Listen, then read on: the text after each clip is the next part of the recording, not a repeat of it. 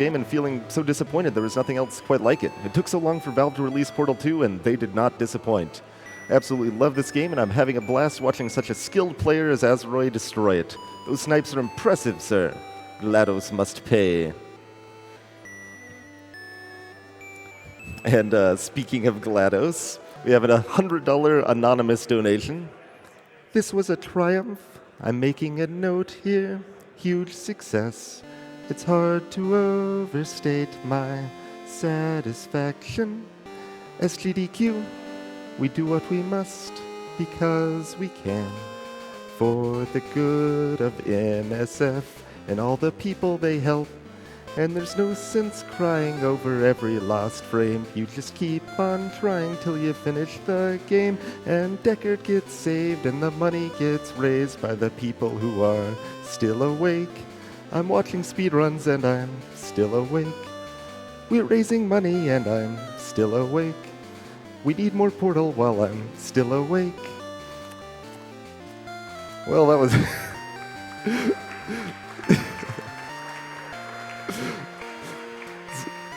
I apologize, honestly. We've got a $250 anonymous donation. Thanks for the week of great runs and for a great cause, no less. Cheers. A $200 donation from K-Dubs that says, Earthbound is one of my favorite RPGs and provided me with many wonderful memories since I first played it in the summer of 1995. This is the perfect way to end another fantastic week of games done quick. Go UltimoIce, and let's get over 2 million donated before the end of the run. Alrighty, we're going to hop over to our final interview of the marathon with Sint, Darkman, and Sumi. I'm so tired. Hello everybody, welcome back to Summer Games Done Quick 2017. I am a pile of boxes, and I'm joined here by my good friend, Overwatch Reaper Statue. Prize, prize, prize. Multi-kill, team kill. And our mutual friend, Tekken Hat. Hey, everyone. Tekken Hat, I hear you have some incentives lined up here for Earthbound? Why, yes, we do. So we are actually near the end of SGDQ 2017, but that doesn't mean that we're done yet. We still have a couple of incentives left, such as the photo incentive for Earthbound, which will, if met, have the runner collect all the photos that will be shown during the credits. And that will start about 30 minutes into the run, so you still have time to get those donations in. However, we do have a couple of incentives that do close right away. We have the names of the characters such as Jeff, Ness, Paula, and Pooh, as well as the dog name, favorite food, and favorite thing. But we also have player's name, which will close 3 hours into the run. So make sure you get those donations in to get your name in there. Wonderful, wonderful. Well, while we're all here, we might as well talk about the thing I love the most. Boxes. Boxes and the glorious things that come in them like prizes. Coming up next, of course, we have our wonderful Earthbound run, and for it, we have so many amazing prizes. Guys, seriously, head over to GamesDoneQuick.com and check the tracker, because there are basically too many to talk about. But to go over a few really amazing ones, up here on top of the Corsair PC, you can see a Ness plushie given to us by Eyes5. That Ness plushie is a $25 minimum bid donation for the Earthbound run. And you might think, well, that looks like a pretty normal Ness. That Ness is quality. Every single item of clothing you see on that Ness is completely functional. His backpack is a backpack, his shirt is a shirt, he has shoes and socks, and you can tie them if you want to. We also have this amazing Earthbound prize pack from Fangamer. It contains books, it contains this backpack, it contains a Ness hat, it contains a Mr. Saturn plushie. It contains basically everything you see that is Earthbound related on this table that is not a perler. So many amazing things in here, including a copy of Legends of Localization Volume 2, a really interesting book about the trials and tribulations of localizing Japanese RPGs, and in particular, in localizing Earthbound. We also have a wonderful prize pack from Bandai Namco. There is so much stuff in this pack. We have a collector's edition of Tales of Berseria. We have a Little Nightmares collector's edition that comes with a statue of 6. we have a collector's edition of Tekken 7, which is just absolutely amazing. You cannot find these anymore. We have a Tekken 7 edition fight stick, and it is glorious. Sanwa Denshi buttons. It feels so smooth. I love it. We also have our good friend Tekken Hat over there. Tekken Hat, why don't you tell them a little about yourself? Tekken Hat, tell us more. Why, yes. So while I am the silver Tekken Hat, we do have down here the yellow Tekken Hat, which is actually signed by legendary Tekken producer Katsuhiro Harada-san and Michael Murray, who both work on Tekken. It's a pretty sweet hat. It's not as cool as me, but still pretty cool, I think. Reaper approves. We do also in the middle, not to forget him, we have this wonderful Overwatch Reaper statue donated to us by the very generous Sean Hammonds. And you know what? Personally, I think this Reaper statue speaks for itself. Hey. No, I mean literally, it speaks for itself. Hey. It's certainly something to behold. Now, in the backdrop, we have, as always, our amazing Corsair PC. This was custom made for Summer Games Done Quick and includes a wonderful glass case with the SGDQ or the GDQ logo engraved all over it. And don't forget, that computer is not only unique, one of a kind, beautiful, high specs. It comes with all of these Corsair accessories you see that are me, the pile of boxes. A glaive mouse, a K95 as well as a K70 keyboard, and a mouse pad. Everything you need to have a nice high-end setup. With this computer, you might even be able to avoid my ultimate. Indeed. And finally, last but not least, we do have a beautiful, one-of-a-kind, handcrafted Black Swan watch from Nile. This watch has a market-suggested retail price of $4,000 and is quite impressive on its own. However, it has a custom engraving featuring the Games Done Quick logo, as well as Médecins Sans Frontières logo, and a design resembling the Sheikah slate from Breath of the Wild. To go over everything really quick, the Reaper statue will be a single donation of $50. The Bandai Namco prize pack will be $125. The Corsair computer and accessories is $150 cumulatively throughout the marathon, and the watch is $200 cumulatively starting from Mario Maker yesterday. A $200 donation now puts you in the running to win everything you see on this table, and that is amazing. How do you guys feel about it? Excellent. Excellent indeed. Hat, what do you think about all these prizes? I think these prizes are pretty awesome. You need to get those donations in ASAP if you want to get any of these, though. So you better act quickly because we are at the finale. Now, before we throw it back to our hosts as we get ready for the final game of the marathon, Earthbound, I think we do need to pay tribute to the greatest box of SGDQ 2017, the music box. We have one last tune for you.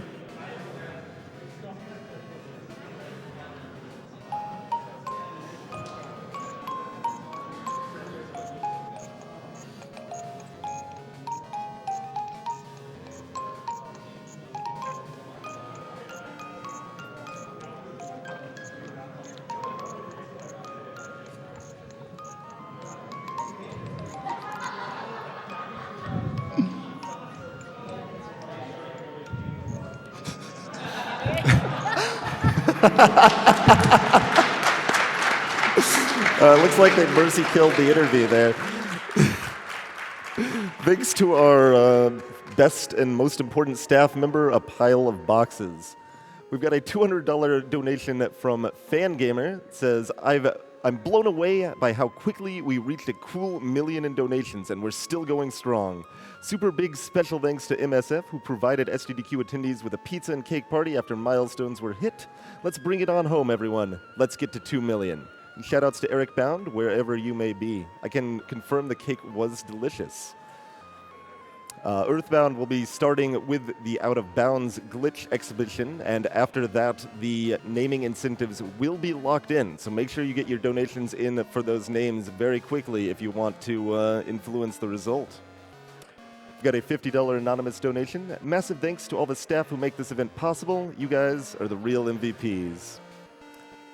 $200 donation from JJWK544. So happy to see another amazing GDQ. Thanks to the runners, the commentators, the behind-the-scenes guys, the organizers, and everyone that made this possible. Gonna run a quick ad real quick. I've been Twinge. We'll be following up with Ed O'Bean momentarily.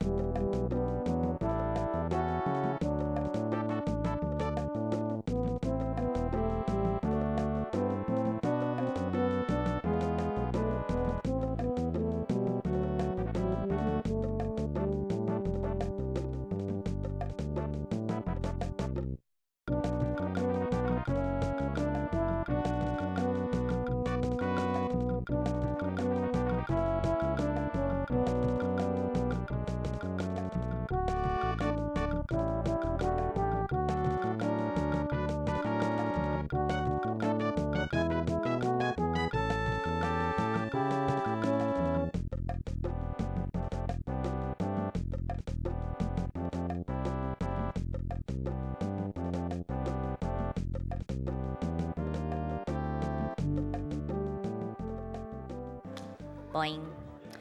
Hello everyone, welcome to Summer Games Done Quick 2017. I'm Edobean. I will be here hosting for our finale of Earthbound.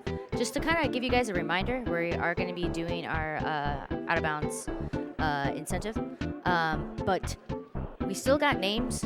If there's particularly something you didn't like, you know, you can donate to them, change it right before it ends.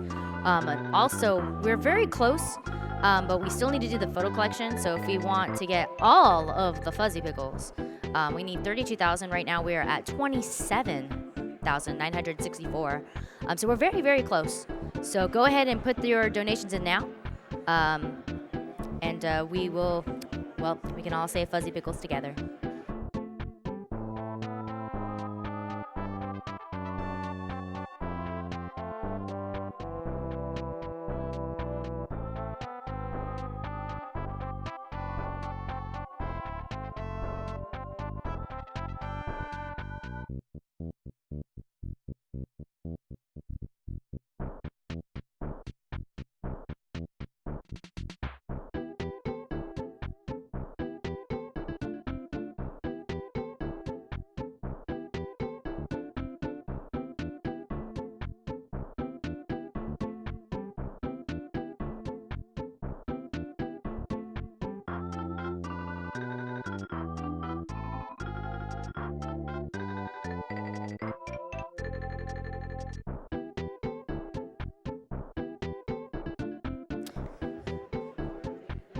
Well, I told a fib, because apparently our photo collection already just got met right now, so we will be going through all the Fuzzy Pickles.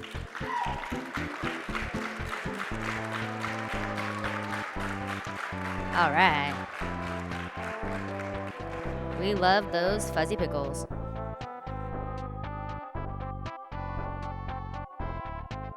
I'm going to read a couple of donations before we get underway.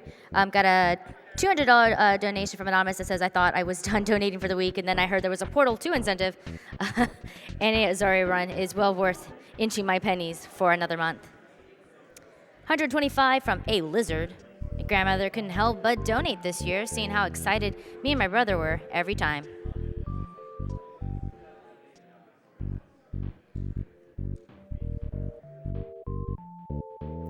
We have a $201 donation from Outer129 that says, love GDQ. You guys got some serious skills.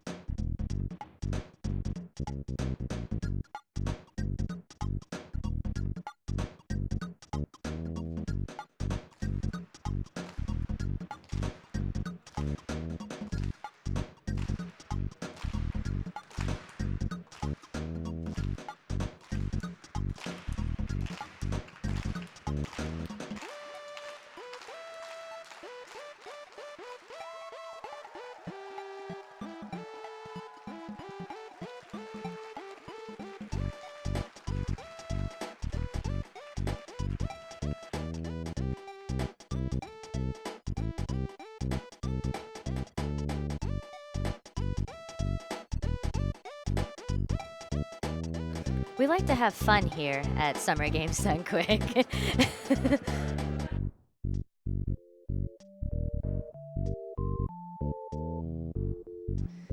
Just as one last reminder, as we're still getting everything taken care of, we're so close, guys. 1,660,000. Man, I want to see that 2 mil. Can we make that happen, please? I would really appreciate it. It'd be really nice, especially since it's going for a great cause.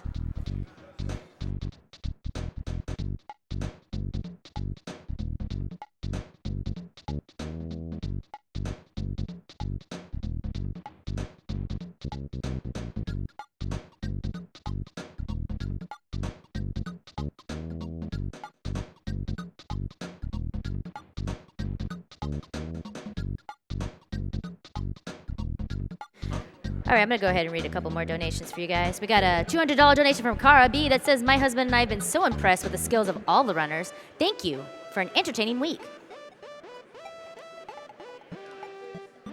We have a $255 donation from Fezzo that says, "This will be a triumph." $256 from Anonymous that says, "For science, you monster." $150 from RJ Masters 15 that says, "Longtime watcher, first time donator. Super sweet to see Zelda Breath of the Wild this year. Good luck." And this is it, guys. We are ready for our finale of Earthbound. Take it away.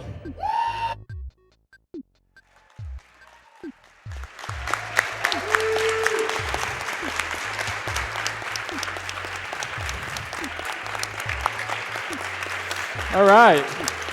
So my screen name is UltimoIce. Some people may think of it as Ultimolche, but I'm an RPG runner that focuses primarily on Earthbound. And as you guys have funded, we will first do an out-of-bounds incentive for you. So we're going to start on this file right here, which we'll get to the player names, don't worry. But we got to show this off for sure. I get asked all the time how we do the out-of-bounds, specifically for categories that require it, like Pajama Percent, for example, which is a category I created not long ago. So I'll let Falix and Skateman talk about some of the technicalities of this, because I got to do some setup here for you. And I am Falix1, and what he's doing here is he's got to look for an enemy and catch a cold. And I think Mr. Skateman here is our math guy. If I give you guys any numbers during the show, I'm just making things up. I don't know any numbers, so we got Skate covering that for us.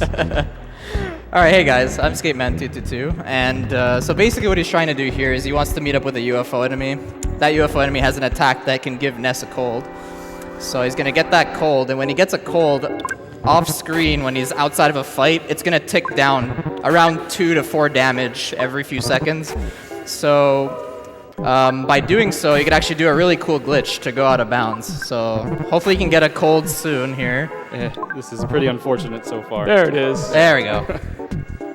All right, so now we just need to kill him. I probably have a few turns before I can run.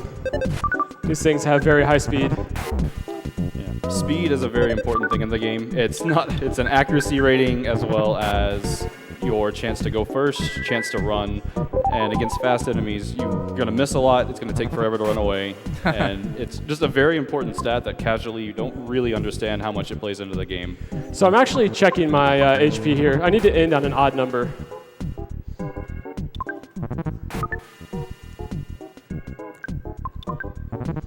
Come on. If I can. Yeah. Before. We're already getting a good look at Earthbound. Expect this to be the whole evening of us saying, okay, something's going to happen, and then in a few minutes we'll get to it. The game is very, very random. Oh, come on. Wow. There should be some variance in his attack. I'm pretty sure there's variance in the cold damage too. Yeah.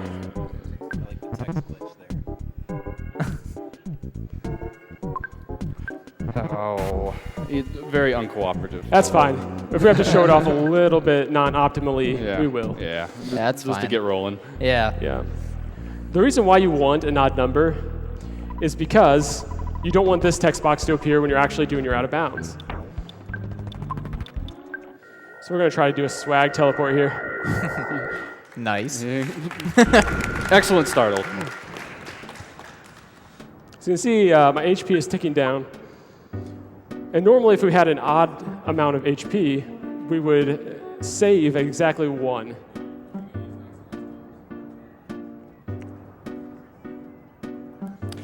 And we have to make the save here, and there are other ways to do with the out of bounds glitch, but whenever we are doing it, if we were doing it on a single file, you're pretty limited on what you can move to. But this way, it's sort of a new game plus type of category type of deal, and we do use it in its other categories. And it's the only way you can really get out of ONET without a debug menu if you want to do it from the very beginning. So you can see I'm going to save non-optimally, but what you would do is get on the very corner of this if you want to do it as fast as possible, because you want to barely be able to call dad so you get to the stairs with 1 HP. Because as that's ticking, you're going to die on 1 cold tick. So we just saved, so we can reset now.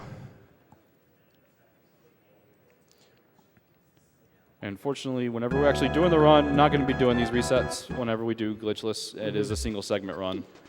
So what you'd do is you'd come in here if you're doing something like a pajama percent, and you'd walk straight out. And you can do this on emulator. You can do it on your consoles at home. This is legit hardware. Oh, I almost did it with just the text box. As that text box comes up, you can actually out of bounds instantly. So we got a few ticks here. Yeah, that single file one, if you get that text box right as you're entering the staircase, the game just kind of freaks out, and you're going to, like, you walk off into space. So all you're doing is dying on the stairs. Once you enter the stairs, it detaches you from the sprite sheet, and we can actually carry this detachment over to a death. And I'll show you exactly how here in a second. Let's see, 6, 4.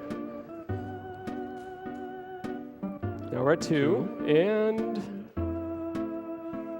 womp womp. So you have to say no to the first question, and then you say yes to this one. But if you say either yes or no on here, it still says no. So you want to say yes. Yeah. This is okay. And now I'll show you kind of how we set up the pajama percent. So I started a file that's at the very beginning of the game, and this file actually auto-creates the second that you start the game. So now you can see as I go into pajama percent here, boom. And we are free. You can hear the different tunes going on. So if we can find another sprite here, I'll show you. I don't know if I can, oh, here we go. Here's Sister's room. Hi, sister. Love how it replays the sound of the meteor crashing. Right, yeah. Because Earthbound's world map is all on one giant tile set. So whenever we have some items, particularly the soundstone of the town map, we're able to reload the map and go wherever we want. You just have to touch a door and you're there. So we enter the door here, and now all of a sudden we're back on the sprite sheet. Look at that. Technically, there's no spawns right now because these guys are here. These guys are scripted NPCs. They're here because they're supposed to be, but you're not going to find anything randomly walking around. So you can hear how the sound is kind of awkward as well. So you can just continue the game as though... Of course, I have no items on me, so I'm definitely going to die here.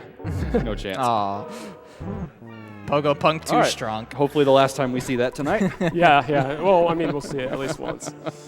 So that is how Out of Bounds works, and you can set this up on your own console, on your own emulator, and then walk around the whole entire sprite sheet, doing whatever you'd like. So that is the extent of the glitch and how you set it up.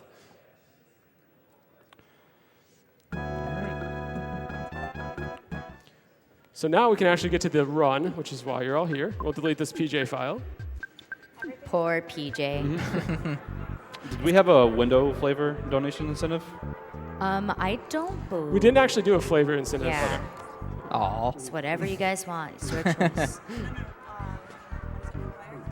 So, are we ready to cut off the names?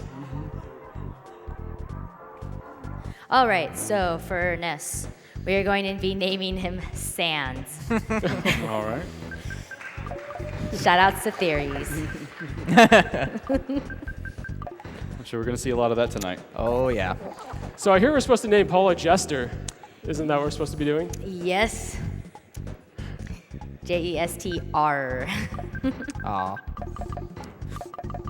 And this track here is called Your Name Please, very fitting, and Yep. probably my favorite naming song in any game. We are naming Jeff Morty. Oh. Morty. There we go. And TY? TY. There you go. We are naming Pooh it's Melvin, Melvn in all caps.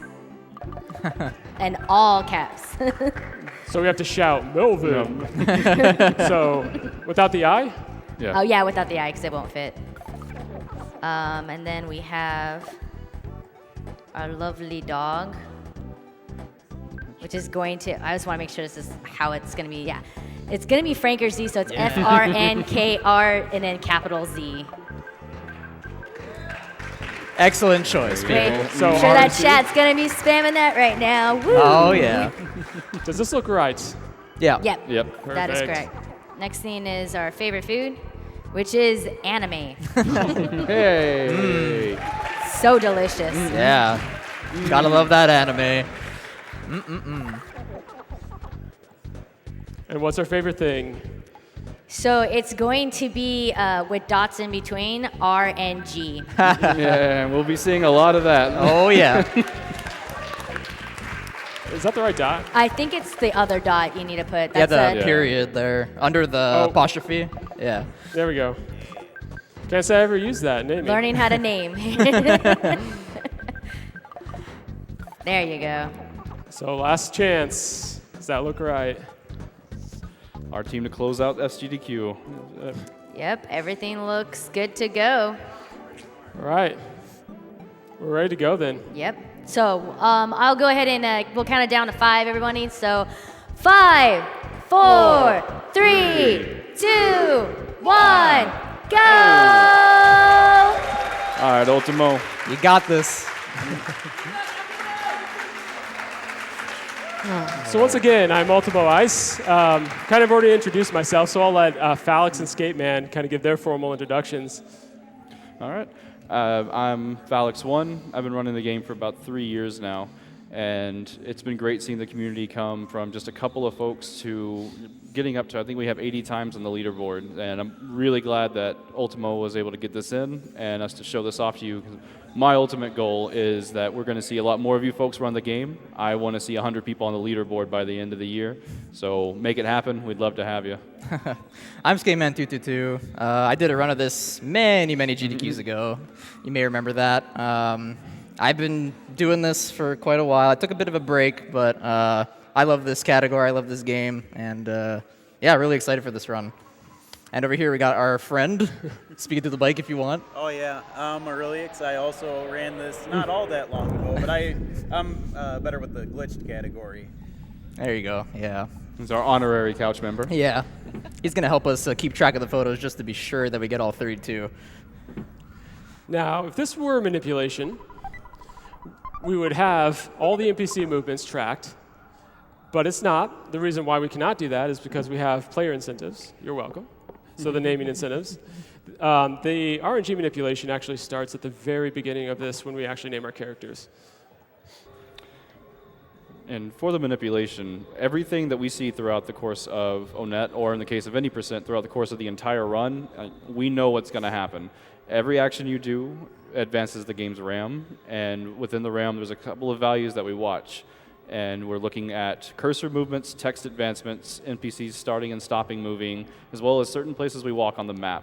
And as long as you play the exact same way in each time, you're going to get the same result. And you're going to see me kind of do those movements now because it's all muscle memory. Yep. I can't not walk the RNG manipulation path. Yeah. So if you see him just kind of open and close the menu randomly, like it's not really a full mistake. It's like right there, like little stuff like that. Even if we're not doing a manipulation route, it's kind of habit at some points just to open the menu and talk to nobody or check nothing, because that's just what we do. But we're not doing the manipulation, so it is a little bit of a waste of time, but it's just habit. And for the story here, try to keep you all up to date on this timeless tale. Right now we have Ness, a little 13-year-old kid, everyday, just average kid, and a meteorite falls, and so like every kid, he decides to go out at midnight and investigate it. Of course, in his pajamas. Mm-hmm. No other way. Footy pajamas, too. Mm-hmm. So you're saying it's the Scooby-Doo syndrome, right? Yes, absolutely. Pretty much. So without any spoilers, you're about to meet a big jerk in the run. A character people love to hate here, Pokey, who was originally supposed to be named Porky, but thanks to a typo, is now Pokey.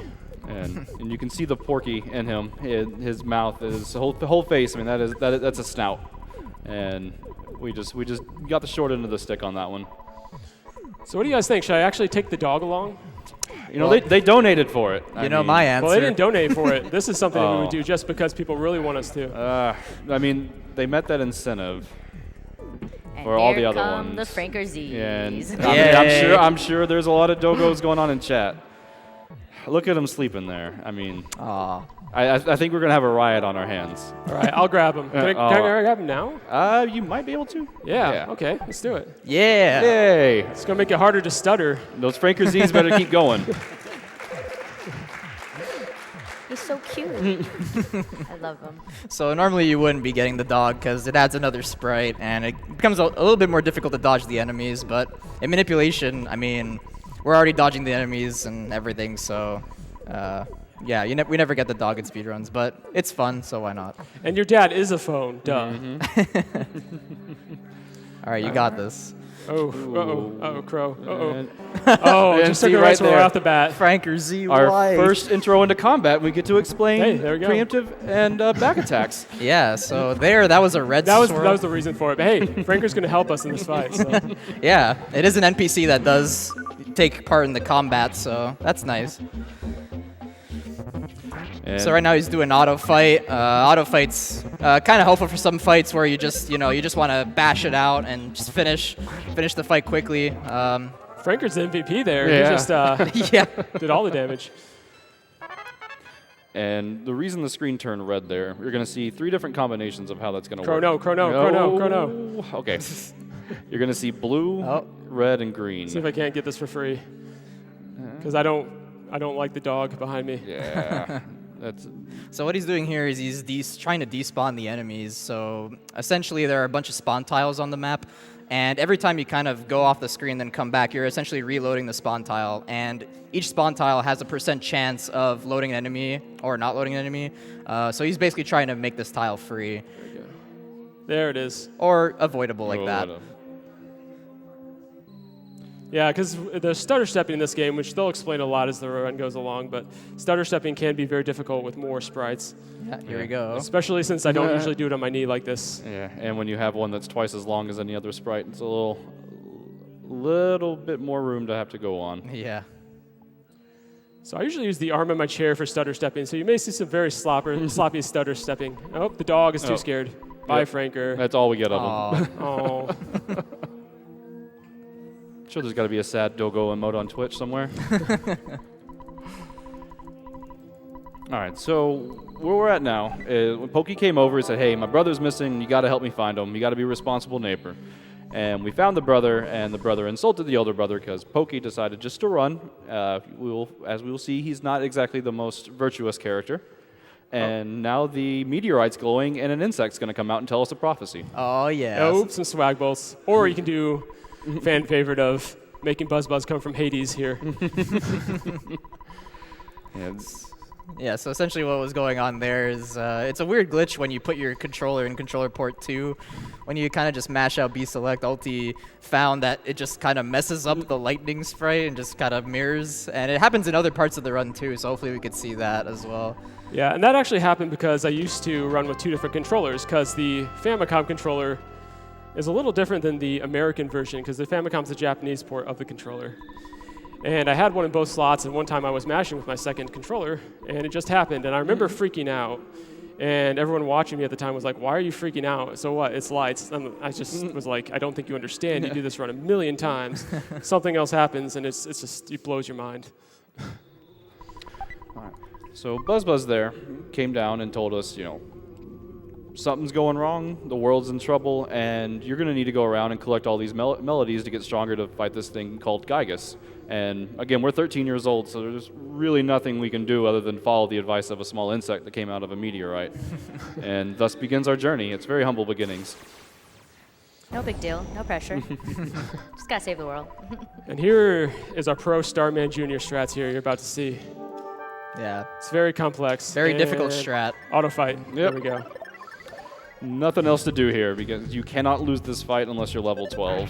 And you have to erase your own shield, so... We're hoping that we don't get these fire betas. The fire betas have the longest animation, but it's a marathon, so I'm sure we're going to see only fire betas. But we did get the charge forward, so there's a couple attacks he can do.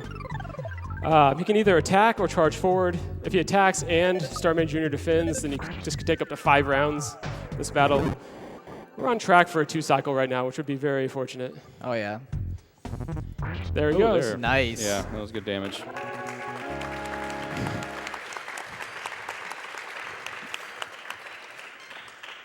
Thank you for the applause. I auto-fought as hard as I could.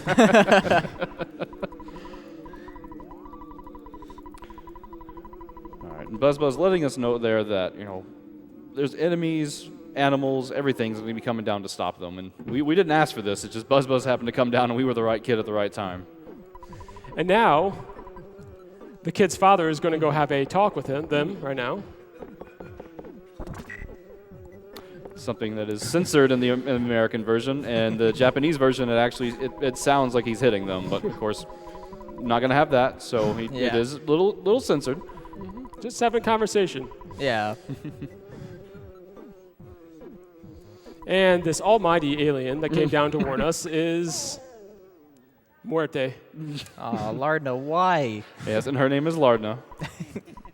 Kind of looks like the manipulation. Yeah, very close. And now, with Buzz dying, simply repeating that we need to go see those 8 spots, we need to get stronger. Yeah, make sure you gotta say yes, and then you gotta say no. Hey, you want to hear the story again? No. Yeah. So yeah, I'm mashing with select B in order to say no to this. That's the no input. Right, so if you mash B and select, that's gonna select no. If you mash L and A, that's gonna select yes. So you gotta be careful. The game is extremely nice, and in the 90s, being a left-handed kid growing up, always feeling left out in a right-handed person's world, this game actually has left-handed player controls, and it's awesome. You can do everything with left-handed, with select being your cancel and L being your accept button. You never have to touch the right side if you don't want to. So who has a left-handed world record? Is that someone named Phalix? I do. It only took me like 20 extra minutes. So no spawns on the way down. Sometimes you forget you're not manipulating if you try to do manipulated attempts, so you got to be a little careful for enemies around that section. So here he's gonna pick up the Mr. Baseball cap from this kid, but we're not gonna keep it for very long. Yeah, so this hat actually is going to fund our whole early game. You know how you would casually grind out sharks to get the cheap bracelet and other such items? We're not going to do any of that. We don't got time for that. Instead, we're going to sell that for a slightly weaker item and make a fortune off the sentimental item that we were just given. Yeah, it sells for a whole lot of money, and especially that a lot of people don't even know it's there if you don't have the guide. It's really, really helpful. And the reason he equipped it there is instead of going into the menu and selling it, just buying a new piece of equipment replaces it, and then they'll ask you if you want to sell it as long as it can be sold. If it's something that can't be sold, it just puts it back in your inventory. Just one of many optimizations in this game that have been done over the years. There could be sharks here. I kind of like to get greedy and see if I can just get this walk for free, which I do. Yeah. So. Nice. There's a little optimization there as far as getting away from spawns. You can loop around the left and it's got spawn tiles. We meet again, Pogo Punk. We have a better outcome than last time. Yeah, hopefully. I mean, you'd be pretty scared of this guy if you met him on the streets. Ooh. There you go. And you saw that, like the HP there, it ticks down a bit. It doesn't go down instantly. And as we get into some more serious fights, we'll explain how that works. But it is a very advantageous part of the game. If you take lethal damage, you can actually save yourself. I'm going to use my life ups first. Hamburgers are a commodity right now, so we're going to save those as long as we can. Yeah, we really wanted him to fall down and do the basic attack, because if we can get through this fight and the next fight without having to do any extra healing, that really puts us at the number of items that we want to be at. And get used to this level up jingle. It's fantastic. And you're probably going to catch me here on the couch just kind of swinging my head. So if you could read that, the game's self-aware enough to kind of ask you to come back after Earthbound when you say no to joining the Sharks. So it's kind of, the game does not take itself seriously at all. Yeah, there's a lot of fourth wall breaks, a lot of humor, and a lot of humor that actually stays up to date. It's a lot of pop culture references.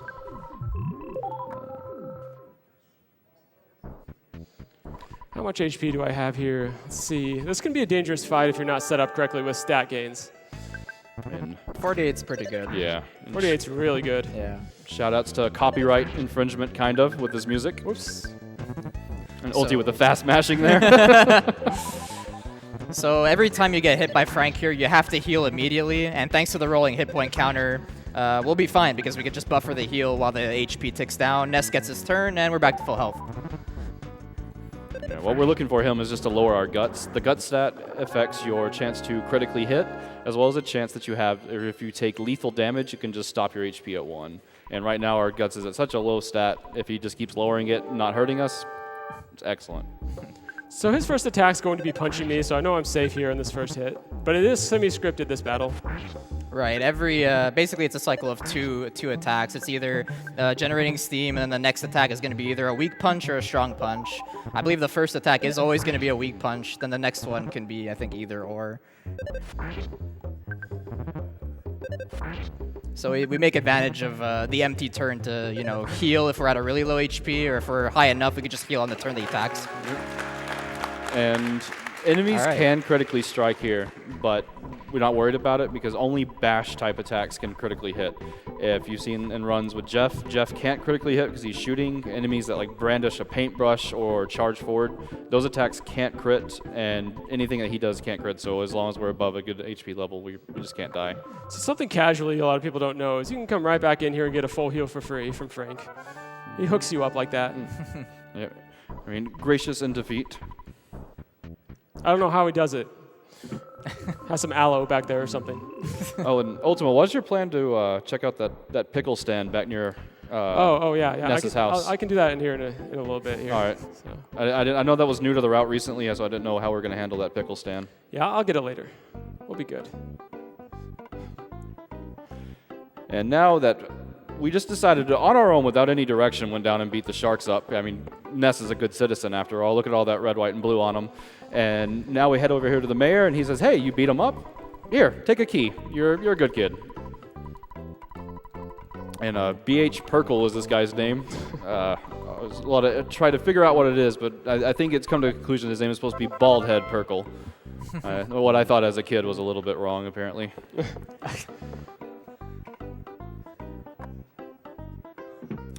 And this theme is Buy Something, Will Ya? It's probably one of the more popular themes from Earthbound. Say hi to Bush Boss here. Oh, nice. Yeah, during manipulation, trying to go through that bush, it made me look just you're walking through, and it's the hardest enemy in manipulation. It's such a tight window. It takes a while to get used to the timing on that one for sure. Yeah. And we will mention manipulation a lot. It's just that's where the run is at. If you're interested, be sure to check out people's streams. Most people are doing manipulation, and you'll be able to see it there. The reason we're not doing it here is since we did the naming incentives, we can't. We would have to cut it off hours ahead of time and then make a route for it, and that's no fun. So the next boss coming up is pretty brutal. So we're gonna fill up on hamburgers here, which are gonna help us stay alive in that fight. Yeah, and if you're doing PB attempts without manipulation, you'd kind of go man mode and not buy any hamburgers. And looking at some people here who still fill their inventories up even though they're doing PB attempts. So the mayor was gracious enough to give us the key to this for beating up the Sharks. And there are those two traveling entertainers. You're able to talk to one of them and get a travel charm. It's a very weird item to get right now because all it does is gives you some resistance to paralysis, which you can't even see for like 2 hours. So don't really know why they chose that item to give to you. So mice being jerks, as they always are. Yeah, we do not want to fight mice. They can hit pretty hard. Yeah, what we're trying to do here is get slugs. So this is the only grind I'm going to be doing this run. And we want to get to level 8 to get rockin', or as we called it, RNG.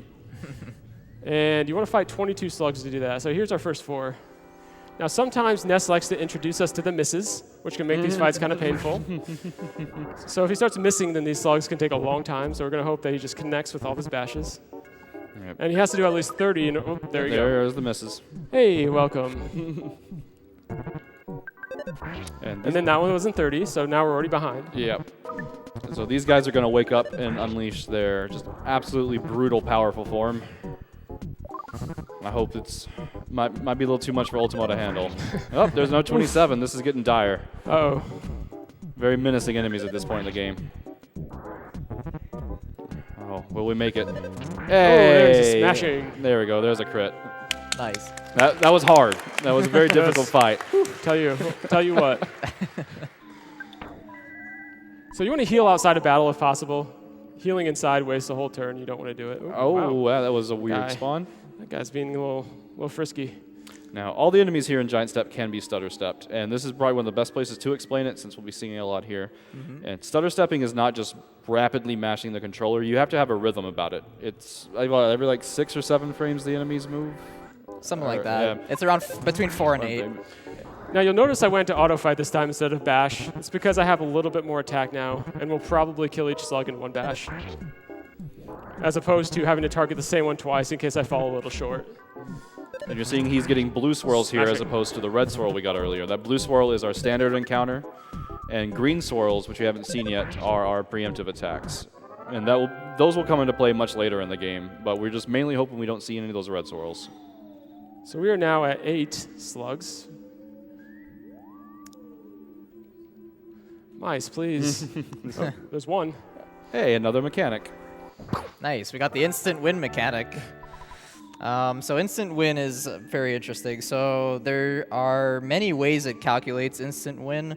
When you just have the regular swirl, it basically takes account their highest speed versus your lowest speed. And then it also takes into account their combined HP plus defense and compares it to your offense. And if those two are both higher than theirs, then you instantly win. And you get the experience and even item drops too. So that's a pretty nice mechanic just to kind of get through fights that they know it's just going to be done and over with in one turn. Those who grind the Sword of Kings in a later part of the run, they're probably very, very used to that. Yeah. So it says, oh, all 4. I did not think that was 4. And we're staying on this first floor. Every dot that we see here on the first floor is always going to be slugs. If you're really going more for time and want to be a bit more risky, you can go up to the next floors, and it's something that comes with learning the run. If you see just a set of 2 together, they're most likely Antoids, which are an enemy we don't want to fight. But if there's a group of 4 of them around, we know that they're slugs. But here on the first floor, we don't have to deal with them at all. That puts us at 13, so we're going to start making our way up. Again, do not try this at home if you can't tell the difference between ants and slugs, because ants will wreck you. Yeah, ants are a very, very nasty fight in comparison. Maybe we'll go. This is a pretty abysmal start to it. Okay, I guess we'll take this. All right. Why not? Why not? Puts us at what, 15? Should be Oh, no, sorry. That puts us at 17. 17, yeah. Right, yeah. It's already getting pretty late for math, and again, if you ask, again, as I said, you ask me for numbers, So I canceled auto fight here. I don't want him to actually heal inside battle, so I'm going to cancel my auto fight. Because he will heal when he gets low enough in HP. Yeah, and healing in battle is just a waste of time.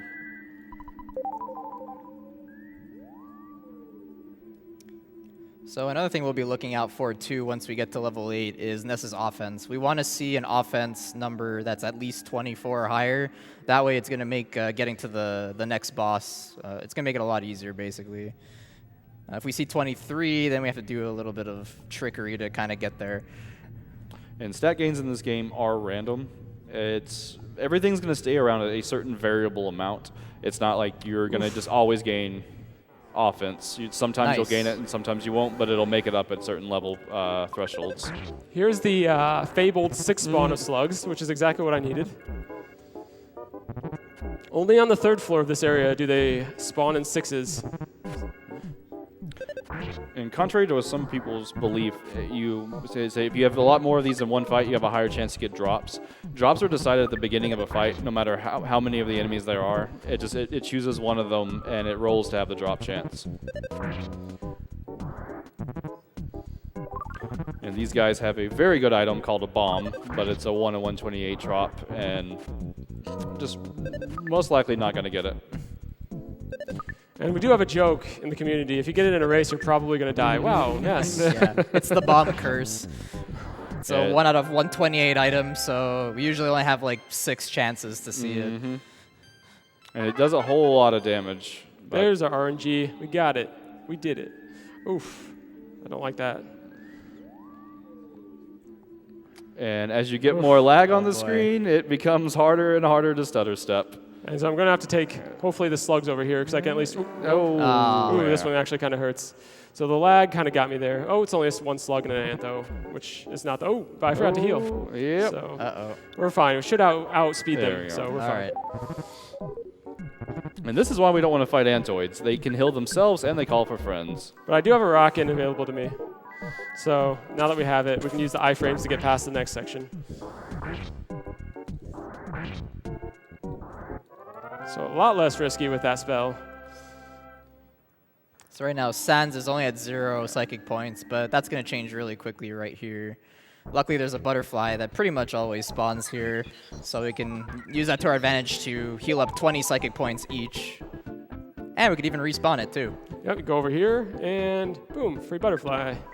Yeah, this game does tend to be pretty brutal in the early stages of the game, but there are these occasional places where you can kind of take a breath and just catch up. 23 off. 23. All right, time to stutter step. Yeah. So you can have anywhere from 23 to 27, and we just happen to get the bottom of the barrel there. Yeah, so if you have 24 or higher here, you could actually instant win a single Antoid here. So you would just keep on respawning the room until we get one. I want to, but not on my knee. Yeah, it's a little risky. Try to get this for free if we can. There we go. There we go. Nice. There we go. And stutter stepping when you're not used to it. There we go. Okay, we're past that. Well done. Now time for one of the most brutal bosses Ever. I just not a fan. Not a fan at all. This guy may kill me, and if he does, it's okay. All right, so here's Titanic and his Antoid friends in the back there. So we're going to clear out that mess in the back with RNG. And that was some bad RNG. That was a very low roll. So we're hoping this hits for 100. 100! No. He's about half health right now. He's got 246, I think. The reason why this guy is extremely deadly is because he can actually crit you very easily. He has high guts. So just like the Frankfurt, every time you get hit, you pretty much want to heal right after. And that's why I have all these hamburgers. And we're wanting to see the magnet attack. It's really unconsequential right now. And even defense down is okay because he's not hurting us. And we have such low defense anyway, it's not like it's making a huge difference. Yeah. No shields yet, though. Yeah, no shield. Shield basically reduces the damage in half, so we don't want to see that. This will be a double burger because he hit me for 40 on his second hit. Yeah, he has 2 attacks. One of them will roll in the high teens, the other one will roll in the high 30s to low 40s. There we go. Nice. And something with how defense and offense works, it's your offense is basically whatever your offense stat is, that's what you're rolling against their attack, and it's plus or minus, what, 10, 15% or something? And it goes against their defense to just a 1-to-1. So if you have 10 attack, they have 5 defense, it takes 5 off of the attack. So I checked my burgers there. We want at least 6 for cops if we want to be safe about it, which we do. And this is our first melody. No backstory, it's just a foot up in the hills, and it makes us more powerful. That's why it's called Giant Step. So we have the lovely Matt Pat donated $1,000. Nice. That says, Nessa Sands confirmed. This is canon, right? So glad to see my all-time favorite game closing out this incredible event. Thanks to the amazing runners and the SGDQ team for putting a fantastic week of me constantly saying, just one more stream, just one more stream. Now, if you'll excuse me, I need to grab some tissues in preparation for the ending. Yeah, it is a very good send-off game. It's been a long time coming. And this is actually a good time for yeah, a few more donations right now. Yeah. No problem. We have an anonymous $200 donation that says, another amazing week of runs. Thank you, everyone, for your hard work. Let's finish this thing strong. Also have a $125 donation from Anonymous that says, a bunch of talking boxes and a silver Tekken hat convinced me to donate. I might be losing my sanity, but at least it's for a good cause. Or so they say, these talking shoes. We also have another $1,000 donation from Linky G.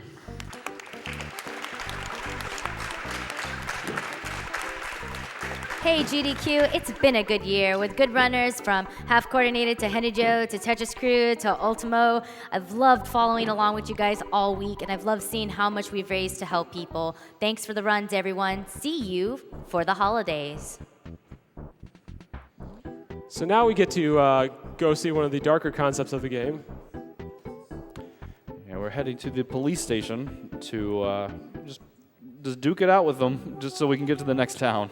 Yes, they're trying to set the world record for setting up signs in Whoa Netty here. Whoa Netty. Oh, we didn't even go over that. So, Onet, before we leave it, its proper name is Onet. There might be some people who say Whoa Netty, or On It, or Shout won out it. to Temple, Wonetti buddies. It is Onet, and that's I think that's set English science right there. So the trick to this battle is just keep your HP above 60. They can smash you, and they can hurt you. Oof. Yeah, so they have 2 attacks. They have a regular attack that doesn't do much damage, but they also have the crushing chop, which hurts quite a bit, usually around 30 damage. So whenever you see that, you're pretty much going to heal the next turn. And this is just a 13-year-old kid back in a dojo of the police station fighting just with cops. That's standard, right? All cops have a dojo, right? And I'm going to use a life up in this one because my HP is running a little low. Oof, I miss again. Yeah, in the early parts of the game when you're low speed and low equipment, everything's pretty deadly. Those misses can be pretty catastrophic.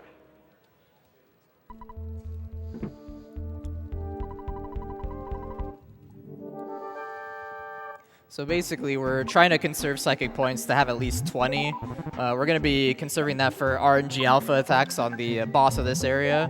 So for now, we're just going to be bashing out these cops. And we have enough for 2 life ups as well. So if our HP gets really low, we can use life up. So we don't even want to know Ness's cholesterol right now. It's through the roof. And if you listen closely to the cop fight music, it's another very familiar song if you're a fan of the 50s. There's a lot of songs in this that are, I mean, really just barely copyright skirted. They're the same songs.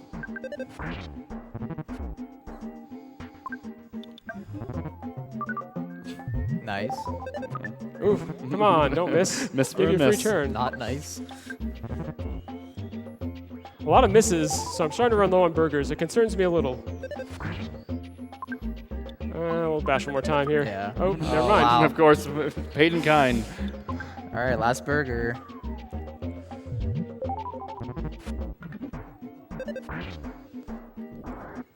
All right. So we have a life up left, so we're fine, or should be fine. Although, talk about finishing strong. There is Captain Strong, Actually who strong. has a history of coming through for his team right when you don't need him to. That's what we wanted first turn. All right. Oh, nice roll. And excellent. And that's a death with Sonet. Awesome.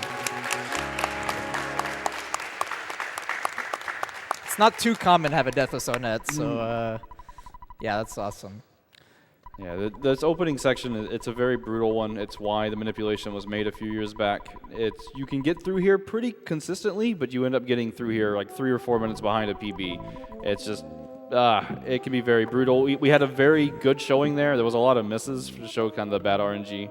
But overall, I mean, we survived. It's a marathon strat run, so we're good. And something y'all can't see is right below the camera, Ulti is mashing like crazy. It's the faster you mash, and there's another thing where there's a rhythm to it. And you want to mash very fast, but in a very quick rhythm in order to actually go through the text as quickly as possible. Shout out to those waiting for me to say Ultra Mash. Yes, that's what I'm known for is my mashing. And something you know that he's doing the Ultra Mash well is in the bottom right of those text boxes is a little triangle. When you're not seeing that triangle go, that means that we're like frame perfect mashing. I want this. Nice. A random butterfly spawn. So what Ulti got there earlier was an exit mouse. We're not going to be using it for quite a while, but exit mouse is essentially a way to escape out of dungeons, so we're going to be using quite a bit of those. And the mushroom didn't attack me because I stayed out of its aggro range. When you play this enough times, you get very familiar with their range. Yeah, there are many different patterns of spawns. The mushrooms and sprouts that we'll be seeing shortly, the spawn pattern that they have is that they will only wake up if you get close enough to them, and then they'll chase you down. But if you manage to get out of their range quick enough, you're able to just get away from them. And here we go. First photo. You guys donated for it. First of 32. So remember, everyone, pose for the camera. Say Fuzzy Pickles. Fuzzy Pickles! There you go. And he flies into the abyss. Because his planet needed him. You're going to see him a lot today. Yeah, normally we try not to see him too much. We only have to see him, I think, 3 times. Yeah.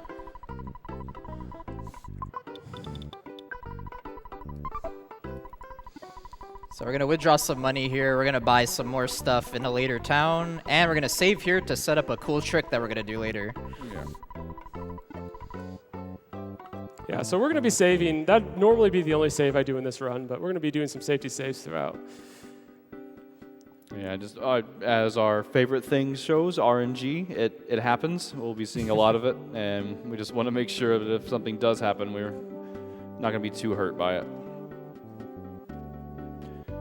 And the walk here is something that's recently been sort of discovered and looked into is optimal movement pattern. I know this is something that sort of Skate's pet is making sure you're doing cardinal movement. So we're going to kind of give us the lesson on cardinal movement. Sure. So this is something we kind of dived into a little bit more this year. Shout outs to Uko for also diving in quite a bit as well. But basically, you want to be moving in a cardinal direction that is straight up, down, left, or right as much as you can. Of course, if you have to go diagonal, please do. But if you go straight, essentially, every couple of frames, Ness is going to move 2 pixels instead of just 1 pixel every time. If you go diagonal, it's always going to be 1 pixel, 1 pixel, 1 pixel, and then the 16th frame is actually 0. So you want to refrain from doing diagonal movement when it's not necessary. And we're always looking for time saves. Right now, only 2 seconds separates world record from number 2 position. And 1.5. Let's be very specific about this. He knows this because he does have the second fastest time. Alex does after me by 1.5 seconds. Yeah, 1.5 on the dot. Let's be very, very clear about the spread here. In a 3 hour and 50-minute run, at 1.5 seconds is not very much. Maybe if you had more cardinal movements. That is true. That is precisely the case. Or maybe if you don't put butts as player name. Hey, I think I did A. Oh. Yeah, Team A. We'll get into that. I've already seen what that player name is winning, and I'm sorry. We're gonna have some discussions. But this is actually quite nice. I haven't seen this since 2014. We didn't see an enemy on the way up and down there. Yeah, that was very clean. Yeah. Yeah, go ahead. All these are 5 to 8% spawn plates, and sometimes you feel like they are 100%. Sometimes. So when he made his way up there, normally we're supposed to, see a pencil eraser, and then we're going to go back and figure out what we do to get past it. But you actually just have to load the pencil eraser in memory. So you only have to go pretty not too high up, and you don't even have to see the pencil on screen. Yeah, and you saw the base of it, but you'll see I'll get this call here, even though I didn't go and check it out. That's one thing that makes this route a little different than a casual playthrough, at least this part of it. And the other part, you'll see in a second here, I'll even go wave to him. We're going to go talk to Everdread here for a second, but not too close. We're going to keep our distance, or you may bite your hand. I think you could take him. It'd be all right. I mean, I think he'll only hit you for like 30 or 40 right now. It'll be all right.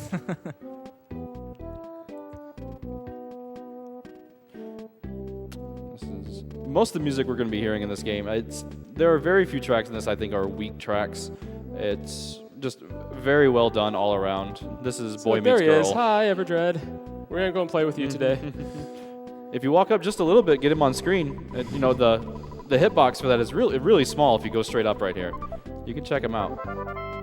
I only say that because I'm the only person to have lost a tournament race when my opponent decided to fight Everdread, and I still lost by quite a margin. Was that Andy Perfect? Yeah, of course it was Andy. Shout out to Andy.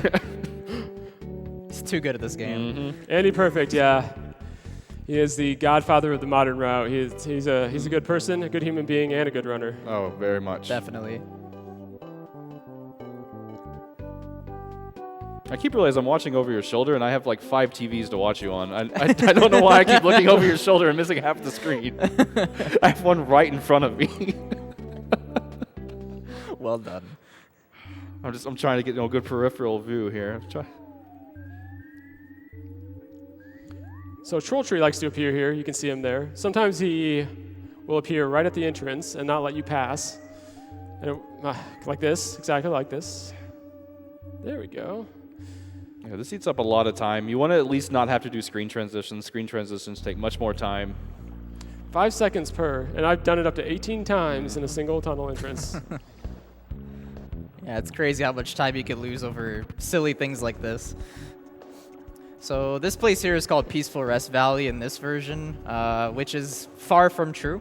In the Japanese version, it's actually called Grateful Dead Valley, and yeah, that makes a bit more sense. Yeah. And what they were going to call it a Fuzzy Pickle Valley, but they forgot to do that. Oh, right. Now I don't know if I can. Yeah, Let's see if I can. Oh, no. you have ruined this one. Wow. Okay, we'll No, I'm save. doing it. I'm doing it. You're doing it? Okay. All right. I'm making this work for me. Y'all, hey, they donated. Disrespected tree. Disrespected. So yeah, this was going to be Fuzzy Pickle Valley, but we got it. I mean, you can come back and do it later, but it's better just to do it now. Just remember, but yeah, here we go. All right, guys. Fuzzy pickles Fuzzy pickles. and fly into the abyss. So now we gotta disrespect that tree again, though. Yeah, this is 100% spawn. Yeah, there he is. We're gonna despawn him. We'll get past him. Or we won't. Go this way, I guess. Yeah, luckily those trees are pretty slow, so you can outrun them. They're extremely powerful, though, and something that in a casual playthrough will make you kind of not like the game and not trust enemies, because when you kill them, they explode and do a lot of damage. So I think Ulti already got 2 butterflies, so he's pretty much set on psychic points for the next area. And you do want to be full of both HP and psychic points for this next section. Yeah, it's a section that you rarely die in. And most of the time, if you're watching Earthbound streams, you'll see runners get past this all the time. I mean, I haven't had a run that's died in the next 10 minutes of the run in a year. Wow. UFOs want to play. Yeah, as I was saying, this is just such a good spot. You never lose runs here. I guess it's just making up for that first trip where it was just completely empty. It's because I disrespected him earlier.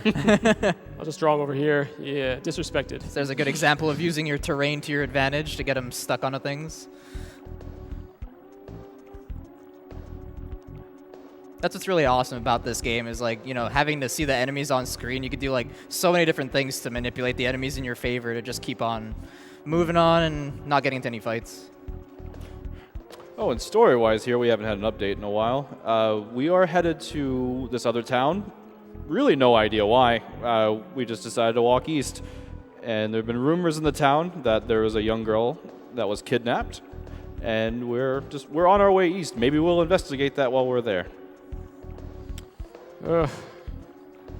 Almost there. This is the last stretch. Come on. So I'll kind of wait here to see if the UFOs despawn themselves. A lot of times they will. Yeah, enemies with that swinging movement pattern have a tendency to just go away. Violence. Okay. Come on. There you go. Disrespected. That was a close one. He knew what he was doing. That was awesome. Going against nature. Ooh, Hey! Aw. RNG snake. Don't step on Well, Snick. we stepped on Snick this time, quite literally, and you deserved it. 25% chance that he aggroes you, and it's a useless encounter. I don't know why they're there. They just are. Yeah, so basically, if the sum of your party's levels are more than their level times a certain number, you actually have a chance of them running away from you. And there was only 75% that they would, so... Getting some increased equipment here and some refreshing herb for later. Yeah, the refreshing herb heals certain statuses, and the croissants here heal for a decent amount, so we'll need those too. Thanks for bringing some culture to the couch here. I tried my best being the only Canadian here. We appreciate it. So here's another level 1 enemy that will kamikaze at you. But this one you cannot instant kill. So you try to avoid those crows. Yeah. Birds are jerks, always. Birds are one of the fastest enemies in the game, even though they're one of the very first ones. And here is... Oh, what was her name? Jester. Jester. Here's Jester. Fortunately got herself locked up, and we're here to save the day. We've never met her before, and normally if you sleep beforehand, which in a normal game you would, you get a message from her, and she just asks you to come save her. And our best friend, Pokey, decided to come to join a cult. Remember him from earlier, Porky. So this is the dreaded shack fight. We got RNG on our side. It's okay. Mm-hmm. Yeah. 18's good. So we're hoping for some good RNG rolls, and that is the RNG alpha attack rolls. There we Nice. go. That's what we want. I am going to rock it again. It only did 58 on the other guy, and one bash would maybe kill him. Yeah. There we Better go. play it safe, yeah. Oh yeah, that was a great fight. Those guys will call for help, and you cannot run from them. Yes, the cultists are an unrunnable encounter. There are a few of them in the game, and it's essentially from lazy programming. Yep. There's one guy that we're going to see here shortly, and since he is a scripted encounter, he's always on the map. It's not a random spawn, and they're all the same enemy. And since you can't run from that guy, they just made it to where you can't run from any of them, which is really unfortunate because sometimes you can get in an encounter right there, and just right as you go through the door. And you'll green it, which a green is normally a 100% run chance, but not versus certain enemies. Janet, don't you step in front of me. Yeah, that's Janet. She likes to make you lose a minute. Everyone has their blocker NPCs. That's one of our famous ones. And here we are, nothing really weird going on here, just a bunch of people in blue shirts dancing around and walking in circles. Green, green. We have a $51 donation from Critical Flaw that says, been waiting for Earthbound to finally make this donation. Much love and appreciation to all the runners, production staff, viewers, and everyone in between who helped make this year's SGDQ so much fun.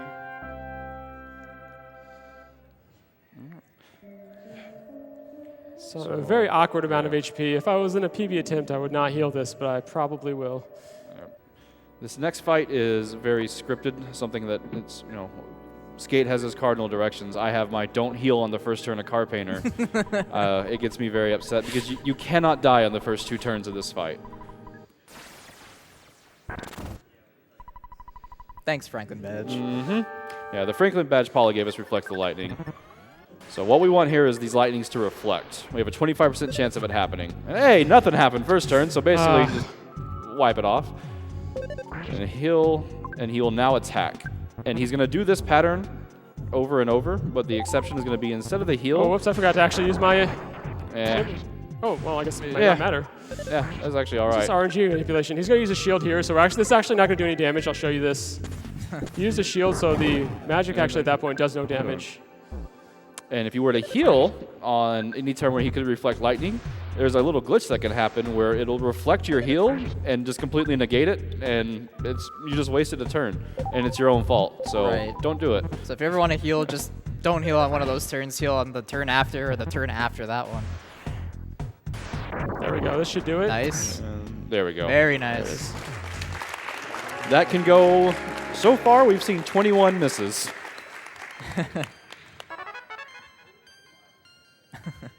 So you want to stay low HP here. Yeah, 16 HP is fantastic for what's about to happen. Yeah, so we're about to do the Blood Warp back, or Death Warp, whatever you like to call it. Yeah, as a kid, some people might have thought you had to trek back alone in the dangerous place. Don't. It's not better. We have a much better idea here. And this is why we did the save earlier. The tech that we're about to use was set up by it. And then just Pokey coming to laugh at us, and then he's going to walk off to do some more mischief, and we're going to go rescue Paula. That's probably a good time for some donations for a bit. No problem. We actually have a $75 donation from Nightshade that says, Earthbound has a very special place in my life. It has directly and indirectly influenced it as the years has come and gone. It has set ablaze of my passion for video games. It made me discover new communities. It reinforced my desire to have a career in the video game industry. And more importantly, it allowed me to meet important and close friends, including the person currently hosting this run. Thank you, Nightshade. To see Earthbound closing off one of the most successful games done quick in a moment, I will cherish for years to come. We shared smiles and we shared tears. This week has been mostly smiles, and there will be no crying until it's truly over. Thank you, every runners, volunteers, staffers, sponsors, contributors, and donors for this amazing week. When this cup of donation is finished, your adventure will continue. Believe in yourself and press forward. Sans, Jester, Morty, Melvin, I wish you luck. All right, so we got to do some menuing here. Inventory management is very important, particularly in the first half of the game, and right now our inventory is a mess compared to what we're doing PB settings, so I'm sure Ultimo is having just a little bit of a brain fart trying to figure out what's up, because this looks really weird. Hey!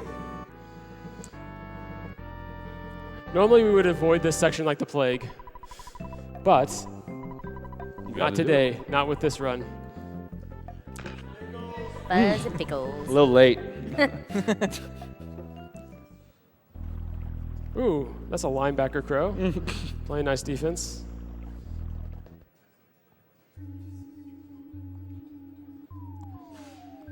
So I'm going to do something I would not do in PB attempts, and I normally wouldn't do in general, but we'll make the run a lot safer. In worst cases, we do a death warp, which we're going to do anyways. So I'm going to try to stutter step to a great charm, which will make this early game very easy for us. There we go. Normally you have a spawn there, so so far so good. Yeah, there's this guy. I don't really like his positioning. I might try to get rid of him, get him down a little further. And this is normally the second major dungeon. Most people will come to this first, but the boss is brutal. Come on, come over here. Are you? Wow. He's having none of it.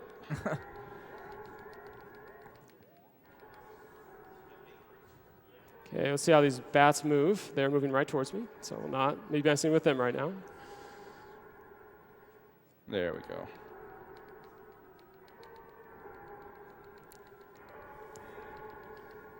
Okay, we're going to keep him around. Yep. And now, that one was on purpose. And thus begins the RNG. Oh, okay. Oh, Good nice. start. Wow, Oh, that's perfect. both in practice and now in 2 turns.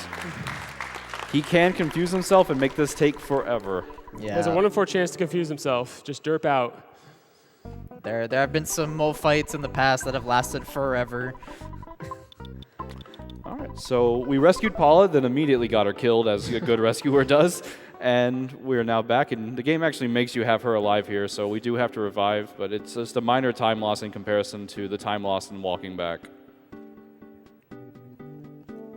But now that she's back, she can be reunited with her family, and we can go and take some money from a very suspicious fellow and watch a show.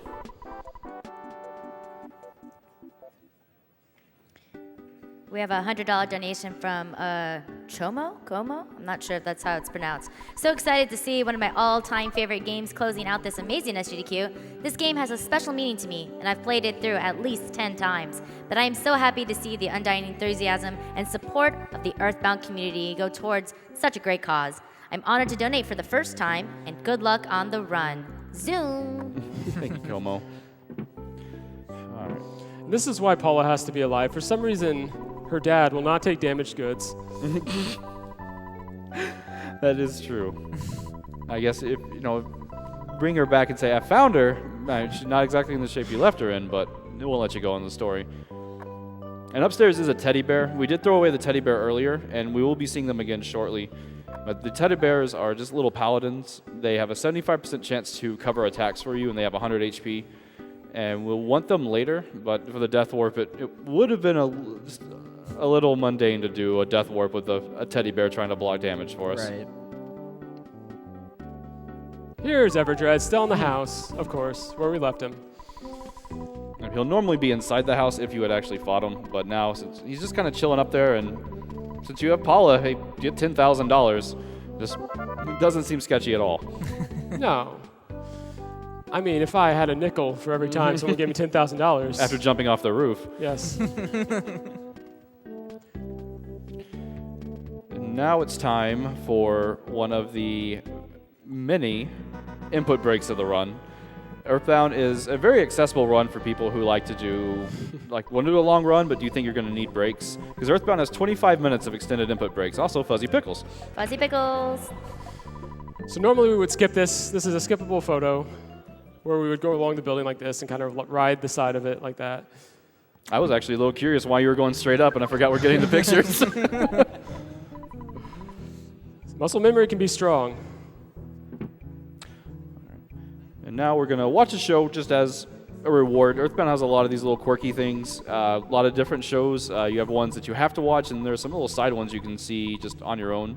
But it is just I think this one's about 1 minute and 45 seconds where nothing's going on, so...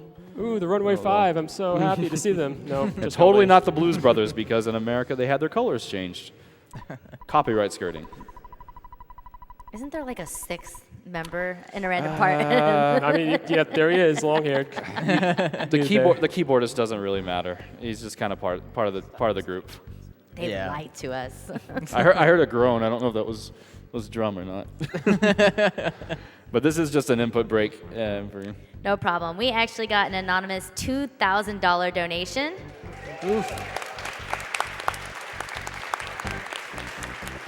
That says, Earthbound was the first game I've played that was more than a game, and I'm so glad that I get to see it speedrun on Games Done Quick. I always loved GDQ, and I'm glad this game had the honor of finishing it off. We have a $150 donation from Earlybird180 that says, it's been a tough day for me, but Earthbound's messages of optimism through diversity and the wonderful things the event has done is like a Band-Aid on my heart. The least I can do is give it back. You guys are dancing. It's hilarious. I can't. Oh, my God. Oh, you're killing me, guys. I have a $200 donation from JMS Warner that says, thanks to all of those involved for such a great event. Love watching all these games being played so fast. Keep up the good work. All right. And here we're just going to go and we're going to give the money to the theater owner because the Runaway 5 here is, they're not responsible adults, and us as 13-year-olds, we have $10,000, and we're going to give it to the needy. And so, thank you for waiting through that input break. You now get to go back to the action by seeing another input break. Right. So, Yep. We have this and then a long bus ride, so it's all you. Alrighty, we have a $500 donation from So Laval that says, this has been an amazing GDQ. I've really enjoyed all the runs and we've raised over $1.5 million for MSF. How close can we get to $2 million in 5 hours? Good luck, UltimoIce on the Earthbound run. We have a $500 donation from Anonymous that says, another great GDQ. Some franker faces might be getting spammed here depending on what's about to happen. Yeah. We're hoping Here for we the go. best. Oh, No, oh, okay. oh. Oh, he's safe. Oh. We're safe. Okay, Yeah. sometimes you run over him, so. All right, we're good. All is well. Yeah. All is well. We have a $125 donation from Biospark45 that says, always a great time to watch the event. Earthbound was one of my favorite games. What kind of dinosaurs like to work out? Tyrannosaurus Flex. Got another anonymous $1,000 donation.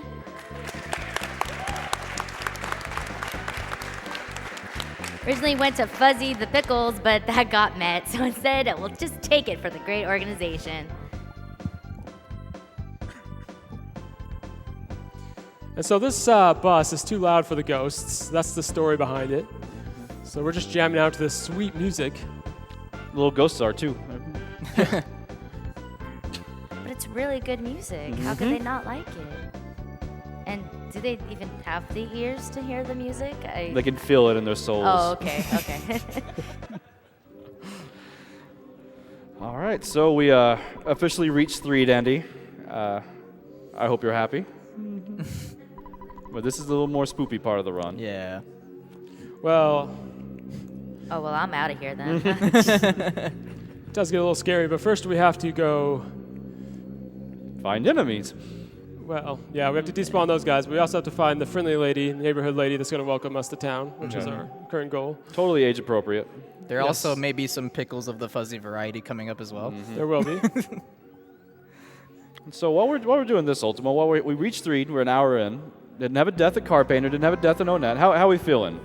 Pretty good. I mean, good. no, a deathless to this point, besides, of course, Death Yeah. Warp is it's about as good as you can hope to get.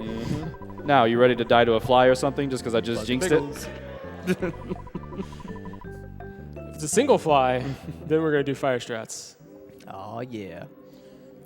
Because this section here is not fun, but it's somewhere where lag is really helpful. Yeah. Yeah, the lag in this game kind of actually helps in this. Of course, we're losing time. That's the bad part of it. But it kind of acts as like a radar of like, oh, hey, there's some enemies coming up. So gives you a nice little warning. And you can see the slowdown. There's a Yeah. lot of them. Come on, flies. Oh, It's a butterfly. Oh, Yep, there they that's are. a trap. they're working for the enemy. Trap butterfly. Butterflies can be an enemy. If you teleport into them, and the teleport takes about an extra 40 seconds. It happens more often than you think. It was the butterfly, I tell you. The butterfly. You can see the zombies don't have great dental plans in their line of work. They all have not the greatest teeth. All right, so we grab that trigger, and we're going to come down here, and just a regular lady, just kind of hanging out. And Ness, of course, is intrigued. Paul is probably a little upset at this Yeah, point. The worst first date mad. ever. Hey, there was a problem here. Ness is way too young. So you see I talked to the sprite there. You're not supposed to catch her. They didn't account for that. And when you do, she doesn't have a actual text that she says. So just no problem here. And we're like, yeah, I think there's a little problem here.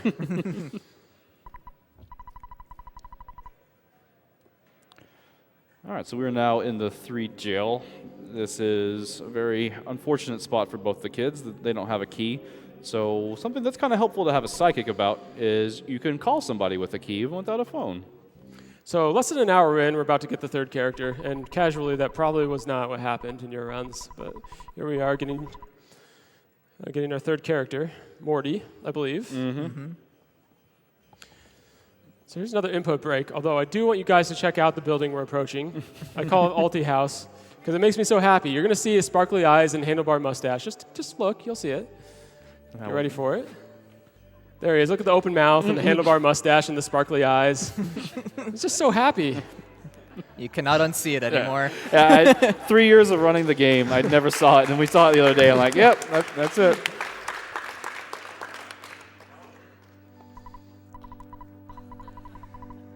So here's Jester and his best friend Tony, and this very prestigious school with one teacher and a locker room, and that's it. Morty is that's a really fitting name. I like it. Solid choice. Yeah, I do like that name. It does fit better than Jeff. I hate Jeff a little less because of that name. And speaking of hating Jeff, all we're really doing here is grabbing some triggers, and you may hear a whole bunch of people talking in the Earthbound community about how much they hate Jeff or how much they love Jeff. Honestly, it's at the point of almost civil war. Jeff is the most important character in the run. In most cases, he is our primary damage dealer, and since there's so much resting on his shoulders and we need him to come through for us, if you look, he's just not really up to snuff, and he falls under the pressure, and he doesn't do enough damage a lot of times, and then we end up dying. And we hopefully won't be seeing that here, but odds are kind of in Jeff's favor not to come through for us. So we get baited by the teacher here. He gives us a bad key. But fortunately for us, he found a bad key machine while we were out there checking the locker, so we're good now. Looks a bit like the Riddler, too, so it's kind of fitting.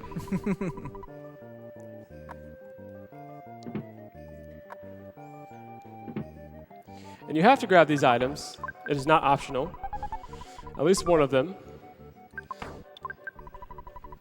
By the way, this is my favorite music. This is a Snowman. very good one.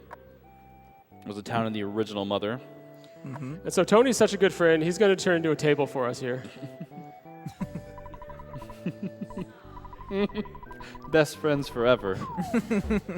And then Jeff walks away and we never go back. And if Jeff is arguably the worst character, we're about to meet the one that hasn't beat 100%. I don't think any runner will disagree with the actual worst character of the game. And this is Bubble Monkey. To a casual play, he's just cute little monkey. It's just fun to have him around. In a speed run, he's absolutely terrible, and we can't wait to get rid of him. He doesn't like to stay with you. You get into fights because of him, and he ruins things. Just don't let that face fool you. No go. Are you stuck? You're stuck. Yeah. Okay. That was Nice. pretty ballsy because those goats can do a whole bunch of damage. A lot of times they'll get stuck on that pixelation there. Now, when we get subpixeled, we may call it out in stream and we may be kind of angry about it, but when goats get subpixeled, we're kind of thankful for it. And here, just again, like a typical child, in the middle of the night, Jeff heard a voice in his head that said, go south, and I mean, he has no other frame of reference. Here's a voice that says, go south, might as well go south. So he's heading south to meet this person he's never met before. And we just fixed a broken spray can, which is 100% to do there. The game decides it needs to tell you that Jeff fixes things. So the first one is 100%, whereas every subsequent one is around 25%. So you get one. Oh, whoops. We actually want this. It's about skipped it. About to say, hungry for a pickle. I wanted to skip it. All right. Fuzzy pickles. Fuzzy pickles. Away goes. All right. And we're about to have an input break here, but I think Ultimo, you're fairly fond of this one. Got something special in your emote list for this? Oh, yeah. So it is a tradition for any Earthbound run where you do some MS Paint Beasts, so I want to see him spammed in the GDQ chat. Don't get globaled. Let's keep it under control. But, you know, we definitely need some MS Paint Beasts. And the reason we call him that as a community is it looks like something you could draw in paint. It's a very simple sprite. Very simple and very lovable. Just look at that face. I love Tessie. This is my favorite character. Just look at it. And I'm seeing all the MS paintings. Excellent. And we have time for a donation or two here. No problem. We have a $100 donation from Estelle that says, big shout out to the tech crew, GDQ staff, and all the runners for this incredible event. Thanks for a week of amazing runs and can't wait for 8 GDQ.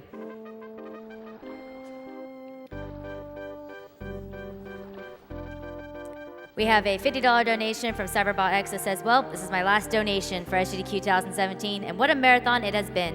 I'd like to give shout outs to my fellow mods on Discord, as well as all the GDQ staff, volunteers, runners, attendees, donators, chatters, and sponsors, as well as anyone I might have forgotten. Best of luck to UltimoIce for his Earthbound run, putting us towards Iwata as the player's name. Hope to see you all in person at AGDQ 2018. Take care, everyone. That's important to know is the player name is still up for grabs. We do not finalize that for a long time. Yeah. And this was one of the first sections we've seen where we're avoiding some spawn tiles that we can't see. By making that diagonal movement, we skip a 100% goat spawn. And here we go, Bubble Monkey. And here's another loving enemy in the game that we refer to as the hardest enemy of Earthbound. Also in the emote list if you want to spam it and give us your energy. Oh, nice. And that was a perfect. Spoke too soon. Yep. Jeff. You got me, Jeff. Okay. Morty, sorry, you got me, Morty. Yeah, this guy we have as an emote as the hardest enemy in Earthbound. It seems very, very simple. But we were level 1. He'll call for help. He can hit hard. He's very fast. Ooh. Come on. Oh. Come a little further. Come on. Do it. See if we can get this guy.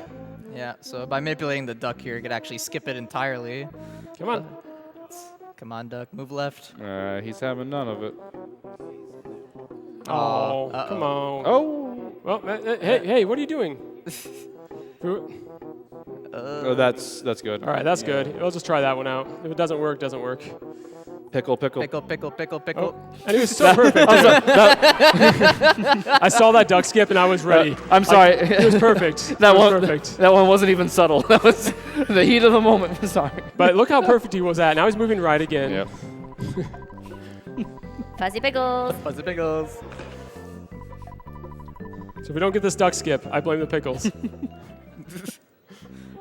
Oh, we're good. We're good. Yep, there we go. Nice. Now let's see if we can get the elusive one. Waiting here for Bubble Monkey to move. Oh, duck is coming. Oh, there we go. The double skip. Now those presents, their movement pattern is a straight line for about half a screen or until they hit a wall. And so if you bait it out, you can move around them very easily. But Bubble Monkey likes to stop sometimes, and you just get in the fight anyway. So here's Pond Cave. You'll know because there will be a pond. It won't be much of one, but there will be a pond. This is a 1 in 3 chance to be free. And these are the enemies from Giant Steps. It's Jeff alone, but we will see some harder ones coming up. Shout out to Daniel, who's probably telling me to stutter this. Yeah, Daniel's probably freaking out, pulling his hair out. I'm gonna make this a little easier on myself. Because I am stuttering on my knee. Oh, they're not going to give me anything right now. Oh, boy. Yeah, you got this. Oh, there's another one. Oh, ambush. This is happening. Yeah, that's happening. Yeah. We should be fine. Should be. Okay. Y'all ready to see the duck again? We're not going to see no ducks. I got a ace in my pocket here. Oh, yeah, the boiled egg. Okay. These rats have extremely high guts, so they generally smash, but if they don't smash, they do very little damage. Right.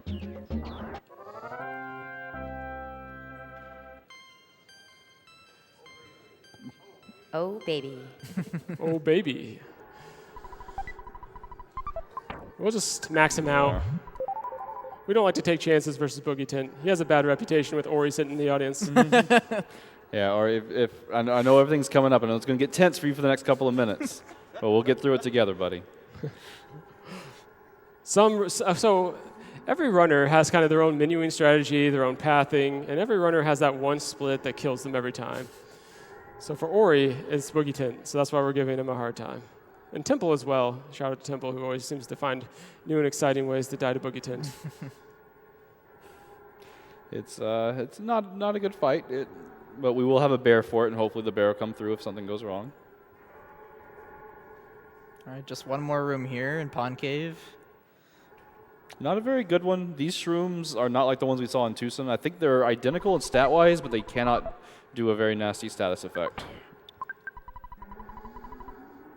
One more despawn and we're out of this. Bubble Monkey doing pretty much his only real job. Hey, he's been okay today. He gave us 2 skips.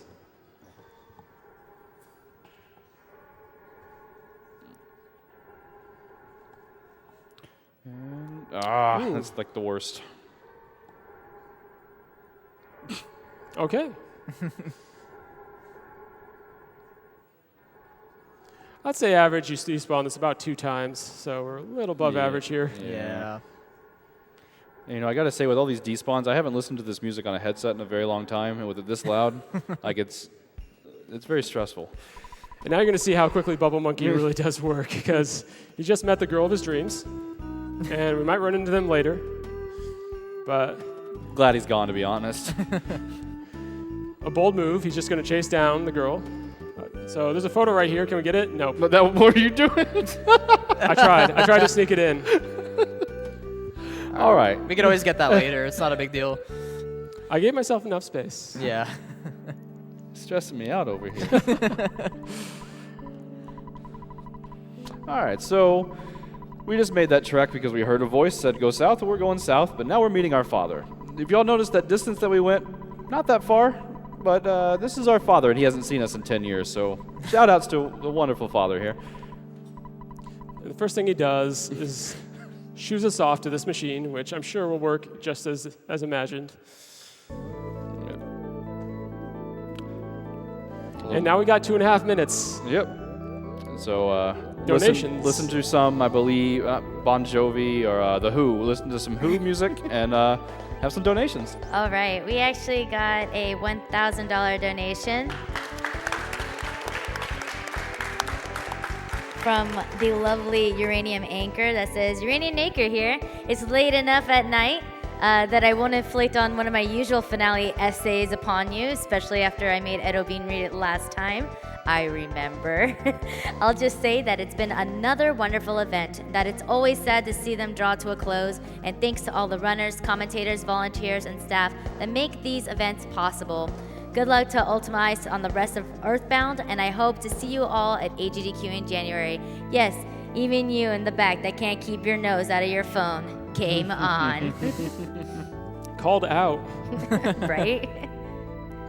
We have a $15 donation from Will232 that says, I got to enjoy Earthbound as a 7-year-old when it came out at Christmas, and it was the most bizarre, bittersweet, and wonderful experience. I can't wait to share it with my kids one day. Sans, Jester, Morty, Melvin, I wish you luck. A $10 donation from Quake that simply just says, 2 million hype. Let's see if we can get there. We're at 1.7 right now, guys. We can make this happen.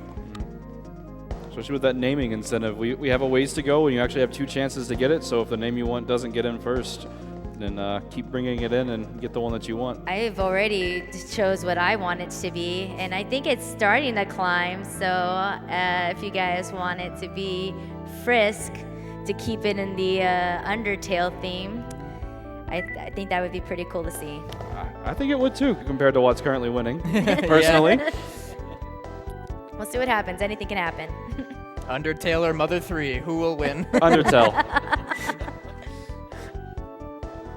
All right, so the game gave us a little look of everything that's going on, all of our future areas, gives you something to look forward to before our good father giving us this great toy that is now going to crash into the ground. So not a lot of good father figures in Earthbound, which is appropriate for a game called Mother.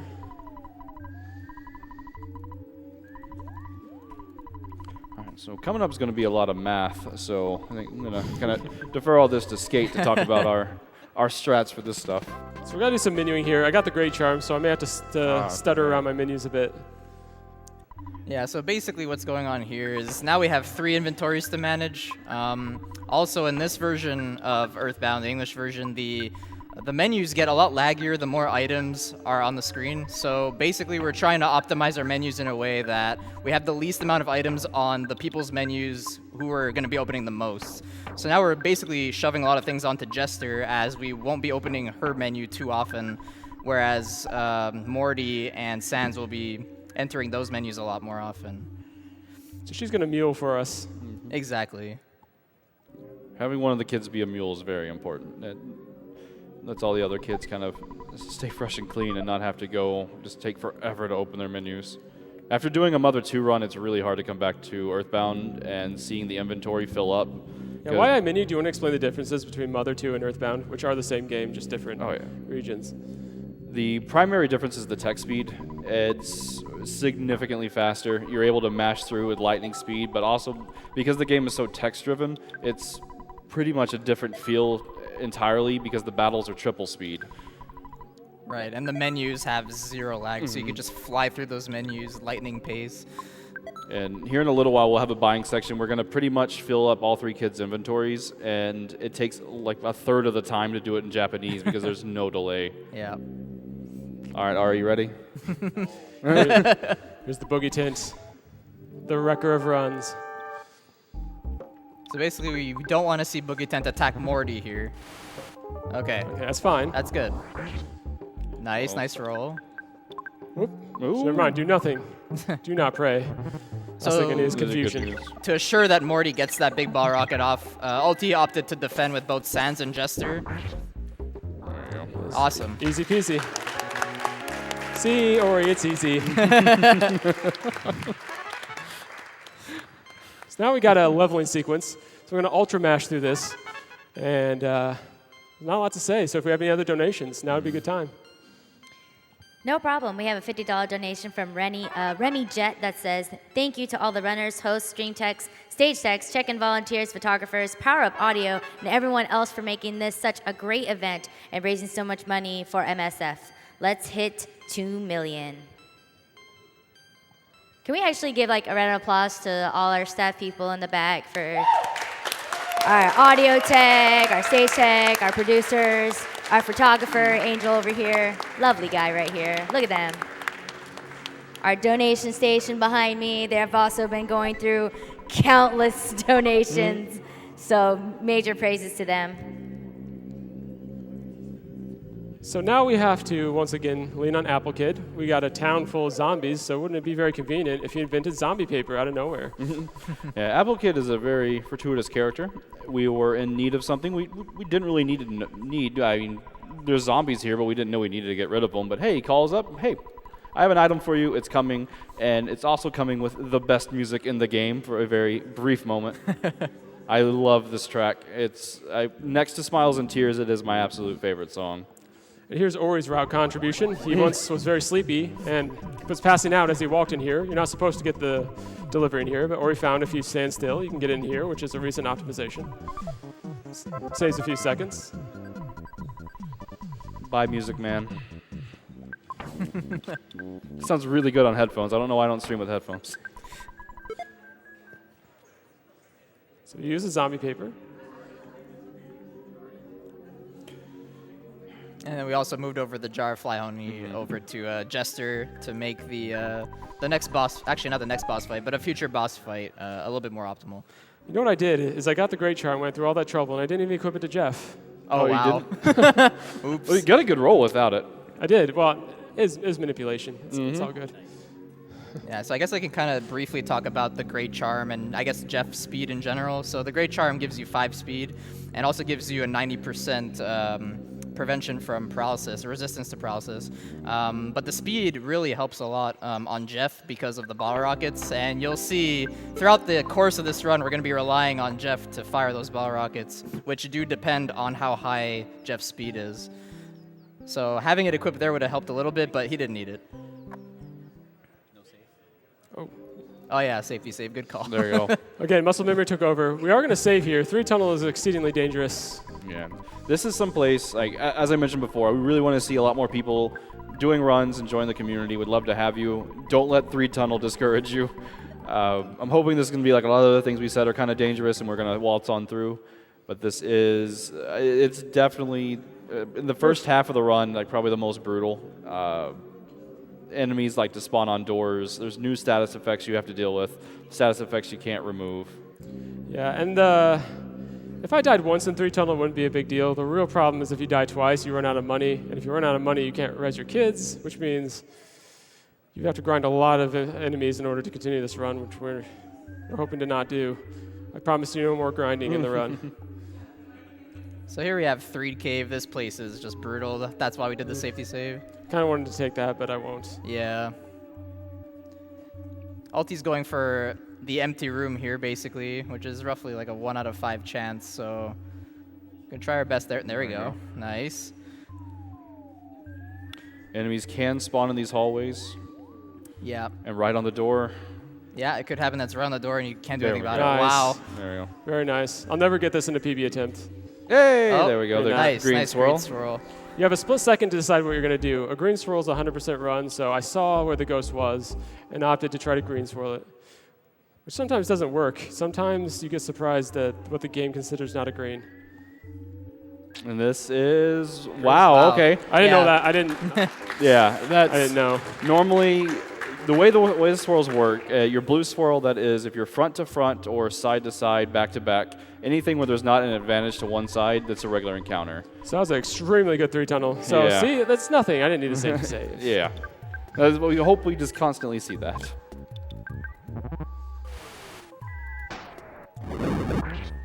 So here we have Mini Barf. It's a pretty simple boss. We just use rock and fire and some bottle rockets. And something we didn't explain about Rockin' is it works like Nice. bottle rockets and missing there. And it's the only PSI attack that is actually based off of speed or has an accuracy rating. So it can just completely whiff sometimes. Right, and then there's also a range on the damage you could do with Rockin'. It's between 40 and 120, but it's mostly going to be around the 80 range.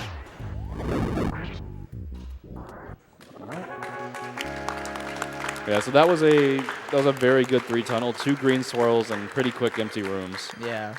Let's not jinx it, but this run is going quite well. And that place, that is something for new runners. I've probably seen more people quit learning the game there because they end up dying 5 or 6 times and then they'll reset, come back, and just keep dying. It's a bad spot, but you can learn to get through it. Now here's an interesting area. Grapefruit Falls rips a lot of early runs as well. It's very spawn intensive, and it's all in a straight line. The enemies can bum rush you. What I'm going to do is I'm going to read lag. So if I feel like there's enemies, I'm not going to check to see there's enemies. I'm going to turn around, or else you get pincered here very, very easily. Again, the mastery of this area is very hard, so if you do learn the game, do not feel bad if you get into encounters here. You will. Like there was enemies there, I felt them. Did not have to see them. There's frogs and gators and so much that I'm superstitious enough that I have some little plushies of a frog and a gator that as long as everything goes well, I praise them, but if not, I throw them against the wall. I really don't like that spot. It kills so many runs. So again, very unconfident stuttering by me, but we made it. Oh. Can they see that on the stream? Yeah. Okay. And we're about to see that with a little ball and chain on them. Because these are the Mr. Saturns, and they are adorable. They're poster child of the games. Story trigger right here. This little thing is cute. Take a heal here. Yeah, Mr. Saturns are very nice. They give their services for free. It's definitely not America. Yeah, you don't find hotel services like that. But while we talked there, basically, we're coming up here. There's some guy named Belch causing the zombie problems, and we got to go stop him. And we learned that the secret password for where we're coming up is standing still for 3 minutes, which seems very odd. And for me, I failed this so much until a friend finally told me to just, we set the timer on the microwave for 3 minutes. And we're like, we're not going to do anything for 3 minutes, and it worked. Because I thought it's just inconceivable that the way we get into this place is just not playing for 3 minutes.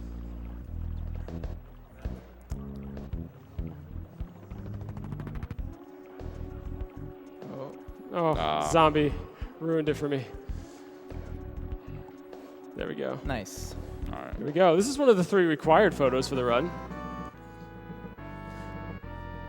Get ready. All right, guys. Fuzzy Pickles.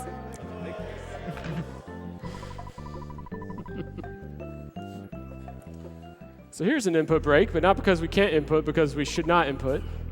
Yes. So we're going to set the controller down, hand check. And we have a full 3 minutes here to hear about everyone's generosity. So this is a perfect time to grab a snack, take a bathroom break, do whatever you want. Exactly. Yeah. We have a $25 donation from Zeta Gundam ZZ94 that says, this will probably be my final donation of the marathon, bringing my total amount donation to $200. My husband and I have always had so much fun watching GDQs, so thanks to everyone for making these charity marathons so special. And a big thanks to you, Doctors Without Borders, for all that you do to help people and save lives. We have a $150 donation from Yarn Pirate that says, you all rock. Thanks for another amazing SGDQ. Love to all the people. We have a $10 donation from Derek III that says, as we're nearing the end, I want to thank everyone involved in making such an awesome event. And specifically, shout outs to the Russian restream. Let's all endure just a little bit longer before finally going to sleep. Actually, can we get like a round of applause for all of our foreign restreamers, because they did an amazing job. Not easy, especially with the time frame. Actually, I'm sure some of them are actually very happy at this time that we're doing Earthbound. So we have a $200 donation from Zach that says, thank you so much for this event. Such a great cause. It feels good to be able to do something about it. These are my favorite events of the year. Got an anonymous $50 donation that says, enjoying the event as usual. It's been the perfect thing to watch when my newborn is up at night. He doesn't know what's going on, but give him a few years and he'll know the importance of going out of bounds, clapping one cycle bosses, and praying to RNGesus with the rest of us. Can't wait for AGDQ 2018. We have a $200 donation from Stuff. Been watching GDQ all week long. Doctors Without Borders is my favorite charity, and I'm so happy to support them while everyone is having so much fun. Gotta go fast. Fatty Streaks donates $200, saying congrats to all on an amazing week. Pumped to see Breath of the Wild at SGDQ, especially since my daughter and I named our new puppy Zelda, but putting my donation towards the photo collection goal for Earthbound, because I'm the guy that asks my family to say fuzzy pickles every time they're posing for a photo. Seeing the charity surrounding these events warms the old gamer's heart. Kudos to everyone involved, and already looking forward to AGDQ. Cheers. So Felix, what do you think the rock is at the top of this waterfall? Is it a duck or is it a cowboy hat? I've always seen cowboy hat, because being from Texas, this is kind of the one thing in the game that I really see that represents my home state. And cowboy hat is representative. Skate, what do you think? I'll just agree with him. I don't see how you get no duck out of that. It's a duck. You can see the bill. The bill's the grass. Oh, I do. Yeah. Oh, yeah, I do kind of see that. What kind of duck you looking at? Ain't no duck. That's a cowboy hat. All right, bye, waterfall. All right, so we're out of that section. Actually, a pretty welcome part to running. I mean, it may seem like, oh, a 3-minute input break. Yeah, well, it's a 3-minute input break to go get up and use the bathroom and grab, like, a snack. Oh, wow. Oh, wow. Okay. That was the longest non-aggro ever. Okay, so, good start. Nice. Can't argue that. Now, the casual players may be really used to these guys because this is a very common grind spot. Right. No gang squad, though. Mm-hmm. You want to be real careful here not to get in a fight near the bottom of that ladder. I saw a single one and I thought, I got this. This is just a single one we're going to get through. And the cavalry came. These guys will climb ladders like no one's business. And 5 of them just shot up the ladder and joined the fight.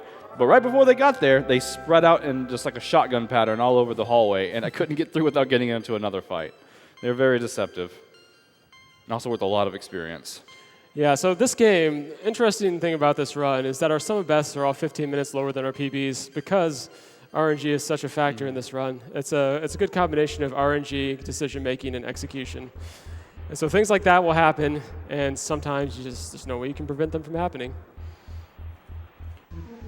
I'd say really the biggest tech in this is understanding that you're going to get bad luck, you're never going to get the same run twice, and understanding how to deal with each situation that you're going to get. Yeah, and it's crazy because you can do like 100 runs plus, and there are still going to be situations that arise that you haven't seen before. And there's our little plushies buddies up there. We got to rescue them. Yeah. There we go. This is the only encounter you will take here. Yeah, 2 floppies are nice because you could just use a freeze alpha instead to conserve some psychic points. And remember when we said unrunnable spawns? Those little slimes are another one of those unrunnable spawns. So if you get into combat with them, like most unrunnable spawns, they can, like jerks, call for help and bring all their friends. And you can't even get away. Nice. Okay.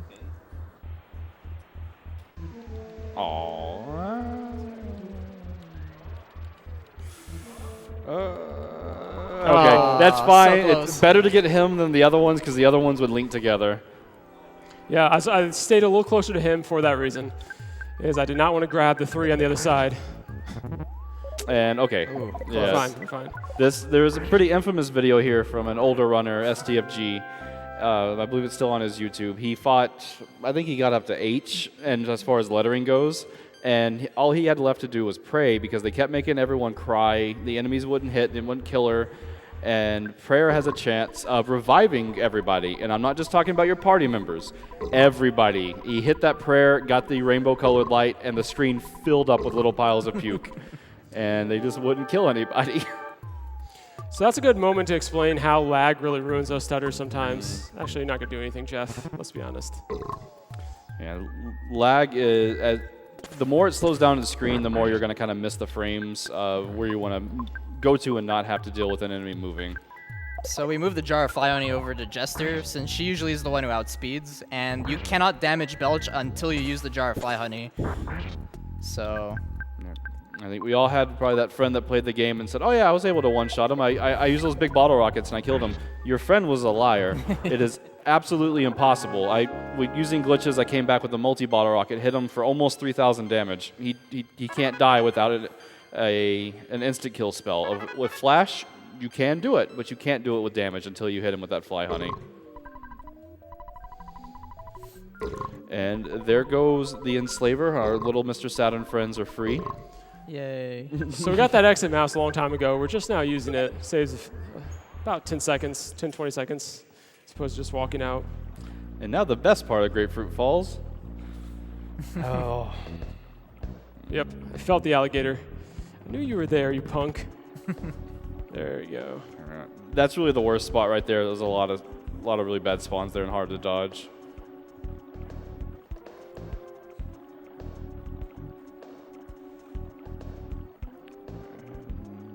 I'm going to concentrate through this section because I am watching lag and despawning when I feel it. So you didn't see any enemies, but there were some there. And notice we only opened certain chests, and we'll open another one here. But inventory management is very important. Being able to open your menu, go to certain items off the bat, it's a really important part of the run. So we don't want to clutter our inventory with too much stuff. And if you could guess it, we do have another input break coming up here as we get on a bus ride. So here's a skip sandwich that we're going to use. Yeah, a lot of these items that we're picking up are going to be for a lot of, different things later on in the run. So picking them up now on the way there. Yeah, minimize the amount of shopping since the menu lag is horrendous. We want to try to make sure we don't have to go into it too much. Happy 3 music. It's a lot of people's favorites. Unfortunately, we barely get to hear it. And we still have our teddy bear, too. Yeah, that's not always a good thing, though. Yeah. It will help survive in the next fight, but again, it makes your hitbox longer, it makes it harder to dodge enemies. It's an extra bum that we have to dodge enemies with, so it does kind of affect our ability to dodge these enemies, especially since we will have to go out of our way to get a photo in the next section. A very dangerous high spawn plate area. We have a $1,000 donation from Furbolg. That says, thanks to everyone at GDQ for putting on another great event, and thanks to MSF for providing help to those who need it most. Looking forward to the next GDQ event already. Good luck with the Earthbound run. All right, we are now in Dusty Dunes, and this is another area that takes us track straight from Mother 1, and it's my favorite track in Mother 1, and it's still really good here. But it is a new mechanic in that there are tiles that will cause damage to us over time if we hit a certain condition, which, again, math, it's something about guts. Yeah, exactly. So roughly every 20 seconds, there's a chance that you'll get sunstruck, and that's, I mean, just a minor status effect we have to deal with. So normally I would not come up here, but we have to get that photo. We gotta get that photo. Yeah. Are there side quests in this game? Are you? I wasn't aware. Like, there can't be anything that stands out that, wait, there's a little black dot. There's something there. These are actually, there's a little mini side quest in the game. It's just a really weird one. Yes. The seed is in love with another seed that then if you talk to, gives you an item later. Fuzzy Pickles. Pickles. But their love will never be known because we're not going to talk to the other seed. We're going to walk right by it, though, and kind of taunt it. Yeah, for sure. It is one unfortunate thing with this. Not a lot of games at the time did, I guess, but there really isn't like quests for ultimate weapons or just side quests for ultimate equipment at all. There is ultimate weapons, and it's just a grind. But as far as side quests, the game only has 3 or 4. Hey! Goodbye. So that's one of the riskiest photos I'll have to get that's out of the way. So I had to walk through the desert to get back down. A lot of dangerous enemies here for sure. Yeah, we are quite underleveled. One common question I think we get is, like, where do we do our grinding? How do we survive? How do we get our money? You actually get enough that you never have to grind, and like our levels and our money just straight come from the run, as well as picking up items as we go. So for some empty carbs, that guy will later help us. Like so many NPCs in this game, they will trade their kingdom for a bread roll.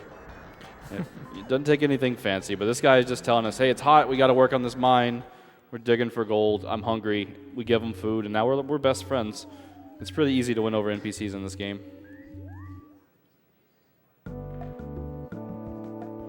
And this is the wonderful 4-side music. Smash players will probably recognize it. It's my favorite town theme, without a doubt.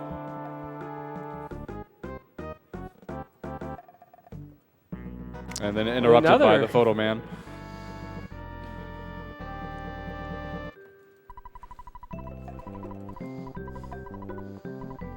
Fuzzy Pickles. Fuzzy Pickles. You're holding it up there pretty long there, Ultimo. You're getting excited.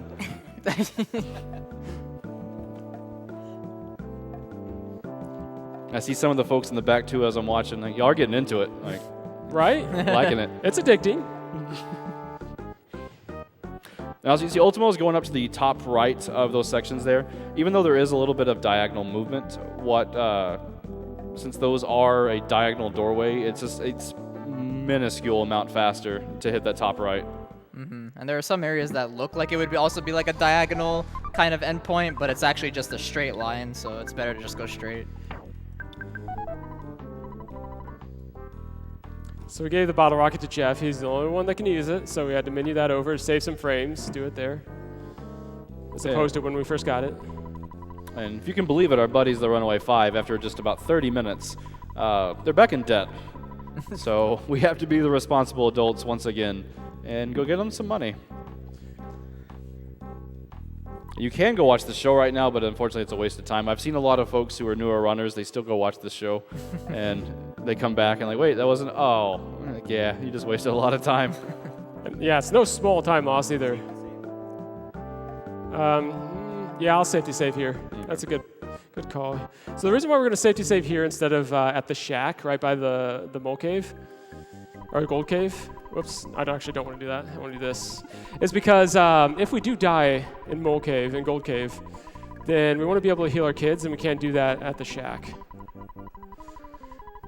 So a lot of times we'll safety save right there in a race or a marathon situation, so that if we do die, we can just go to the hospital in Foreside, which we'd have to do anyways if we died by the shack. And we did pick up a safety item, the cup of life noodles, and I think you'll still be picking up 2 or 3 of those, won't you, Ultimo? Oh, sniper, butterfly. I think we have 3 more of the cup of life noodles, or 2 more of the cup of life noodles we'll be picking up. Yeah, and we did get butterflies. Yeah. We did get a couple life noodles, which makes this a very safe split. So if someone does die, we do have an out. But just in case, it's a good call to save there. Mm-hmm. There is also the Great Charm too, which is going to help for the big ball rocket rolls. Now this one, there's actually a vertical zone, so I don't have to go up and hit the top of that one. On the bridge only, the zone is vertical. Right.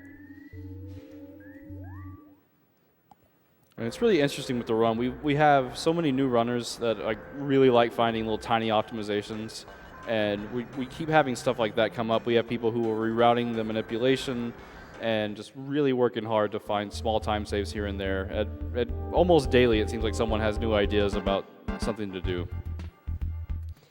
Now I'm already in stuttering position because of that.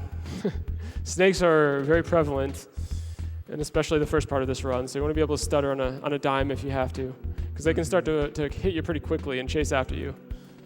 Yeah, Goldmine here is a true test of your stutter stepping skills and just your general awareness of when you should, just despawn to prevent a pincer, or if you should just go for it and go for the stutter step. And it's also, many of the enemies here can inflict poison, and one can inflict paralysis. Yeah. So we do not want to get into fights here. And that's one of the 2 reasons why we picked up some refreshing herbs earlier. Yeah, and we didn't actually lose our refreshing herb earlier because Belch actually, his guaranteed first round poison went on the teddy bear. Whoa, Famicom. Bye, Teddy. Yeah. Teddy bear didn't make it out of the first fight. Rip Teddy Bear, 1990X through 2017.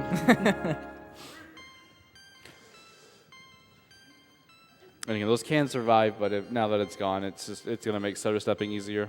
Mm-hmm. There have been some people in most of our weekly races that we do who managed to keep the teddy bear for quite a long time.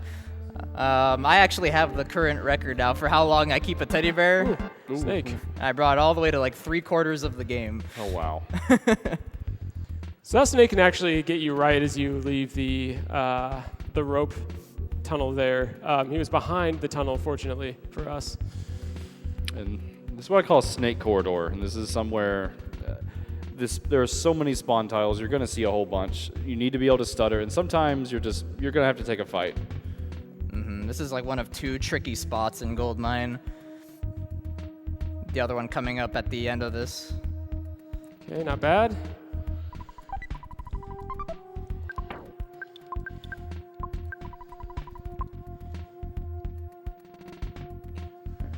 So again, I'm watching for lag and enemies bum rushing me. Those are the 2 things I have to be really aware of at this section. Probably just try to despawn this area. It's pretty easy to despawn this section right here.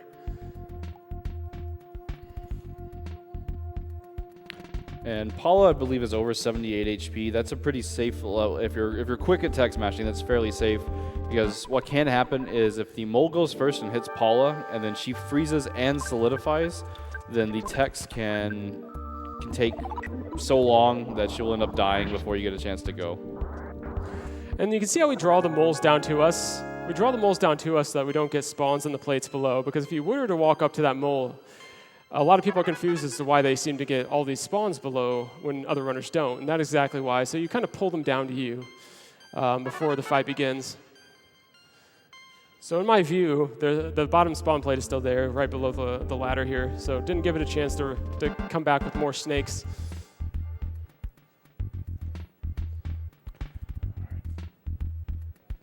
And that's really important on this next section when we start to see those noosemen and the ducks spawn again. The ducks are pretty inconsequential, but they do spawn with the noosemen, and noosemen are not a fight you want to take. They're fast and they hit hard and they're pretty defensive. Yeah, below me is a 100% spawn plate. There's a safety item to the right there that we will not go and get, but if we were to go and get it, we would undoubtedly find a lot of dangerous enemies on the other side. So that's why I pull him down to me again, so I don't get that 100% spawn plate on the way back up. And now, since Ulti already used the 2 big ball rockets at his disposal, he's now going to opt to do a 2-turn fight where we use 2 freeze betas and queue up life up with Sands to heal Paula up to full. Or Jester rather. Yes. And you notice that, again, math ain't my thing, but you got the 3rd mole we're fighting, and each one of these has had a number 3 behind them. And just making sure, understand, the game does know how to count. It's just the moles try to compete for mediocrity. Now the math checks out. They're all the 3rd strongest. Okay. Yeah. They'll average out to the 3rd. Yeah. All right. just trying to make sure here. Let's get an exit mouse so we can get out of here quickly later. Yeah, since there is no exit spell, the game's actually pretty generous in a couple of occasions of being like, hey, you're probably not going to want to walk out of here. Have a rat. Ooh, that's a lot of new spin. Another noose man. We will not try to get past this with the noose man. No. We'll wait for our free. Okay. Free works. Check our HPs.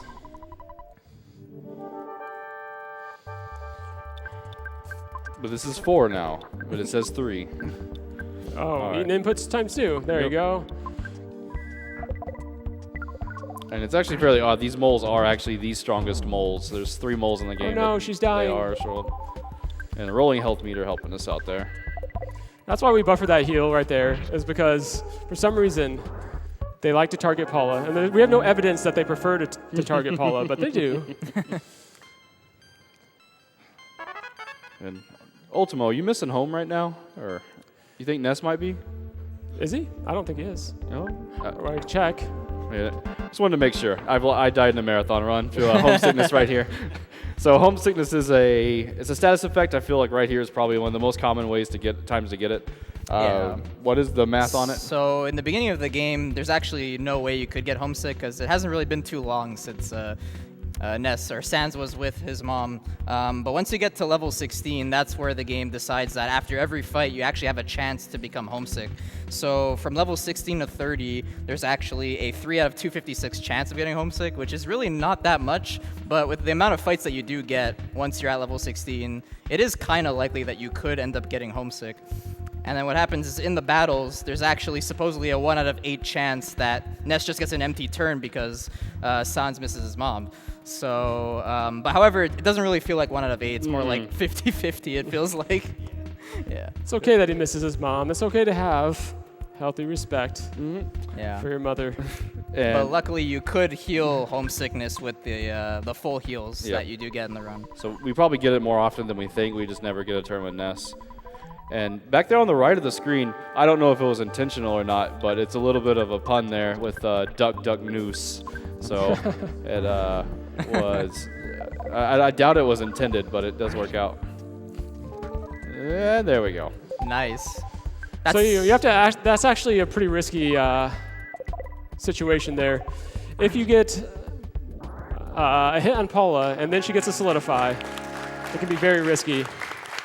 And that's the beauty of the rolling hit point counter right there. Saving us in situations like this. All right. Done.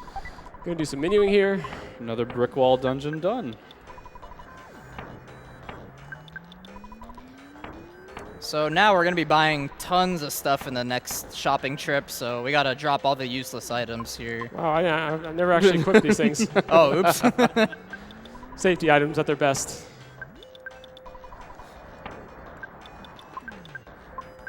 So again, a little bit of back and forth. The inventory is a little different right now than what Ultimo's used to. Here's another required photo, regardless of if you're doing just the general run or this. It's 1 of 3 that we have to get. Everybody get ready. Say Fuzzy Pickles. Fuzzy Pickles. Do you think he gets like really sick from spinning like that the whole time? I would think so. He's a spaceman. I'm sure he's fine. Hey, we got the sunstroke on both the kids. Oh yeah, so once you see the red screen flashing for a brief moment, that's when you know you have a status effect. So someone didn't have enough guts there. Or 2 people. But luckily you could heal that off with healing alpha, no problem. What's your psychic points looking at right now? About 36, we're fine. Oh yeah, that's fine. I only skipped the shack heal there because we didn't take any damage, as well as we have plenty of psychic points on Ness. The only real risk there is if Ness is below a certain threshold of psychic points where we might be in trouble on the next couple bosses, but we do have more than enough.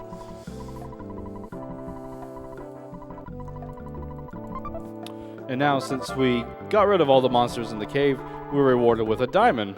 Seems pretty fair compensation. Remember that bread roll earlier? It pays to give people bread rolls. So if you want to make friends, give them food. It's a pretty big moral throughout the whole story.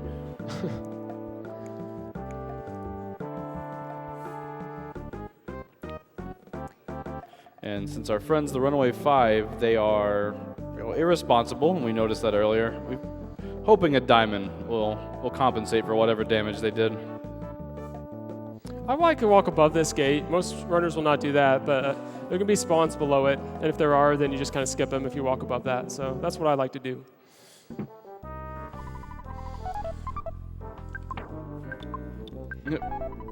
If you give that guy the diamond, he doesn't actually give it to him, but he just says, "Yeah, right." He actually has a different text for it.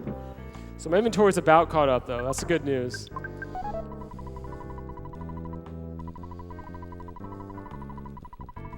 So every runner in Earthbound has their own strength, and mine is not menuing, so I try to keep it as pristine as possible. Yeah, the menu memory is extremely important. You can lose a lot of time, or you can just straight up lose a run if you just select the wrong item, or throw the wrong item on the ground over and over. Especially if one of your kids is paralyzed, you can't actually use an item when your kid is paralyzed. And in fact, it removes the option to use it, so give is the only option that you can really use. Because of that, sometimes people will throw out key items, or not necessarily key items, but items that they need to finish the run, they will throw out, meaning to give it to someone else. Because drop is right below give.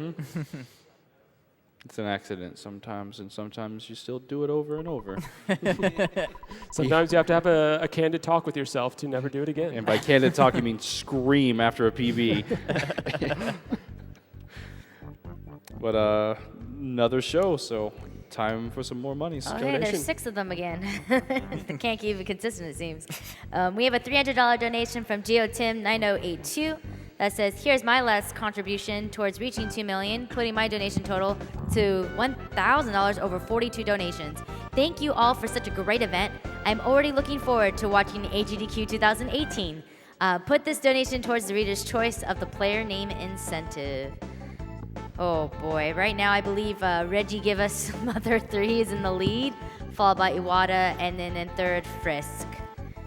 We have a $222.22 donation from Mott that says, "Looks like we're on the home stretch already. I'll make sure to catch up on the many interesting and crazy runs I have missed. Thank you all for helping MSF help others. You're awesome." No, you're awesome. We have a $125 donation from De Oregon that says, "May your swirls be green, your rockets fly true, and your teleports precise." We'll be seeing teleports later. Yeah, there's a lot of tech, specifically late mid-game. There's a fair amount of tech. Yeah, the game is really separated for me, and the first 2 hours, it's dealing with RNG and inventory management. And the second half is where tech starts to come in, because virtually every area has things that you need to do in order to really just not get trampled on. We need some money. We're going to arm kids with explosives, because that's what responsible adults in department stores do, is they give kids explosives. Yeah. And this, again, is the first chance that we see of how bad the menu is in Earthbound. Yeah, so first off, it's going to sell the Platinum Band. That adds another $2,000 roughly. And now we're going to be buying plenty of ammunition. So there's 2 important items here, the super bomb and the big ball rocket. Super bomb is going to come in handy for enemies that are just really too fast, where the ball rockets are really not going to come into play and not be too useful because you'll just be missing a lot. So we'll be buying roughly, let's see, about 4 or 5 for Morty, 5 for Jester, and then another like 6 for Sand. So plenty of super bombs to go around, and then plenty of big ball rockets for Morty. Yeah, we're going to exploit explosives a lot in this run, especially when we get to the multi-bottle rockets. They are, without a doubt, the most powerful weapons. And again, it's something casually. You may shoot a bottle rocket and do like virtually no damage. And then you see it in a speed run and see that we're constantly hitting for like 2 to like upper 2,000 damage. And it's all because of speed.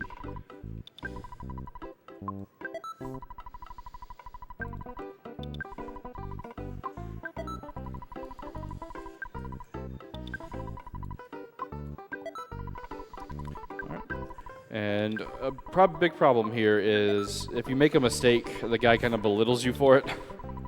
And that's just more text to mash through. Plus, it makes you feel awful. Yeah. And we are wanting to buy Ness's inventory last. That way, it is quicker to go through because the more stuff in Ness's inventories, it is opened up every time. We want it to be empty until we absolutely have to go through with it. And we're coming up to the final run gate. So if you were trying to PB and you were on a good pace, you are circling this split right here. Because this section has about I'd say anywhere from 10 to 25% chance just to straight up kill your run, which is why we're going to save right now. Yep. Yep. There's a fight here that the odds are not in your favor if you get into it. It's just really, you're at the mercy of RNG. Mm-hmm. And it really isn't just a speed run. Like, even casually, like, these enemies are just super brutal. Wow, with the earmuffs, you have some bass in this split. Mm-hmm. I noticed that. All right, so Paula is gone for right now, and we're just stuck with Sans and the lesser kid. The lesser kid. Poor Morty. All right. Disrespect this guy. Disrespected. Yeah, these guys, again, move straight line, so pretty easy to manipulate, but unfortunately, when we get up here, we don't get to choose how we enter the situation. Let's see if we have a run. 2. Okay, 2's good. good. It's a good start. All right. 2 records would be best case scenario. Okay. Nice. There we go. So the other enemy that can spawn here is a guitar, which is why this place has been dubbed Guitar Center. That guitar can do a thunder attack, which does a lot of damage. It can also put the kids to sleep. And there's a weird bug where if your kid is woken up on the same turn he was going to use an item, you still lose the item, but it doesn't use the item. Mm-hmm. And sleeping's annoying because if you don't get hit, you only have a 1 out of 4 chance to actually wake up. If you do get hit, you have a 1 in 2 chance to wake up. Shout out to Skate for the side spook that's about to happen. But watch this man. sprite. This sprite is awful. Yeah, just look at this. Let me heal up real quick. Yeah. There he is. Look at that guy. Shout out to Side Spook. Only time you'll ever see that sprite. I'm surprised it even exists. All right. Fire is what we want. Oh, Bit of a low roll there, but Yeah, good enough. Barely.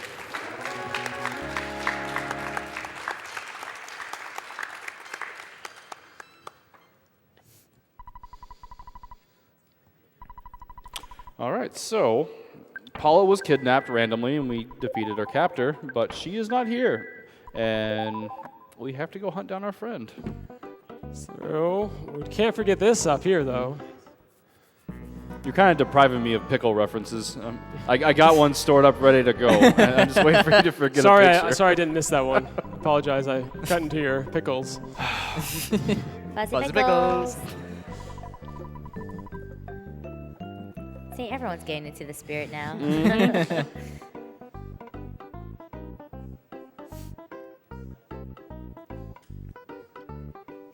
A lot of really good items here in this shop, and even if you miss some things for a little scavenger hunt thing we have to do later, there's a lot of it here.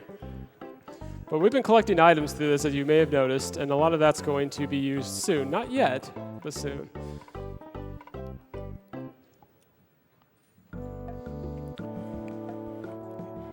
Back up What's here. back here? Ooh, behind this tree. The most obscure and just random photo in the game. Probably one that most people miss. You have no reason to come here. Yeah, if you ever got this photo on accident, then I question why.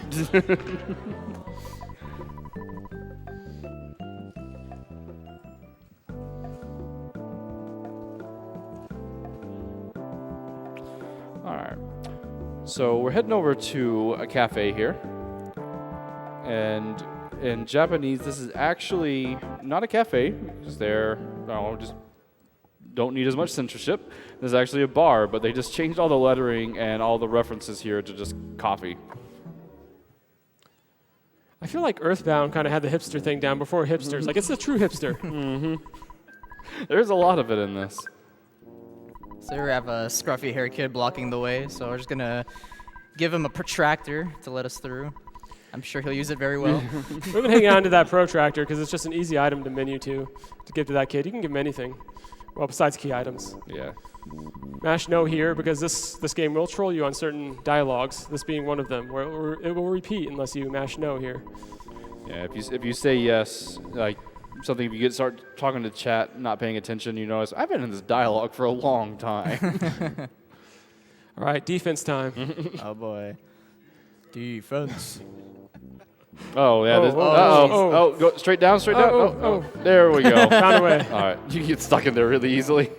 Yeah, I love how those NPCs just let Everdread through and then they just kind of walk around and block you instead. So here's Moonside. Can you explain Moonside? Pump skip? That's No, good. I can't. So pump skip there, that just the enemy has a chance of spawning in different spots. You can get under him pretty easily. But Moonside is just a place. It's kind of a figment of Ness's just, I don't know, alter reality from the Manny Manny statue, which we haven't really had much of an interaction with. But everything here is yes is no, no is yes. People like to exaggerate their words, and the enemies here are deadly. It's another just massive difficulty spike. Get this, is a very important item, if I can grab it. It's a very important item. Yeah, we got the Night Pendant here. That gives you resistance to flash, most importantly. So we'll be using that later on. I'll get this secret herb, but I probably don't need it since I have the Great Charm. But I'll grab it anyways, another little safety. And gotta be very careful here to tell him that you don't want to teleport, or he will drag out text. Hey, hi, Dad. So we are now approximately at 2 hours and 1 minute. Yep. Oof. Dad calls every 2 hours of game time and just tells you, hey, it's probably a good idea if you take a break. And we just lie to him. Here's Invisible Man. Normally we would skip him. You can actually skip him by trailing along the bottom of the building here. But it can also hard lock your game, or soft lock your game. So I'm not going to take that just in case. Yeah, the only way it'll soft lock is if you die to the next boss. The game becomes invisible, or the game becomes just completely black because it's not triggered to give you a game over screen. So we don't want to risk that. And technically you would have a possible way of getting out of it, but you pretty much have to navigate through Moonside blind, and it's very difficult. So I've only gotten spawns there twice in all my runs, and once was the practice run before this. So Oh, he's coming. My Okay. goodness. just run. Again, explosives, that's what we're going to do. The outspeed's great. About 300, come on. No, Come yeah. on. Hey, whenever There it it Yeah, is. there's the Great Charm doing its stuff. Awesome. There we go. So yeah, that could be your first time to see paralysis. Again, there are just one enemy prior to this, or actually two if you do another sanctuary. We did skip a sanctuary, but we'll go back to it. But paralysis is really bad for Jeff because it makes him even more useless because he can't do anything. And thanks to the Great Charm that Ulti picked up earlier, it gives you a 90% resistance against paralysis. And that's why I picked it up. That's one of the biggest reasons. That battle can troll you very hard. Right. And once again, Apple Kid calling us out of nowhere. I mean, we just woke up from a hallucination. He says, hey, you got something you might need. And it's a trout yogurt machine. So of all the things, it's a machine that makes only trout yogurt. But coincidentally, we need it, so it helps out. Now here we're just talking to NPC after NPC after NPC. Because why not? Yep, we're going to have our delivery guy here for the trout yogurt. Neglected class, Escargot Express. Dropping your package on a whim.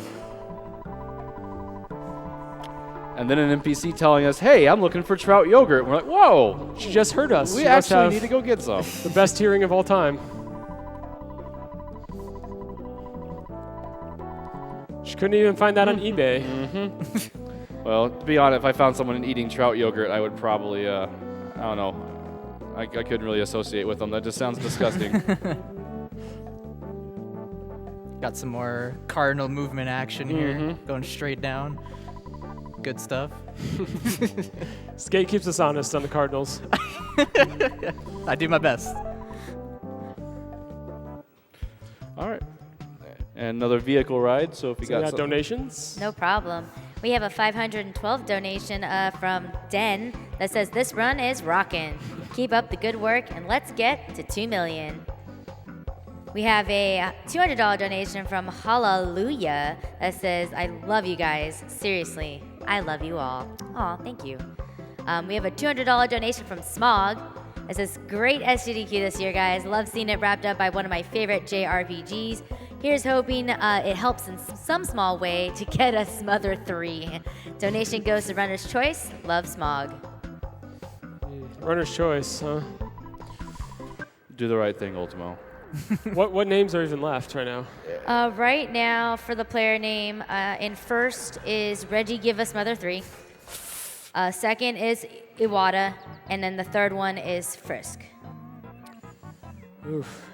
So what's the safe one there? What are we thinking? You know my opinions. I don't know your opinion. What is your opinion? Oh, I'd say anything but the first two. Trying not to upset too many people. You do realize that they donate for the stuff that we don't want, right? That's why you shouldn't make it publicly known. I'm making it as big as possible. Now you got to do reverse psychology here on them. I don't want this. And then they'll spam it all over. Exactly. You're on Ultimo. I mean, you do what you need to do. So are we going to go with Frisky then? Is that what we're doing? Sure. All right. So that's the third one. To Frisk it shall be, because it's the number 3. It's the third strongest. Third strongest. There you go.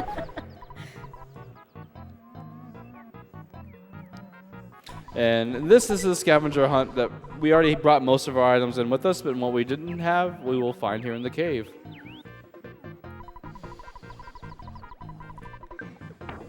And there's a lot of really helpful items here, but we don't really need any of them. There's a flame pendant, which used to be part of the run. I think you would remember that back in your day. Yeah. 10, 15 years ago, whenever it was. 10, 15 years ago. But we don't really need that stuff now. Yeah. Yeah, both Phalix and Skateman predate me on this run quite heavily. Skateman predates me. Skateman got me into running, and I remember those days. Back on 56K. Yeah. Back when Twitch wasn't even a thing. Come on, Hamburger Monkey, live up to your name. Yep. This monkey's great because there's very little text, and then he stays in front of the door. Oh, he did good. He did well. Yeah, that's a nice little trick that you can do there where even if the monkey is standing in front of the door, you can still kind of squeak in on the side. And, these spawns are traps. You don't want to go anywhere near those guys. Yeah, they're very delayed, and they like to make you waste a lot of time. Also, one of the few areas in the game when I hear the music, I kind of feel like an ice picks in my brain. I just really don't like the music here. We got the Tallyrama, who is not imitating any type of political figure at all. Letting us know that he has some goodies for us. And also, if we want to learn how to teleport, we just have to talk to his monkey buddy.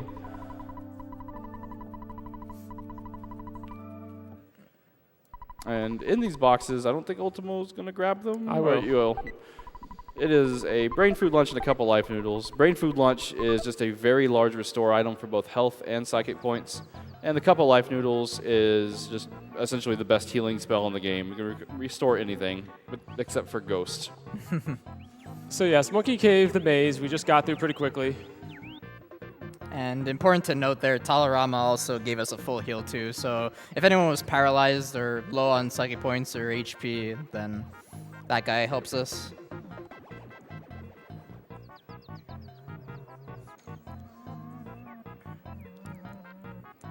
Get out of here, little trees.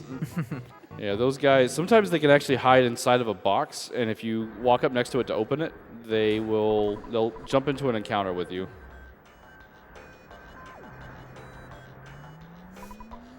All right, time to learn teleport and actually have the ability to backtrack. Now we can learn the fly from the monkey. It doesn't have to make sense. You just go with it. I love that it's a monkey that's teaching you how to do this. And you can have a little accident here. The spawns are still turned on. Sometimes a butterfly can be right off screen, and you can collide with one on your way back, and Jeff just disappears, and Ness keeps blinking for a while, and he talked to the monkey, and he's like, oh, I guess it was too difficult, wasn't it? Here, let me show you again. Like, no, I hit an enemy. There's nothing I could have done. That is kind of a shrieking sound on these headsets. Yes, it is. Get used to that. That is a little shrill. We're gonna be hearing it a lot. Yeah, we're going to hear that a whole bunch. It's not as bad as Mother 1, but still. Oh, yeah, Mother 1 is just that siren noise, isn't it? Yeah, it's more than just teleport also. There's some moves that also do the same 14, noise. yep. So we have 5 bombs here, so we're fairly safe. We'd have to have the worst luck in the world to get into trouble here. Which again, if I'm saying it. Safety save, please. At that point. And we're coming up on the midpoint of the run, too. After we finish this section, it's really the midpoint of, again, once the RNG heavy and the execution heavy sections of the run.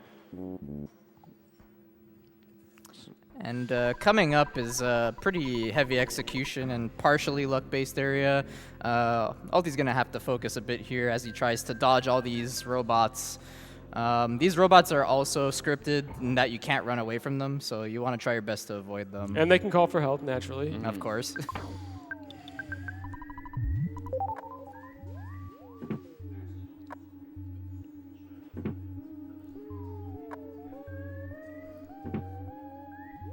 RNG bot. That was the luck-based thing I mentioned. Yeah, RNG bot there sometimes just spawns in a really unwinnable situation, and you just have to take the fight. Yep.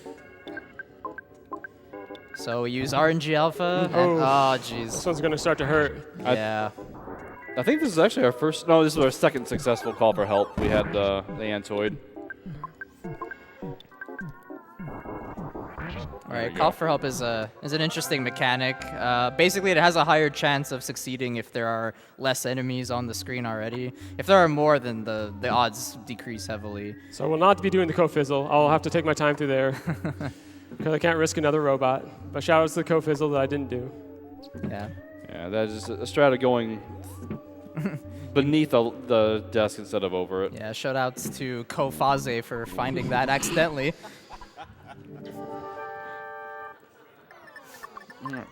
This guy actually has a pretty interesting glitch with him. If you deal exactly enough damage to kill him, you will kill him, but also the event death will happen. You'll get double the experience. So we are using super bombs here because Clumsy Robot just so happens to be the fastest enemy in the game with 83 speed, even more than the final boss. I lost track of my inventory. Yeah.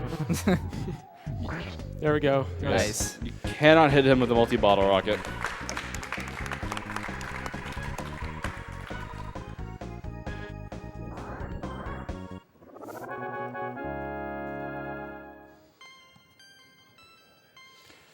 So, since I didn't take any damage, I could risk a hard lock and save 2.2 seconds, but I'm not going to do it.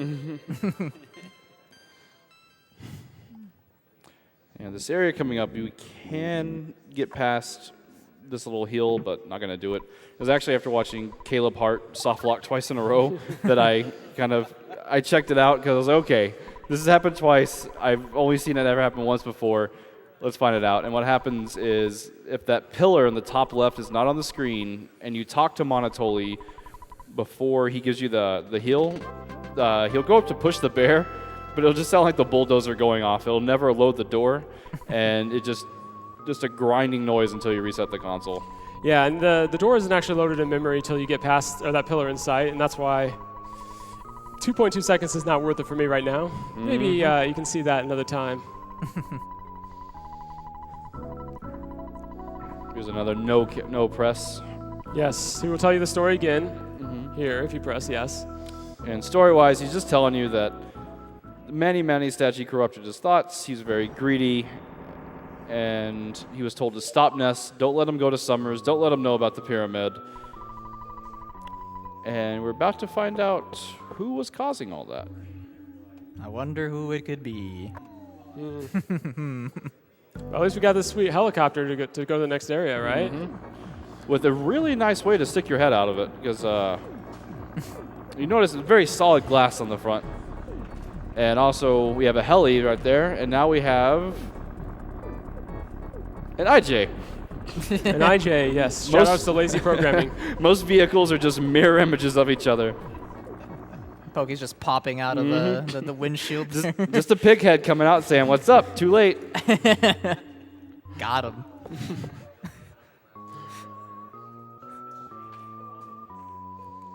And Paul getting a little message here, feeling that we need to go to Threed. Don't know why, but we need to go to Threed. So that is our destination.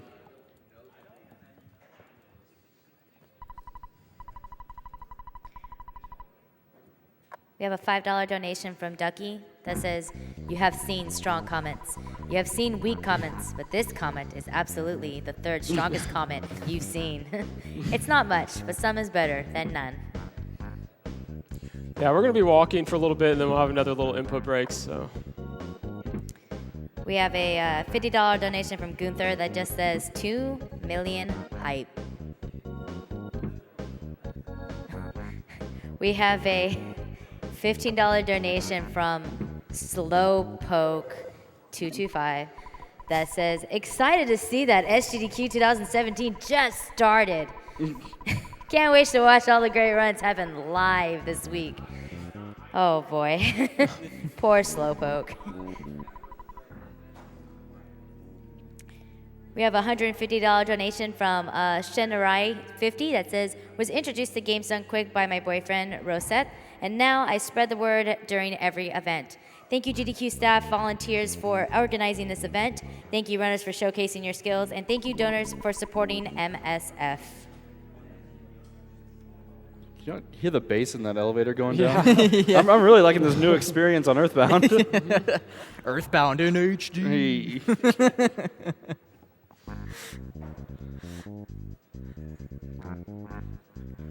Oh, I love this music. And if you can believe it, we're about to listen to it longer because we have another vehicle to travel in. Yay! We have one more. Okay, and hey, we didn't kill anybody in a vehicle today. So it's a good day. And you can also see the same backward sprite here. Yaha. Yeah. Yaha. A slight plug for Yamaha, maybe.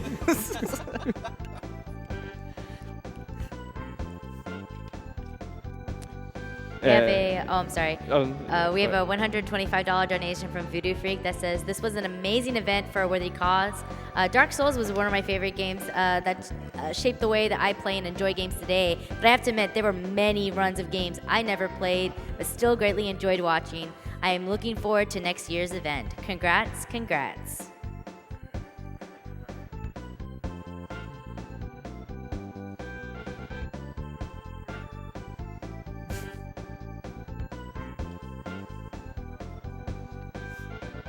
Sorry, I had to dance to this music. It's really good. It's hard not to. And again, during the level up music, I hum along. I'll swing my head left and right. It's very catchy tunes.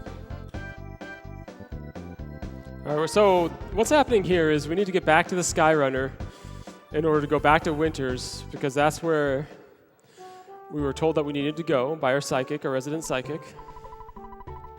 We also need some more pickles too, right? Oh, for sure. Can never have enough of those. Just making sure.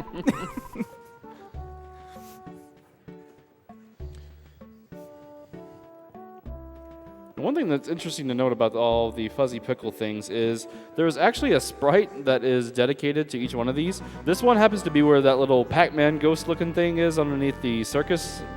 And if you're playing a randomizer, that sprite is actually changed to something. It could be like a cat hanging out. Ultimo, no! Sorry, I was thinking of what I had to do next. Our whole collection will be ruined. I had one job. Just ruin. Reset. Do it all over again. Reset. It's like Daniel back at Limit Break when he didn't want to participate with the family. I'm sorry. I failed. I'll give up the controller. Here we go. Take over. You won't forget the next one. We believe in you. Ooh, no problem here.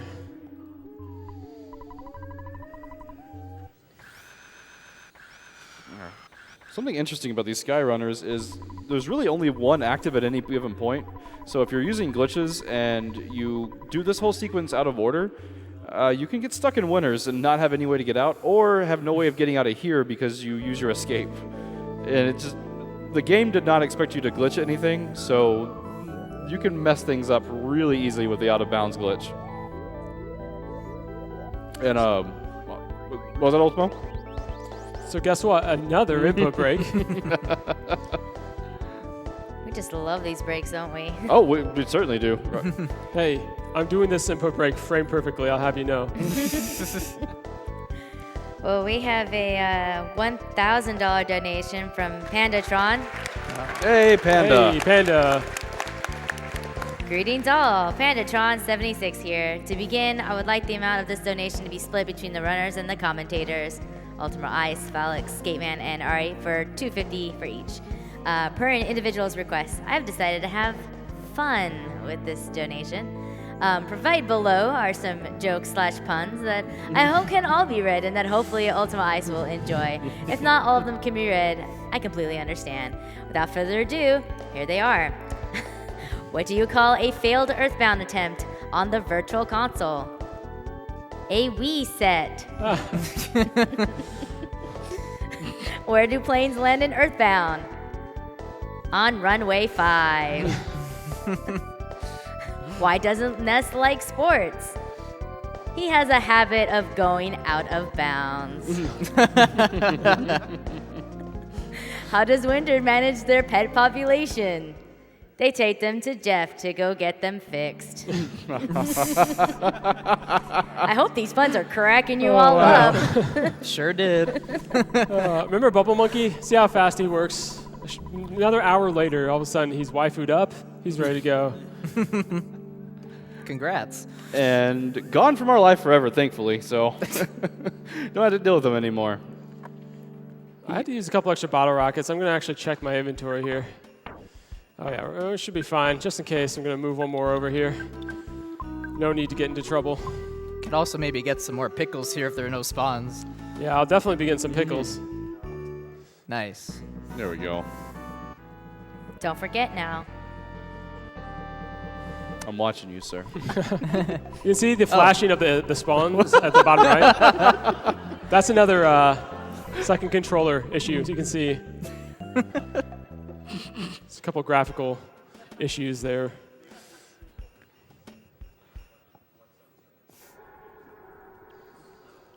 So I will take this a little bit safer than usual. Oh, look, another sanctuary boss after, what was it, like almost 2 hours now? We're actually on the path that Buzz gave us on his dying breath. Okay. 300. And here we go. This is Mastermize. Oh, jeez. That's fine. We'll actually let him die, because I have a couple life noodles, so we're fine there. Well, that's a good plan. Super Bomb, we'll defend for now. Oops, I just attacked. You get him. And life noodles, use on that, defend. Let's get out of this one alive. So what happened there is So, goods. Shroom is a scripted fight, and the mushroom attack gives you a chance to be confused and attack your party. Do you know what chance it actually is to do it? Uh-oh.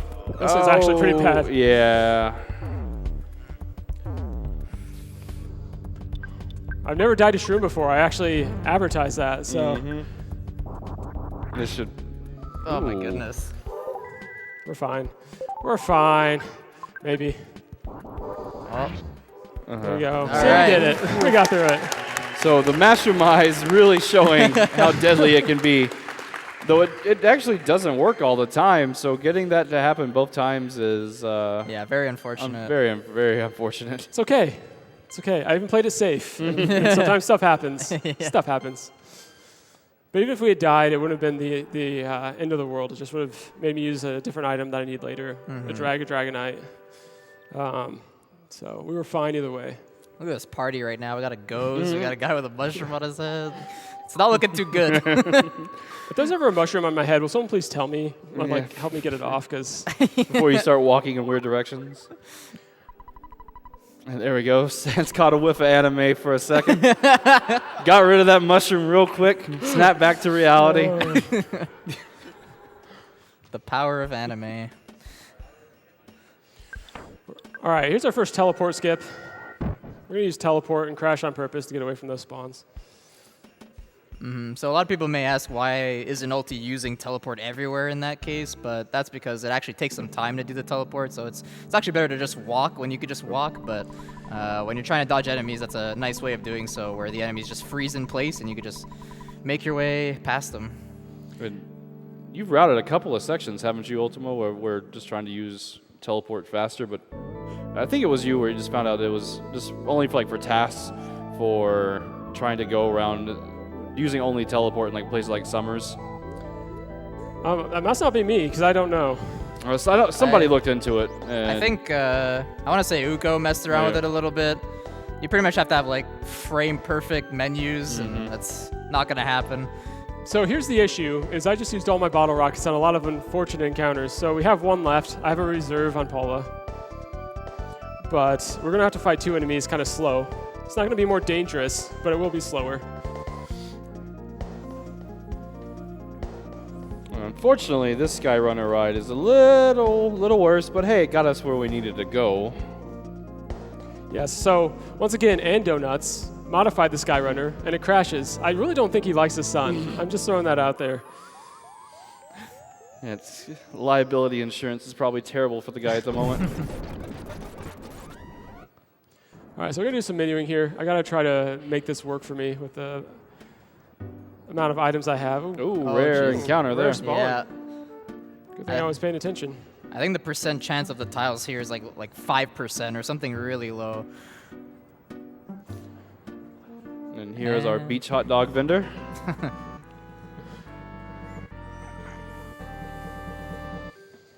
It's that time again. A lot of these in summer, so Yep. Fuzzbiggles. Fuzzbiggles. if you are taking selfies along with us, just keep your phone out. We're going to have plenty. Oh, and player name. We need to first refresh on that. That's coming up soon, yeah. We will have another chance later, but this is our first chance to put it in. But first I'm going to do some menuing. So, what am I going to do here? Give a couple of these to Ness for sure. Make Kraken a little safer.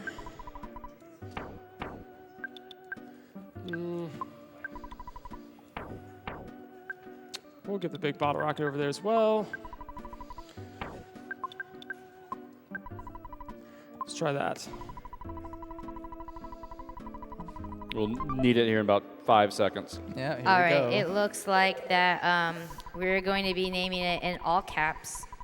Reggie, give us Mother 3! Exclamation mark. So 2 G's? Yes, 2 G's. Like this? Yeah, give. And then us. And then Mother.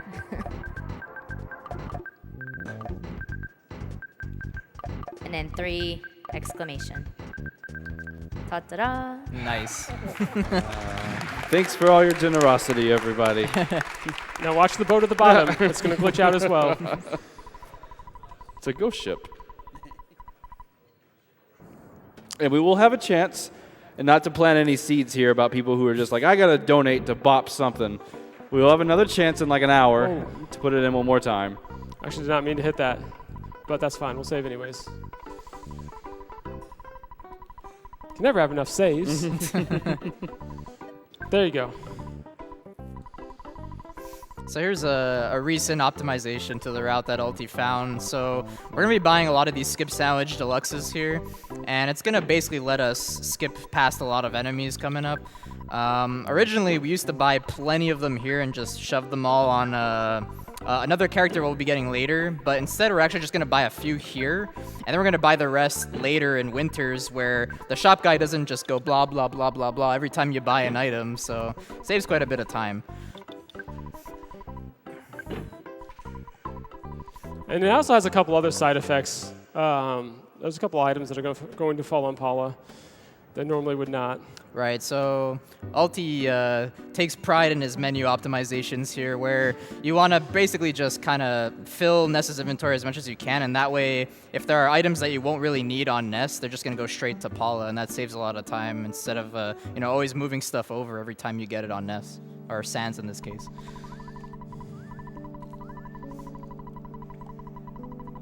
And we're here in this little place where everyone keeps talking about Freudian psychology, and a lady here who sells magic cake. So pretty typical spot for a 13-year-old to be in, especially once we find out the side effects of that magic cake.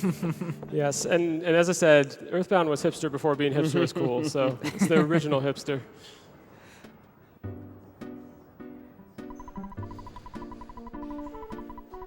And we eat some street cake, and oh look, acid trip. So Ness and crew are going to take a little bit of a vacation, and we're going to meet our fourth character. Another input break. Hype. Sans had a dream. Again, we talk of these adult concepts that are here that you don't even realize as a kid. Magic cake, we just ate that, and now we're going to see a kid meet his ancestors, and that ancestor is going to literally tear him limb from limb. That's what ancestors do, apparently. Yeah, that's how meditation works. And the golden ice cream castle. I thought meditation was supposed to de-stress me, but... Palace of Melvin. Or Melvin. Melvin.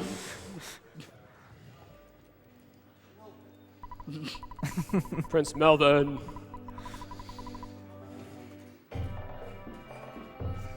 He looks so angry all the time. He does. That's why he screams his name, Melvin.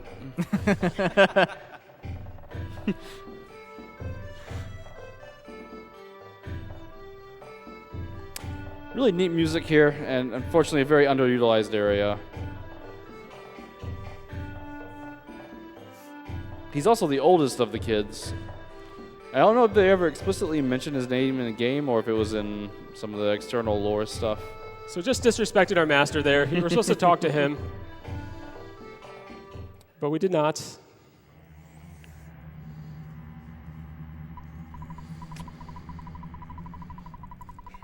So if you were to mess this up, it would lose you 3 minutes.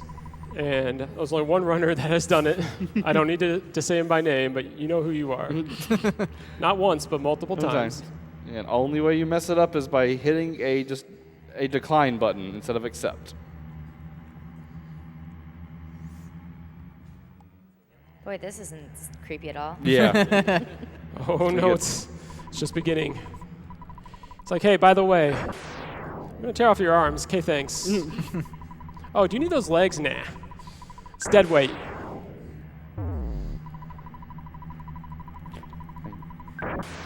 When I was younger, I failed this a couple of times. So I thought, I don't want to die. I'm not going to say yes, and then finally realized I think I'm supposed to. So now we're sitting there without arms, legs, eyes, or ears.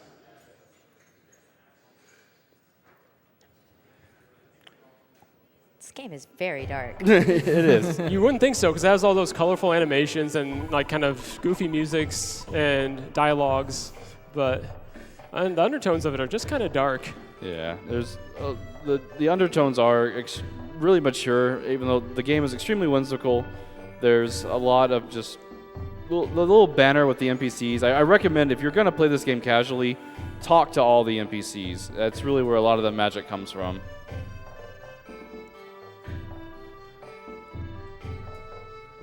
I also like that all the all the ladies in this area like love Melvin at the moment. Yes, Melvin is a ladies' man. And that is a man over there with a telephone for hair.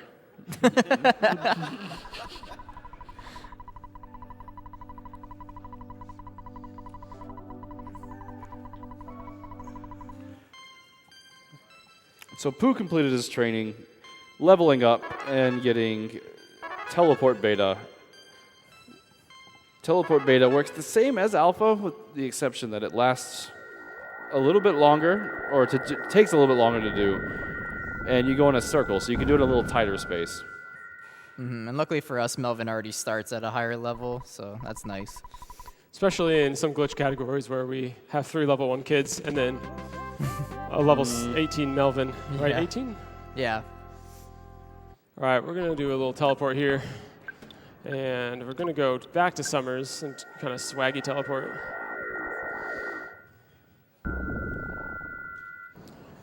That's the one right here.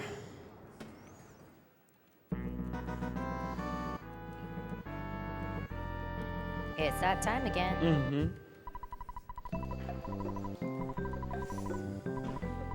Fuzzy Pickles. So I think we're just past the halfway point now for photos, so that's good.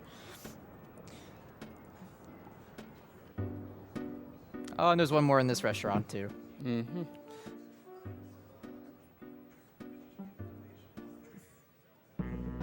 Heard you like Fuzzy Pickles. There's actually another one really close to here that we're not going to get yet. We got kind of a surprise for you guys on that one, so we're going to wait a while on that one. Fuzzy Pickles. Fuzzy Pickles.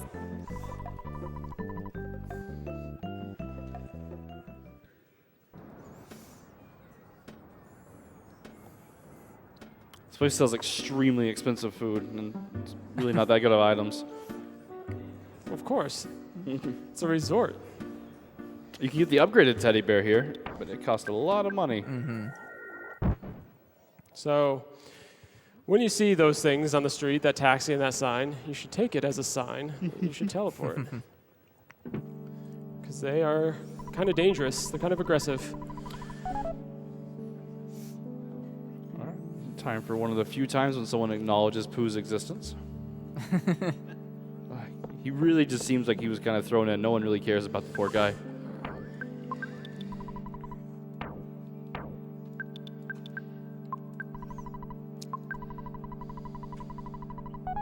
Of course, he comes in, the first person that talks to him just calls him the samurai kid.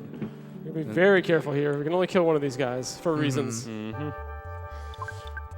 All right. And we did get a bomb for this battle. Okay, good, yeah. Unfortunately, we lost a lot of bottle rockets in that shroom fight, so we're gonna have to save that one bottle rocket that we have for the hardest of the bosses coming up. And now we're gonna do something neat here. There we go. Oh, nice. Mummy wrap. Mummy Wrap's a 50% chance drop, and it works similar to Freeze, and that it does about the same damage range, but as long as it hits, and based off of speed, like many items, but as long as it hits, it always solidifies the enemy. So you like to see that, but it does not make Kraken free, despite what some people might tell you. It's only 99.9% free. So as you can see here, there is another Shattered Man there, but we could actually just skip it and make our way out of here. That's going to be important later. Yes, if you're following the donation incident, you know we need him alive for now. I already did all my menuing, and all these other items dropped on Jester, excuse me. So we're already ready to go. No one took damage, so we can just go straight to Kraken here. Now that we have our full set of kids, we do have a little bit better fight preparedness. Pooh is a bit of a mixed bag. He's sort of a red magus. He's able to heal. He's also able to do some PSI attacks. And primarily, Freeze is what we'll be using. And later on, he'll get a better move called Starstorm. I will take the safety save here, just because I've had such bad luck at certain splits today. And story-wise, that phone that was ringing, if we would have picked that up, that would have been the curator at the Forside Museum. telling us that he's found some interesting stuff. He needs us to come over there. And we'd actually be going straight to 2 sanctuaries. We were going to wait till later, until we're a little bit more powerful and we have more speed, most importantly. And then we'll take care of those later when we can just knock them out of the park really quickly. So this guy's life to him is worth exactly $80. He doesn't want to go face the Kraken, but if you give him $80, he's like, yeah, I'm for that. Which I gotta believe that it costs him more than $80 to actually make this trip. See, now hamburgers cost 14. But whatever. If living in the world of Earthbound, in today's wages, even $14 for basic hamburgers is not what you want. Although we're pretty close to those numbers these days. Yeah, it's true.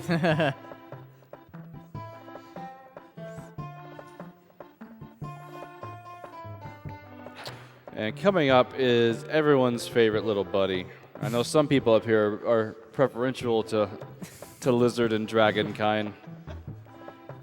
But he is a very brutal enemy. He has some good movesets, but he also has some very terrible things. But luckily, we do have a mummy wrap. We also have a big ball rocket, so should be fine. Yeah, and we have an extra Super Bob on Ness as well. Or, well, not Ness, Sans.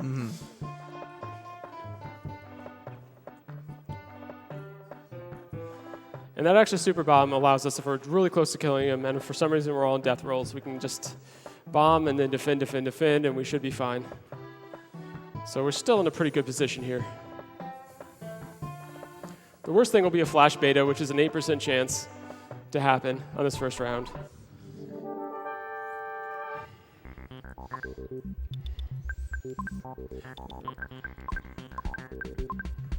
All right, let's see what happens. And Good hit. Okay. There we go. Nice. good roll. So we got the solidify. All right. How often do you think Paula actually gets to go first there? I'm sorry? How often do you think Paula actually gets to go first there? I used to think it was a lot lower percentage, but lately I haven't had a problem. So I don't know why it's all of a sudden turned, but Kraken's been nicer recently. But the worst thing you can see is either a flash beta or a tornado or a fire that starts hurting all of your children before they've even done one move.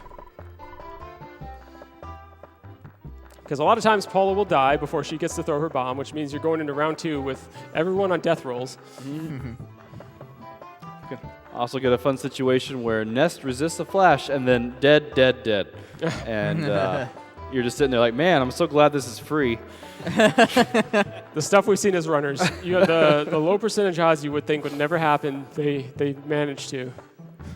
Because those instant kills, you don't have scroll and health. It's flatline. All right, you want to explain the Great Charm here, or the Crystal Charm and why we're getting it? Yeah, sure. So the Crystal Charm is basically an upgrade to the Great Charm. Crystal Charm gives 15 speed instead of 5, and also gives you essentially 99% resistance to paralysis. So we're going to be getting that for both Jester and Morty here. Morty basically to increase the damage output of the big ball rockets. And for Jester, it's really just for the speed, for running away and other stuff. I almost went muscle memory around this one. Yep. Yeah.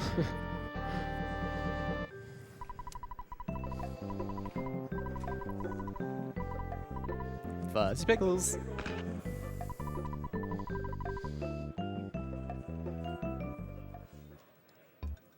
All right. Time for Scaraba, everyone's favorite little section. Hey, there's our buddy. Caterpillar. Those are the EXP balloons of the game. Buka! Two Buka! Two Buka. You know what happens if you leave them alone? They multiply exponentially, and then you have a bunch of Bukas.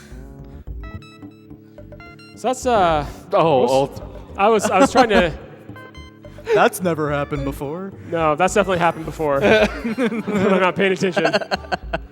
Supposed to draw a star. Yeah.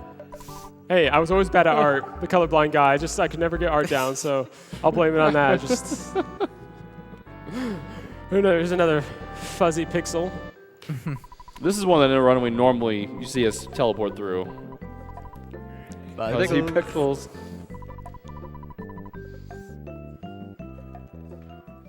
All All right, now we have Pyramid. This place is very execution heavy. Definitely rewards the people who play it well. Yeah, now you're getting into the heaviest execution parts of the run. Some days you're just off, though. Some days it just happens. There's still a bit of RNG with spawns, but for the most part, it is just how well do you nail these skips. So you're going to see Ulti use 5 skip sandwiches throughout this pyramid. Basically to skip all these hieroglyphs that attack you. Like that. Awesome. You know, once you get onto the stairs, you're safe. Ooh, I'll take that. Yeah, that's good. This guy has such low speed, I usually just run from these. Usually be within 2 or 3. And they usually hit a single person at once, as you can see. He doesn't even have any bottle rockets. I don't really care about him, to be honest. It's true. So now we're pretty much at the point where we don't really have to fight things anymore. We could really just run away. And there are numerous ways to do that. So first of all, if we just don't do anything at all, it's based off of the speed, whether you can run away or not. Essentially, you take your highest speed compared to their highest speed, you subtract their highest speed from yours, and then you add 10 times the current turn number. So first turn you always have, you know, that 10% buff there, and then every other turn it's another 10%, 10%, 10%. We do need Paulo alive, but I have plenty of healing items right now, so yeah. I'm not too concerned with it. Including life noodles over here as well. I still have a secret herb, actually, that I'm going to try first. All right, where is that? There it is. And you will also see some other enemies where Ulti will opt to either use Hypnosis or Paralysis. And when all enemies have a status effect like that, such as Sleep or Paralysis, you can run away 100% of the time. There's a 25% chance that secret herb doesn't work. It's basically healing gamma. Mm-hmm. Now, here we have Guardian General. This probably won't be a one-turn fight because we don't have a big ball rocket, but 2 turns is definitely guaranteed, I would think. Maybe 3. Oh, Maybe yeah, 3? Without Okay. the bug bottle rocket, with how little freeze does to him. Yeah, okay, freeze doesn't do that much, yeah. There is no magic defense in the game, but there is elemental resistance, and I think he has like 50% like to elemental. But we did get a 250 rocket beta, which is a good little hit there.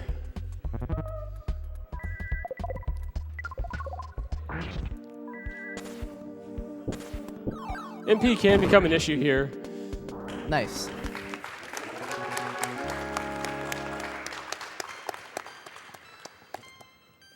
So yeah, good hits by Sans here. Sans really coming through with the RNG.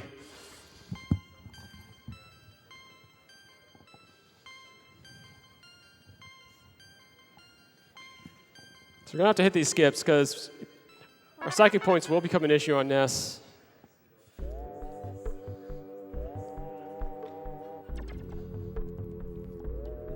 This room can be one of the more troublesome rooms. I tried to green it just because it might have red swirled me if I turned around. But at this point, all we really need is for Ness to survive. So we can have the rest of the kids die, really, if we need to. Yeah, there is a full heal coming up at the end of the pyramid, so pretty much not worried about anything here. Or Sans. I should say Sans we need to Sans. keep alive.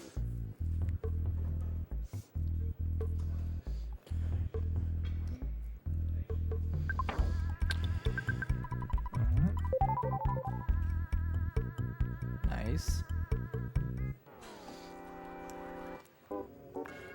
So here Ulti elected to go for the wall glyph there. It's just 1 enemy instead of 2, so. No, Melvin. Oh no. He's got the sniffles. So there's an example of just using Hypnosis there and then running away, guaranteed.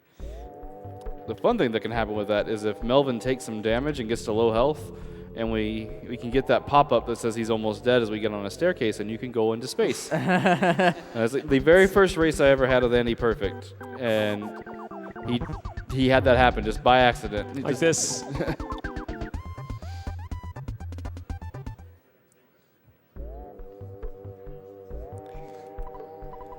See, exactly like this. I'm just giving you an example of how that can occur.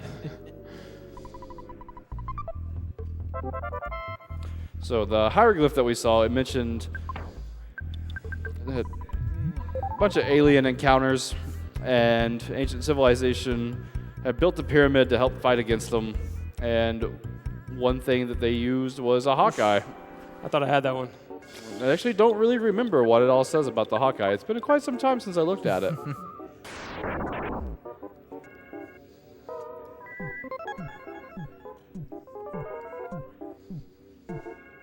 So these skips are kind of hard, these last couple. As long as you don't get both encounters, you feel pretty good about it. I'll grab this. So here we're going to be picking up a diamond band. This is a pretty important item. Oh boy. No! Ah, no. The double move.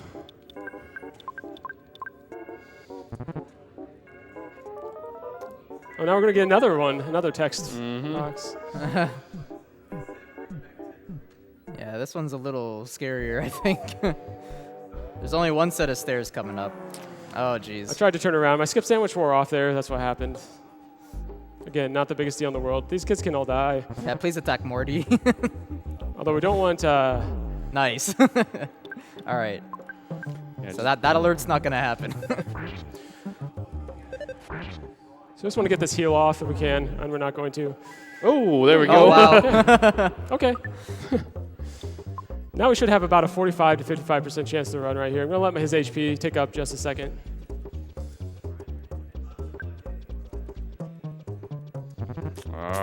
Jeez. Yeah, this is some pretty bad luck right now. The snacks are pretty fast. Also, it looks like he is stepping on Sneck. I've never thought about that. So we're at about a 70% chance to run on this next one.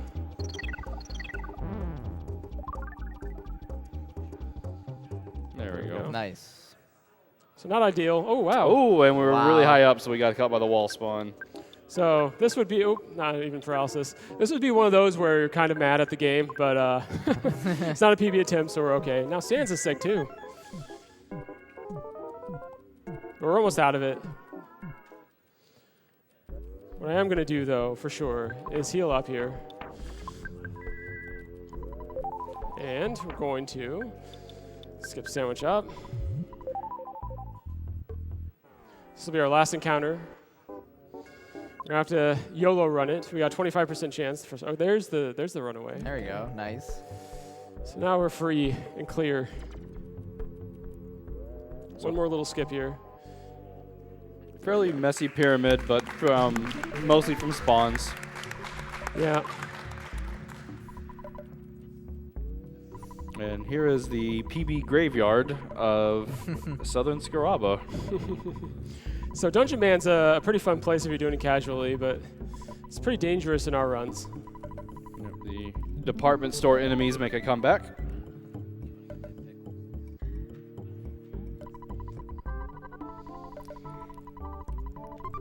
We have a $50 donation from Arrow127 that says, sad to see SGDQ 2017 coming to an end. Thanks to everyone for a great event. Looking forward to AGDQ. Good luck to UltimoIce on his run. Man, these spawns are actually moving randomly towards me. So you would think that they're actually aggroing. They're not. They move randomly towards me, and then they aggro. So kind of a lot of despawns there. But nothing I can do about that. All right, keep the tower. Now, you have to know that line where I just ported, or else you will bad port, and it makes a lot of people very angry. Because you go back to Onet, and then you have to go through the pyramid again. If you know where all the spawn plates are in Dungeon Man, it makes it a little safer. So I'm kind of taking it safe around where the spawn plates actually are, like right here. There's another one right here. As you can see, we just saw them. Those are presents, but they were not for your birthday.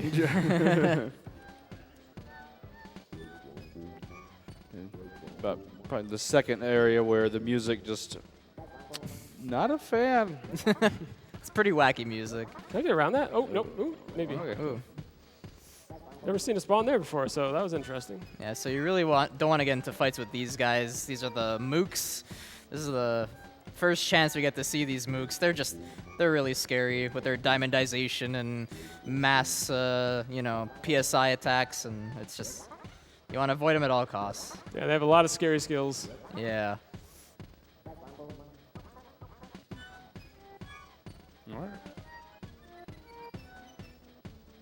Oh yeah, talk to face. Talk to face. Saw this guy earlier, but we ignored him, and even though we ignored him, he's wants to help us out and journey with us. That was So you really want this to not be an encounter. You have a 10% chance every time you go down. So once again, the bad luck is continuing, but we'll be fine here. These are a little older enemies, so they don't have a lot of HP, but they are still very fast. Of course, it did not work. Dang. So you have a 50% chance to paralyze these guys, and well, he did. There we go. Just one gone. Come on. There we Nice. Go. Now we can run for free. Paralysis or hit no, as you saw earlier, means 100% run chance. So one more 10% right here. All right, so that wasn't so bad. And skip sandwich up. Oh, uh-oh. Oh, boy. Uh-oh, uh-oh, uh-oh. And for you Beatle fans out there, listen very closely to this entire song for the drum line to Sergeant Pepper. No butterfly, no. No butterfly. If the butterfly would have hit him there, that would have been terrible. I took this encounter instead of taking a butterfly at this point. He has very low speed, so I can just run from these. Yeah, so normally we would want to go away from this because we want to stay away from all these spawns, but we have to get this photo. Oh so yeah, we gots to. Yeah. Yeah, probably like this and the other one in the Dusty Dunes Desert are probably the most risky photos. So that butterfly, if it had hit Dungeon Man, would have taken a good 20 seconds to get to Ness because it has to go to Ness.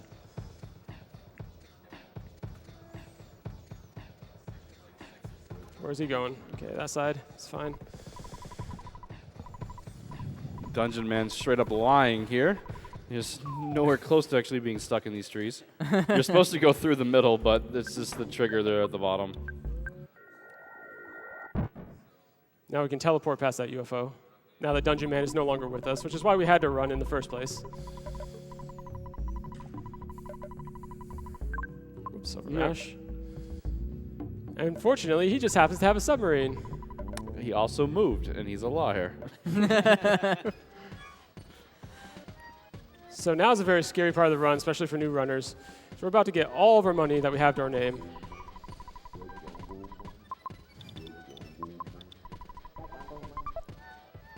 Now we gotta be exceedingly careful here.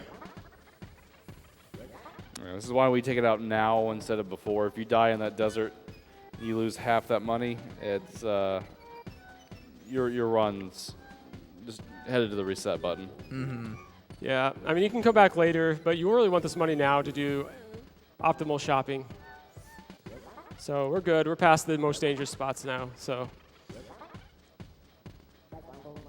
How can he hold all that money? Is it all in his backpack? He seems pretty fiscally responsible. He had the diamond and the wad of cash, and he bailed out musicians. Very true. Very true.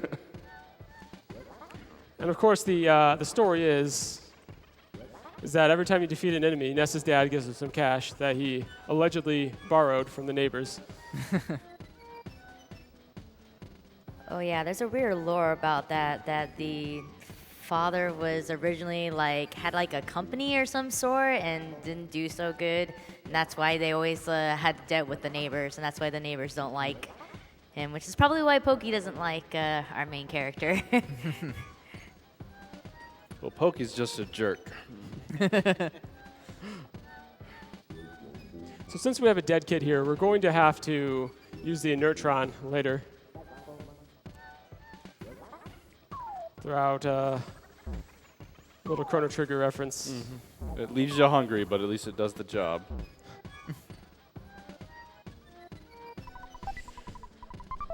I'm picking up the talisman ribbon there for even more money. Cash money.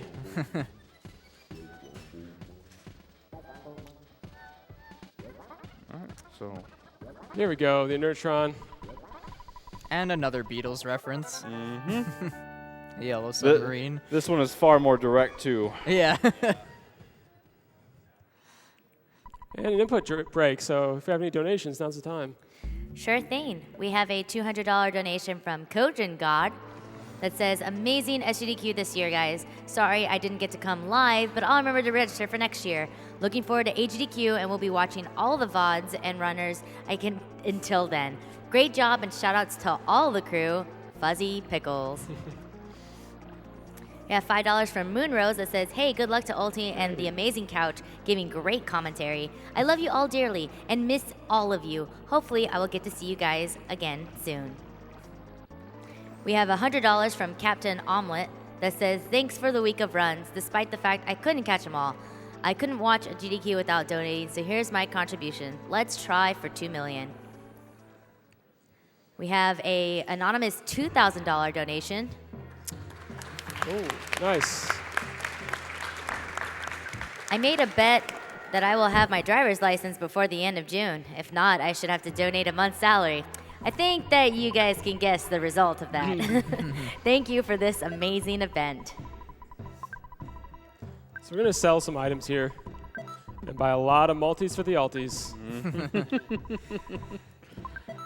Yeah, these are multi-bottle rockets. They are an upgrade to our big bottle rockets, and they are going to show you how easy this game can be in some places. So I guess this is a good time to talk about like how all these bottle rockets work. So we have 3 different kinds. We have the bottle rocket, the big bottle rocket, and the multi-bottle rocket. So bottle rocket is just 1, big bottle rocket is 5, multi is 20. So essentially each bottle rocket has a chance to miss.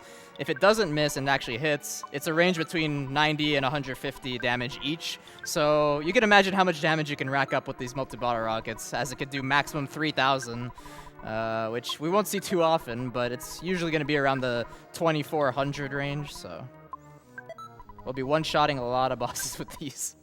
You're also going to see some interesting tech here. If you want to explain how we teleport through all the movement issues we have here. Yeah, leave it to the master here. Practice Deep Darkness quite a bit. Yeah, I practiced Deep Darkness quite a bit because I went back to Onet quite a bit.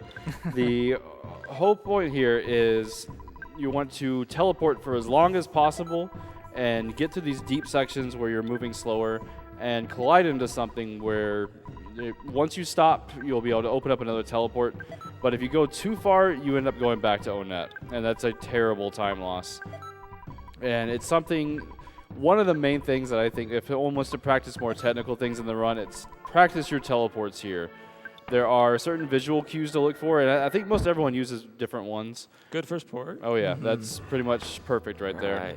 Because we have to use this Hawkeye, because they used it to fight off aliens, and it helps give light. That's part of the story I'm pretty sketchy on, honest with you. But with the teleporting, if you look at certain visual cues, you'll know exactly how far you need to go and where you need to hit things.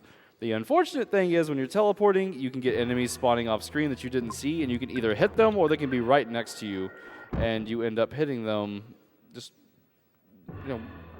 at any time. Especially the flowers. The flowers have a gigantic hitbox. Get Hopefully. ready. Oh, come on, bird. Come on, bird. Yes! Yeah. I just like it when the bird's like just sitting there open. Derp. It's that time again. Fuzzy Pickles. I think we are... Oh, no, we still got a lot. It never ends. Okay, we're going to watch our enemies here very carefully. So we're just going to walk it out a little bit. It's a bad place to get sniped. Mm-hmm. All these enemies are very fast. Oh, Yep, like this guy. there they are. Oh, only there you go. slug. We're fine.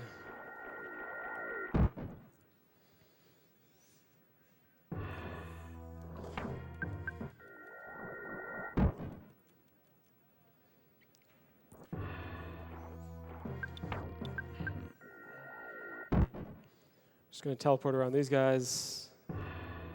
Just making our way to the next boss coming up here. Very early instance of kill stealing. So we got one more teleport to Belch, or Barf, Master Barf, and then 2 others after that.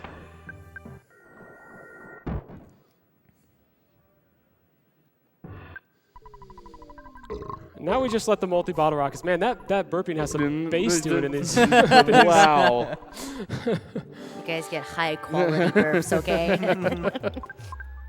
And this is what we were waiting for. And all of a sudden, Pooh will come in here, Melvin will come in and be like, hey guys, I just learned a skill that did 300, like what do you think? And Morty's like, just dunked 1600 on you, but you know. And we just got the Casey bat there. Very, very powerful item. So glad we got it. You can actually one-shot Carbon Dog and Diamond Dog with it if you read Reddit. So the legends say.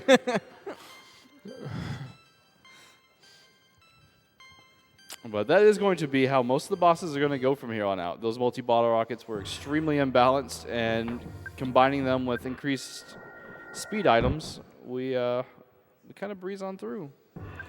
So you can see some teleport exploitation here. Sometimes people don't even know casually that you can control these teleports, but we exploit it quite heavily. See some people in their stream, because a lot of us like to watch this. Anyone that's streaming Earthbound, check it out and see people just constantly teleporting straight forward, trying to figure out how do we get there, and then finally they move it. And wouldn't you know it, it's been a while, but Apple Kid is calling us and saying, hey, I just made this machine. It's oh, wait, now he's kidnapped. So something's up. And now we see this kid who says he hasn't talked to us in ages by the name of Orange Kid, though we've never talked to him before. Do you not remember him from the run? Yeah, he was a real nice guy. We gave him $200 for a useless, little music thing.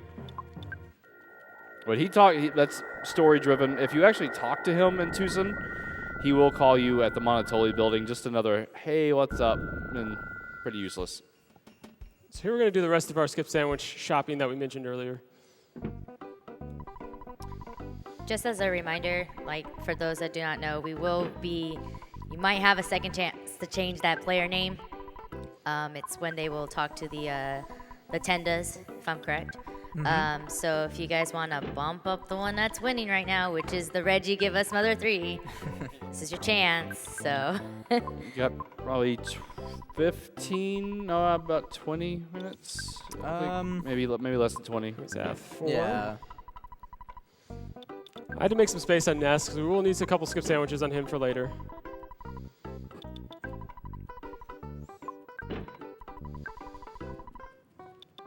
we have a $50 donation from JD99 that says, much love to all the runners and GDQ for this amazing event.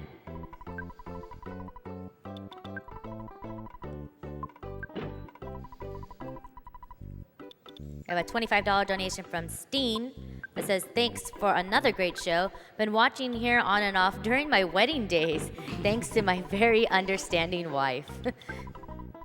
That's a keeper. That's a keeper.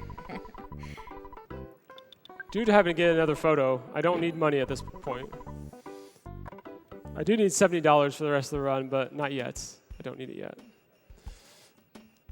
Because there's a photo that will require a lot more money. Yeah. Them kind of despawn a couple of themselves. There we go. Yeah, Nice. Enemies have upgraded both here and in Pond Cave. Ideally, we don't want to touch any of them.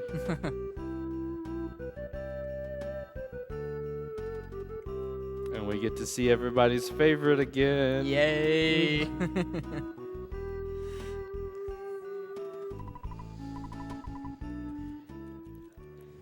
Yay. Tessie. Get those Tessie. MS Paint beasts. Love Tessie. And you should too. Let's look at that little smile. Look at it. Just look at it. Makes you believe in hopes and dreams again.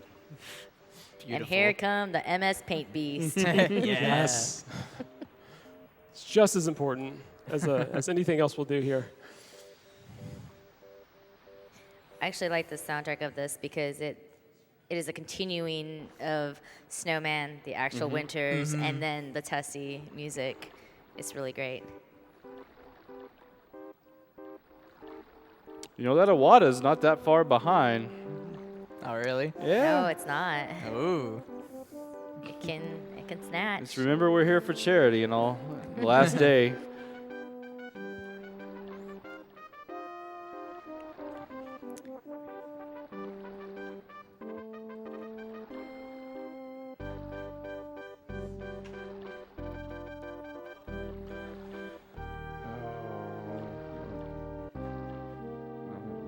But this next place that we're going to is Starman Base, and this really starts to see some of the more technical aspects of the run.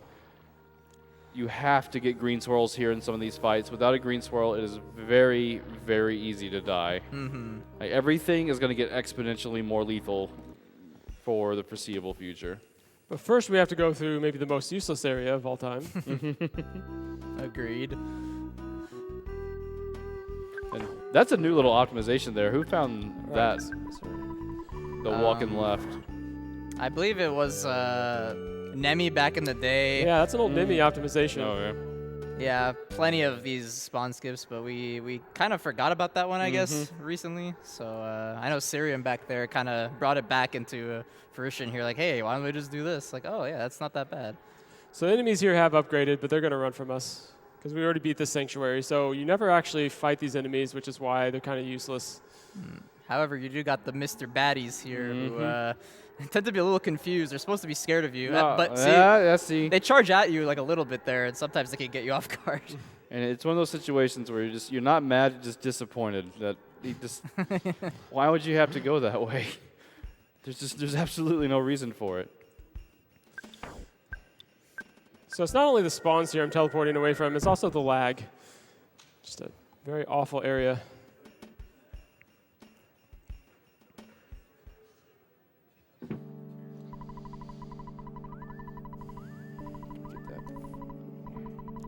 So the way my inventory is set up, this should drop on Jester, which it does. So that's another way I optimize my own inventory personally. Because she is our mule, and that's an item we'll use once and never look at again. Yep. All right, so Starman base time. Start dealing with teleporting enemies. I'm going to wait here. I'm going to wait here for 5 seconds. Because there's a 100% spawn plate below me that will despawn himself if I wait long enough. Or maybe it won't. Once in a while they get stuck up there, so I may be speaking ahead of time here. There we go. And we want him to go away because that is a mook, and we don't want to see them. Just going to remove that.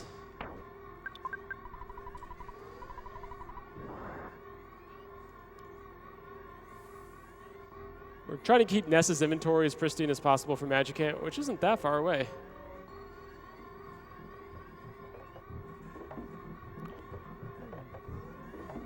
Okay. My goodness. Oh, no! Oh, wow. Oh, man. I disagree with the game's decision there. Melvin, why? All right, so here we have the mook. We want to put to sleep immediately. Because this happens. I thought I was safe. I felt so safe. Yeah, I guess he just moved just a little bit. And that's actually like the best attack he can do.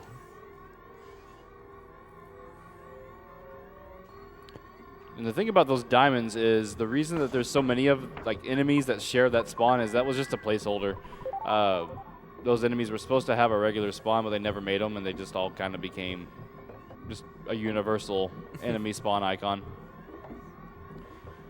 All right, room 1 didn't go too well. Let's see how 2 goes. Good thing is we don't really need Paula for this section.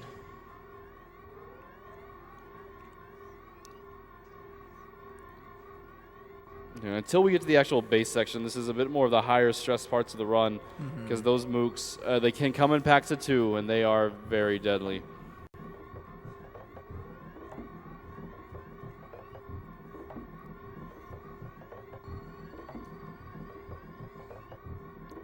No, thank you. The percussion in this song is pretty awesome. Got some bongos in there. Don't think I really associate Starmen and bongos, but So next room will be Heck Room. Yeah, pretty much. It's not what we actually call it, but for the purpose of this run. It has many more names. This one, you're going to get into fights. You just have to get the green swirls. There we go. All right.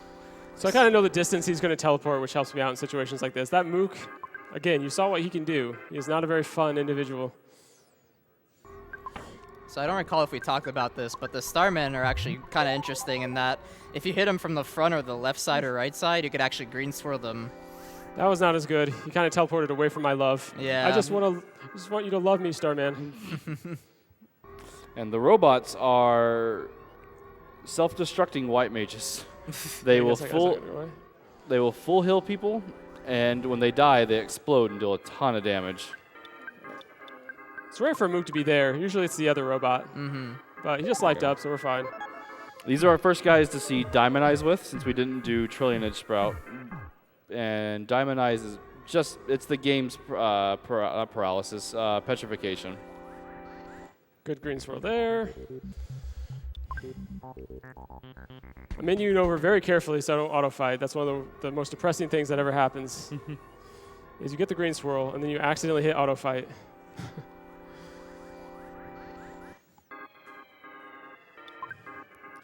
We have a $50 donation from Doom Pants that says, "Greetings from Sweden. Thank you for an amazing event and some truly impressive runs. My son Julian was born last Saturday, and we've been watching the event all week. Hopefully he will grow up to become a speedrunner one day. Fingers crossed." Congratulations. Ooh, whoa. I disagree with the game's decision on that one, The too. game is not participating in our thought process tonight. Now, these guys have the Sword of Kings, which is Pooh's ultimate weapon, which people ask all the time, are you going to get the Sword of Kings? No. Because it is garbage, and it takes forever to get. The game and I are not seeing eye to eye on some of these swirls right now, but that's okay. Yeah, that one was a little weird.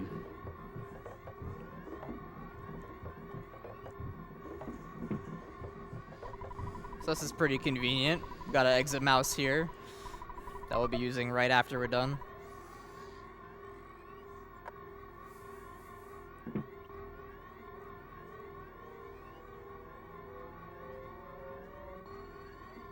Last room here, in terms of fights, it's a bit safer, but it can be very annoying with how many spawns there are.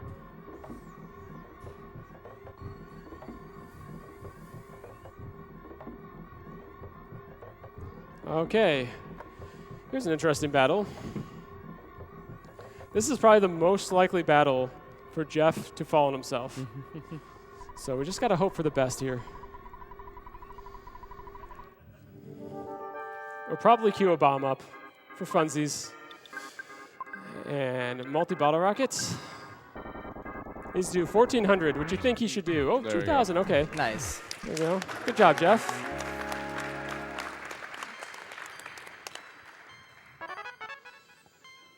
Now, a slight advantage of Paula being dead is Ness is going to get a lot more experience, and would really like it if he's able to get level 53 by the time we get to Gygus.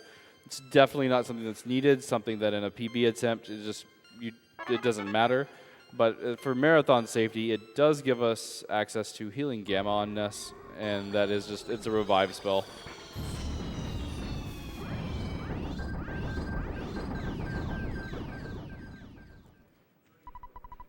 It's actually one of the interesting things that I like about this game, in the sense of that your main character is actually a healer, and it's your second character that's the the main attacker with magic. I think it's Falix that points out that sound effect. That's why I did it. I did it for him. Oh, it's me. Oh, is sorry. It? Yeah. What was it? The sound effect. Oh. Mr. Bear. This is Mr. Bear being very disappointing. He has very low speed. We must be on a good pace for marathons, because Mr. Bear only comes out when you're either on good pace or your spirit's already broken and he wants to just step on the pieces. He never comes out on a mediocre run or something like on the verge.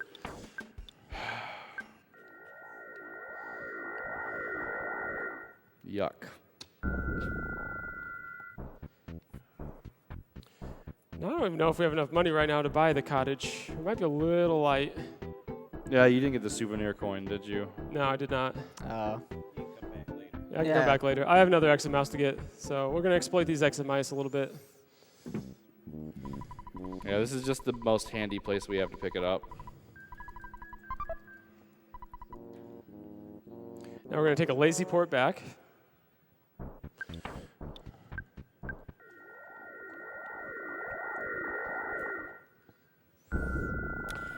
Now, we were told that there was a book of shyness that the Orange Kid had that he gave to Apple Kid.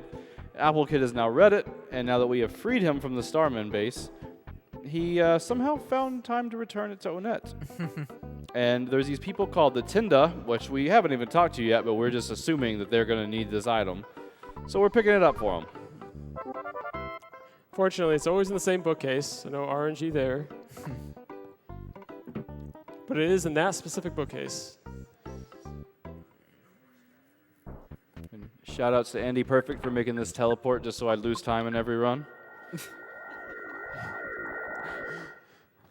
Yeah, fortunately we didn't get any spawns there, but sometimes a nasty little crow can spawn at the very end there and you crash right into it. Or a Franker. Oh yeah, true. Or you can just hit a tree and just, let's be honest here. And we're going to give this to someone else, probably you. And there is a reason why I'm doing my menu the way that I'm doing it here. Whoever has a shyness book gets another key item that they're just going to have to lug around forever. And then we need Ness or Sans to have one extra slot for Dragonite. But this is the last chance for player names, so let's go ahead and get a check on that. From what it looks like, we got it changed, and it's now going to be Iwata. Okay. All right. But first, but wait. It's that time again.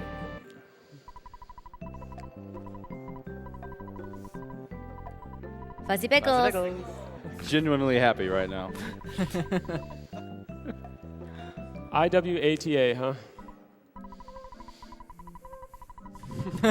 Sorry, Reggie. No Mother 3. His body wasn't ready. All right, so let me know if I do this wrong. Are we good? That is good. All right. I've had a good evening.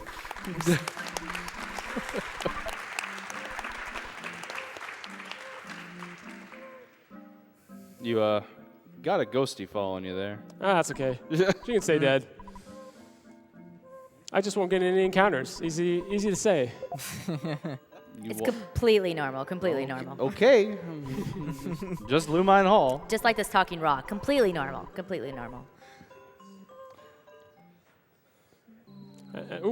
King Fabi. Oh, we're not going to get any encounters tonight, huh? No, of course not. The only one that really matters, so the one we don't want to get into is the Electrospectors here. King Fabi, what are you doing to me? This dungeon is absolutely lethal. I dislike everything about it. But it is our next sanctuary for the first time in a while. Yeah. This first floor is not too bad. We just have the upgraded Fabi's, little EXP balloons. But on the next floor, we have everything that was ever made of nightmares, because everything can kill you down here very quickly. Yeah, so this next room we call the Horseshoe, and recently we've developed some strats that I forget who named it, but it's red light, green light. Oh, it's not recent. People are just catching on to the actual strategy. Yeah. So it's a strategy of how you let these guys despawn themselves if you know where the spawn plates are, essentially. So I'm going to wait here, wait for the spawns. Come around here, wait again. Come over here, kind of start to wait out the left side as well. There we go. Pretty well executed. I do say so myself. Luck. The devils didn't come and get them. That happens to everybody else. Red light, green light, man. Good stuff. Yeah, that was a great horseshoe. Like, these spawns that are down there can kill you very quickly. I don't like that one. I want to be a little bit closer so I can green that first pack if I can, or just get it for free. That's fine too. All right, so I'll take this encounter. Oh. Uh-oh. Oh, whoa. Definitely skipping up. Not risking this. There's no biscuit to risk it for. And the white puff there is an Electrospector. They have Thunder Gamma, and they also have Flash Beta, which are all just very, very bad things that have happened. And with Paula dead, it's not something I want to take on right now.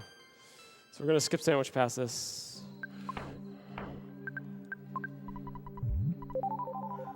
Oh, whoa, don't do this. Don't do this to me. Yikes. Why you do this? There's the rabbit's foot. If you drop it on the ground, all right, so you get sad. Whoa, Melvin got it. Man, my inventory must be a little weird. Whoops. No, I don't want to do that. Morty's got the Tentakraut. Yeah, so I do need to redo my inventory just a tad here. So the rabbit's foot is. See, I guess you're getting it. It's just super broken. It gives you 40 speed. So putting that on Morty here is going to make the multi-ball rockets do some work. We have so much stuff right now. Where did we get all this stuff? Whoop, we just got rid of that. That's fine. Now we're good. And there's our example. At least it wasn't with the rabbit's foot, or this would have been a very long evening.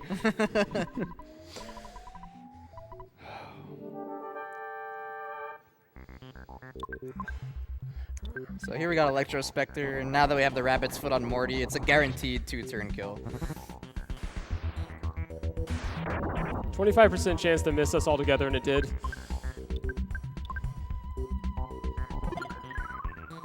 I always thought this boss looked really funky. 'Cause he looks like he's dancing and like just having a good time. And now he's gone.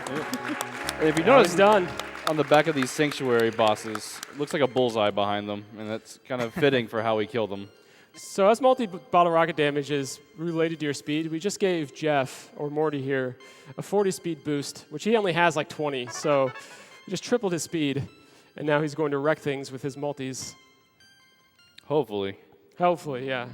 We don't want you people to see why we have a team that's other than Team Jeff.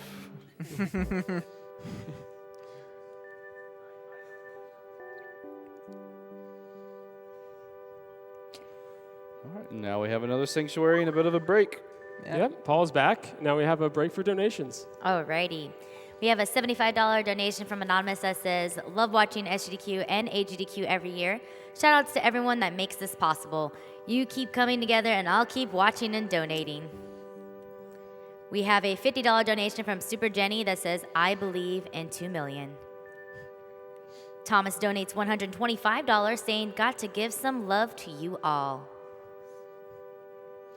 $50 from Shamrock Chic that says, been watching all week and want to add what I can to get that 2 million hype.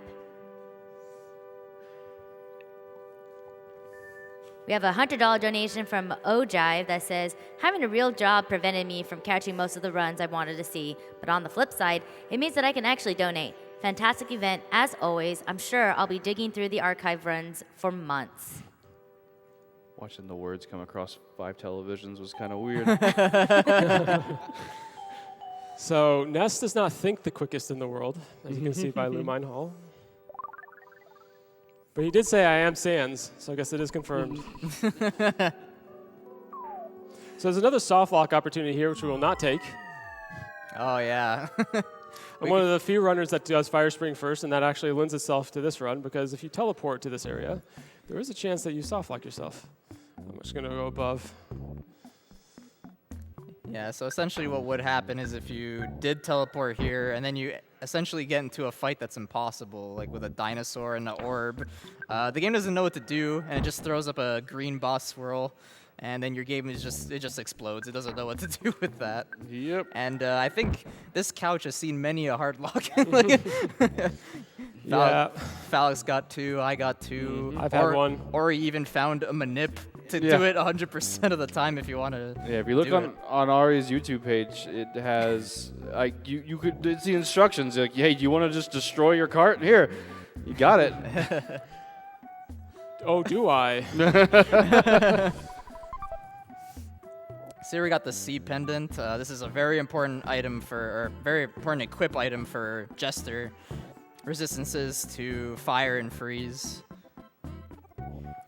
Yeah, both this and the rabbit's foot are 2 of the most powerful items in the game. Come here, dinosaur.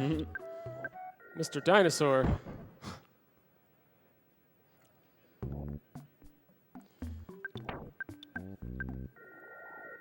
It's actually good to teleport past these for the lag alone.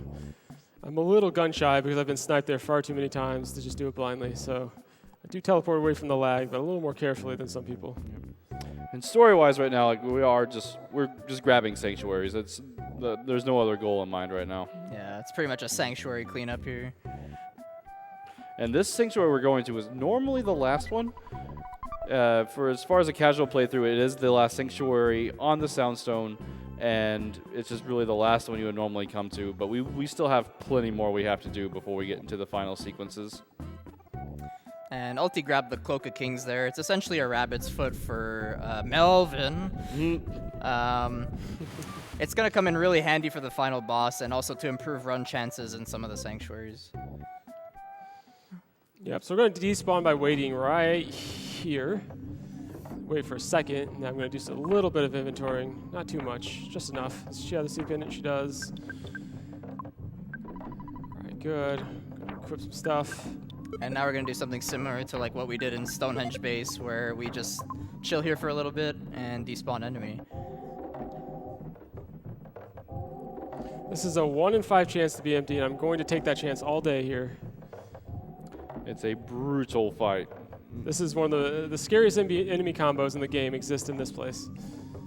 So 20% chance, and we will fight it until it gives it to us.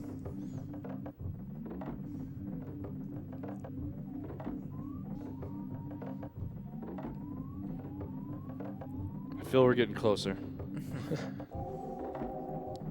Got it on the other side. Mm-hmm.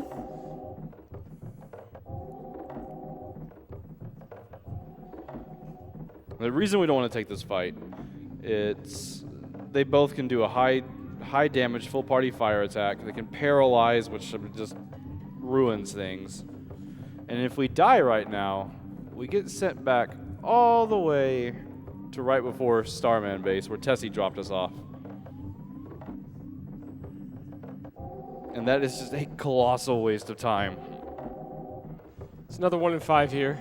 So I'm losing against the odds, but we did it.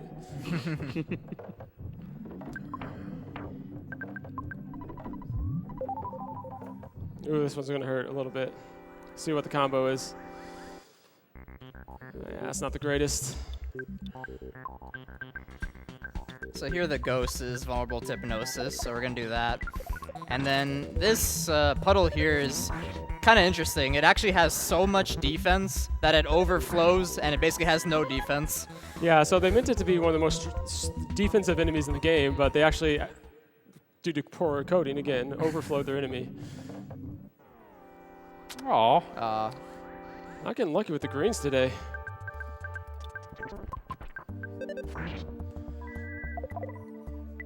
That's okay, weak enemy. Super weak freeze, too. Yeah. This next one's the worst one that we have to go through. You can't really despawn it. You just have to hope your skip sandwich holds out and that you are able to green it. And if not, you just hope you live.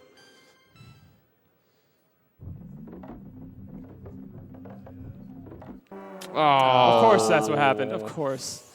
So that's actually the worst case scenario here, because you'll see in a second. All right, single target Ooh, at least. here we go. So we might be doing some healing after this battle. Of course.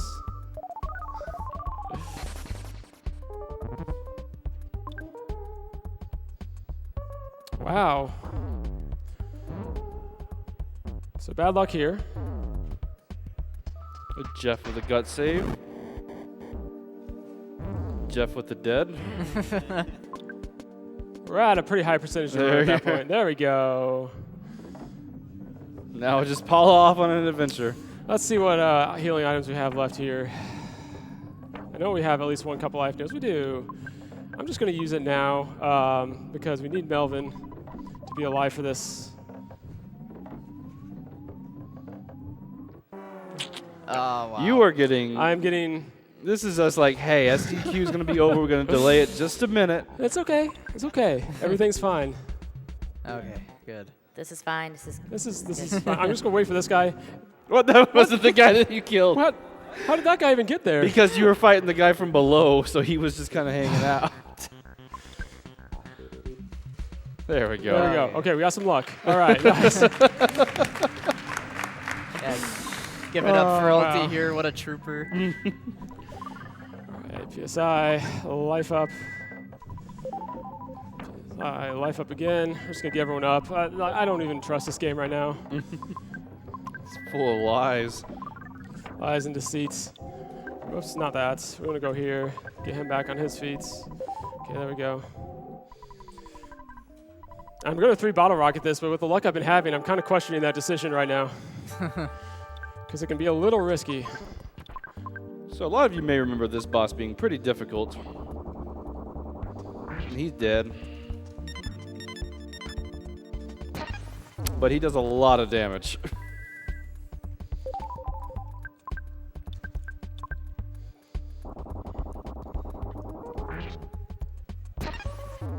So here's the one risky part. Uh-oh. Uh-oh. Uh-oh. Oh, jeez. boy. We'll try it out. Come This on, is a Jeff. Don't fail me. confusion. No, Jeff. Hey! Well, Oh, man. he got what he deserved. And let's see. We actually can't do that. We're going to go back here. We're actually going to use our brain food lunch. This is why we have some safeties. Try to solidify.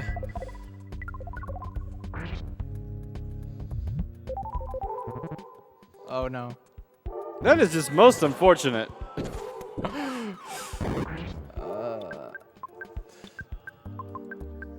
Well, at least we got Carbon Dog down pretty quickly. No solidifies either. This should kill him, I think, if it goes through. Oh man. jeez. That's fine. You do your okay. shield all day, buddy. Yeah. Oh, There we go. right.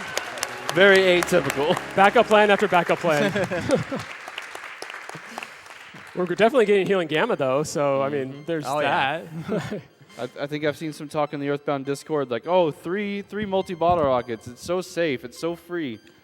I think you were part of that. That's the first time it's ever gone wrong, but, you know, if it's going to happen, it's going to happen here.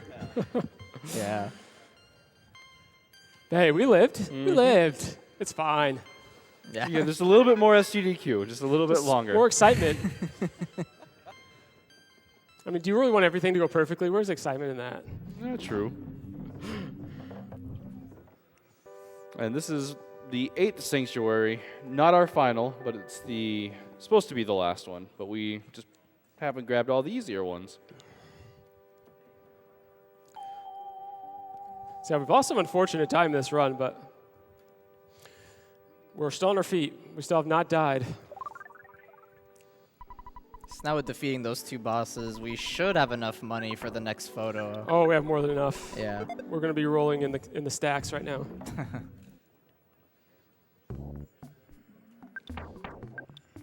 No enemies Getting blocking your inputs. path. Yep, that's what's good. Sometimes you can have a dinosaur sitting right there, and they don't like to go away. So we're going to go get some cash money.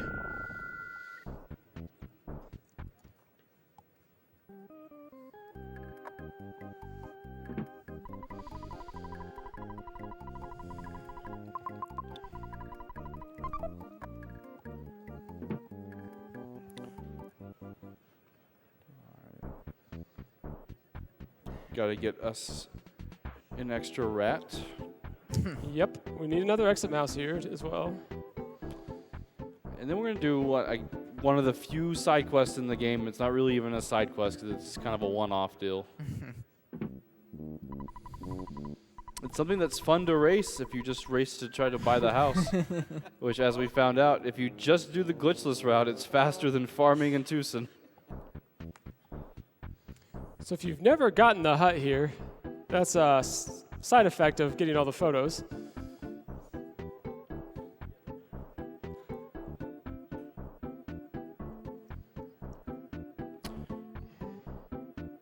And this is pretty much the ideal beach vacation house. It has everything you'd want. If you're someone who likes to buy property in video games, this is for you. It's totally worth the money. Has an ocean view. And there's a questionable magazine behind the bookshelf. And just a strange man falling from the ceiling.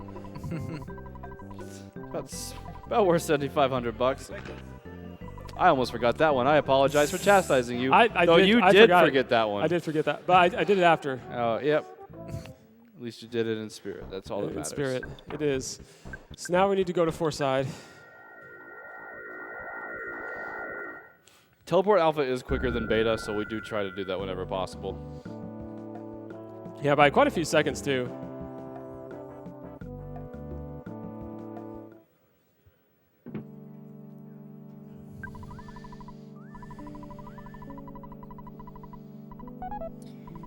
We have a $15 donation from Anonymous that says, "Thanks to all the runners and SGDQ staff for another great week of runs." Well, we just spent about that on this museum. Mm-hmm.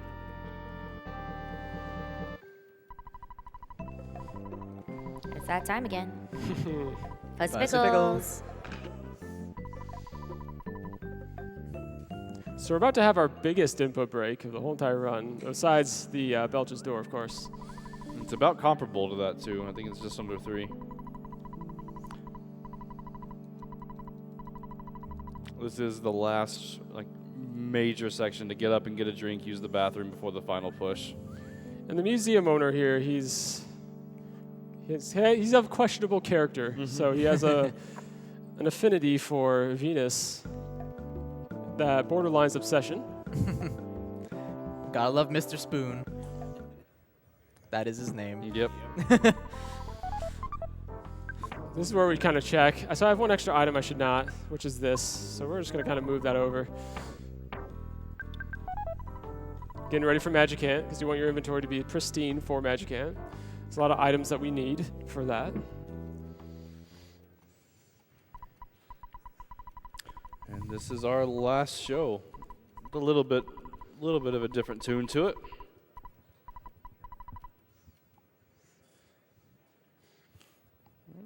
All right, so we have a $4,000 donation from Henry. Wow.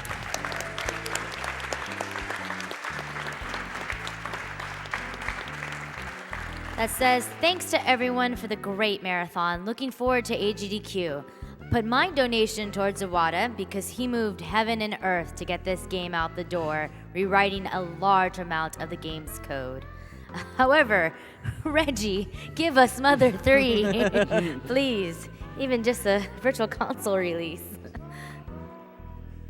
Maybe. We can only hope."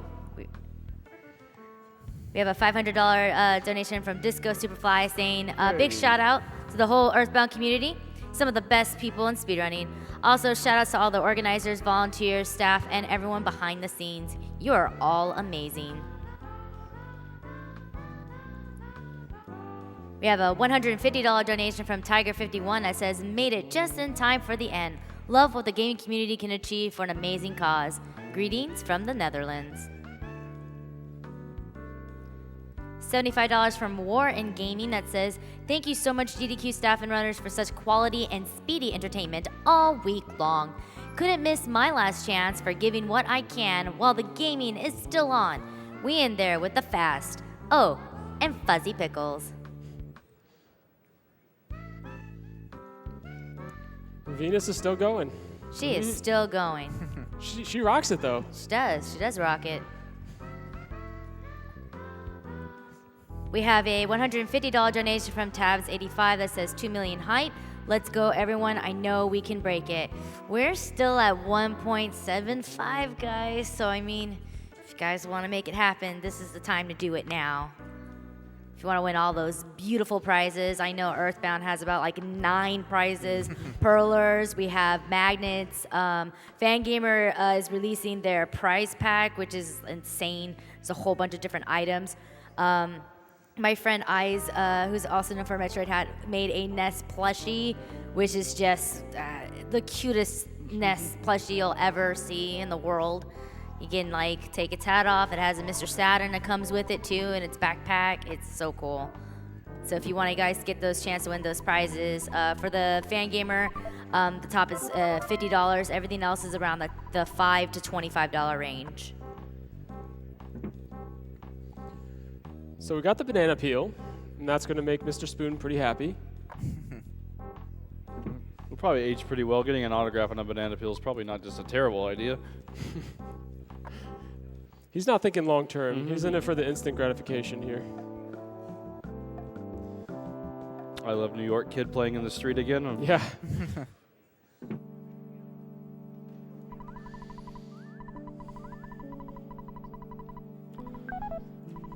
So we're now backtracking to sanctuaries that are technically weaker than the Kraken that we fought in Summers.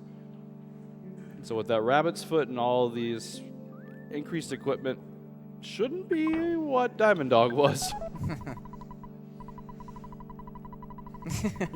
Now, everyone will talk to this guy at least once without giving him the banana a second time. It happens to everybody. Overmashing and wrong menuing is real in this game. So let's see what we got. Sometimes it's hard just to get in here to play. Yeah, so the series here are kind of annoying because you can't teleport in sanctuaries, so you kind of have to walk this one out. Fortunately, it doesn't do damage, but you really have to pay attention to the right side of your screen to be sure that there are no enemies. You have to turn left as soon as you feel lag or if you see it. Wow, this guy. I think this happened in practice too. It's pretty rare. You want to, when you get to the screen transitions, you do want to get up and go out. It saves just a little bit of time.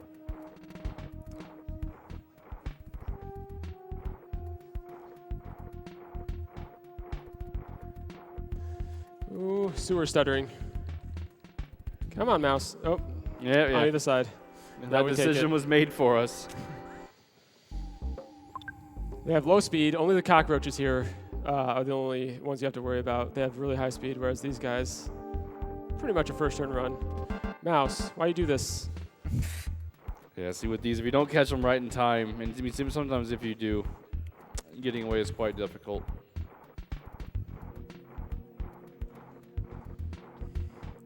It's one of those splits where you should never lose time, but somehow you always manage to.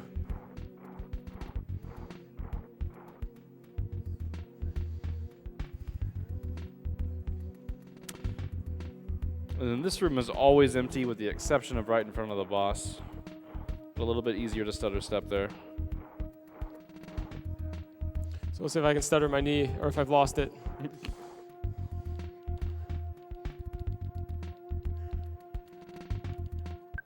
Nice. Okay, Jeff, are you going to do the thing this time? This boss is my favorite. I just love the look. There he is.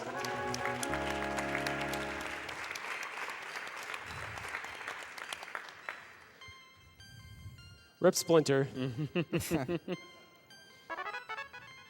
He has the most obvious bullseye from the sign there. I really feel like they meant for you to do it this way.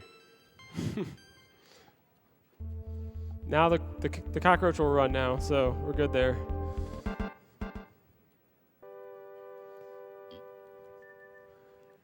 If you forget your exit mouse here, you have a very long trudge.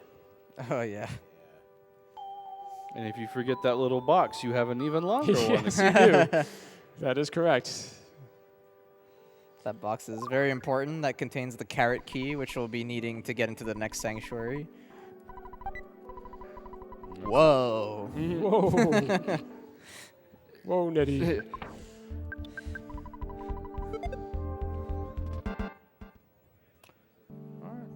Now it's back to DeLong for a short bit of wonderful music.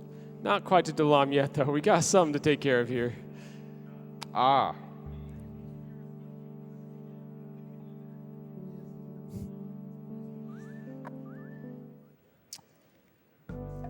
There we It's go. that time again. This trigger only spawns after you beat that area. Get ready, guys. Fuzzy Fuzzy Pickles. Beautiful. All right, Delam.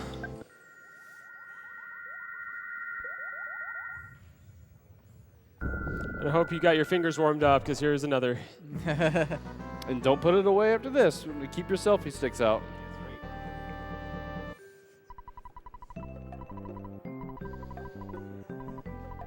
Fuzzy Pickles. We are actually closing in on Yep. 4 or 5 left.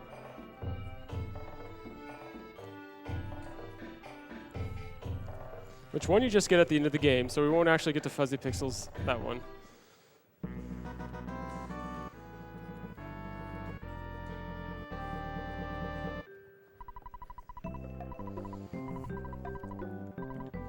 Fuzzy Pickles. So I'm kind of offended that I used up my brain food lunch. So I'm just going to grab another here. Just in case I need it versus Gygus later. Yeah, those are very nice safety items, and I believe you can buy them somewhere. Yeah, there is a house somewhere in this area. I think it's that one.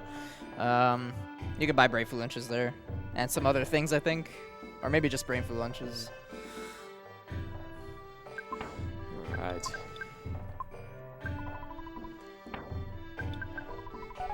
So when we menu here, we're actually fighting menu lag. So we're doing things in kind of the rhythm we have to not have inputs eaten. And, oh, green. Wow. What a gift. Yeah. So sometimes it looks like we're menuing slow, when really we just know the lag that we're up against, and we don't want to have inputs eaten. Now, the enemies here are like 3 dungeons old, so we should be running from them, especially with the Rabbit's Foot. Well, with the Poo Cape, or the Melbourne Cape in this case, I have a 20% higher chance to run than if you do not have it. So that's one of the reasons why I do get it. But you can still fail these runs. Whoops.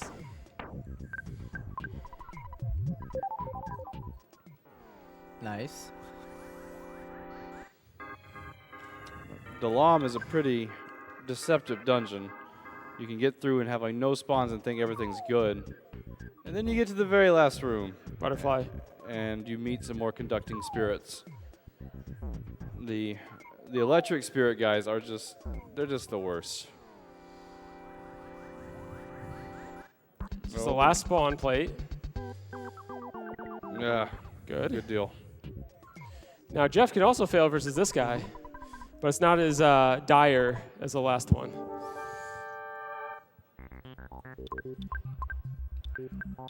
He needs to do 2,100 damage. There we go.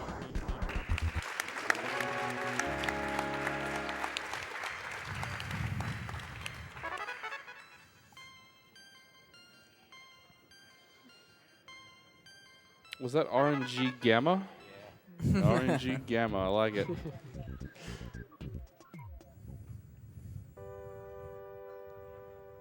Now walking out of this place can be fun. If you do it ideally, you save anywhere from 3 to 5 seconds, but enemies can also decide to kamikaze, in which case you lose time.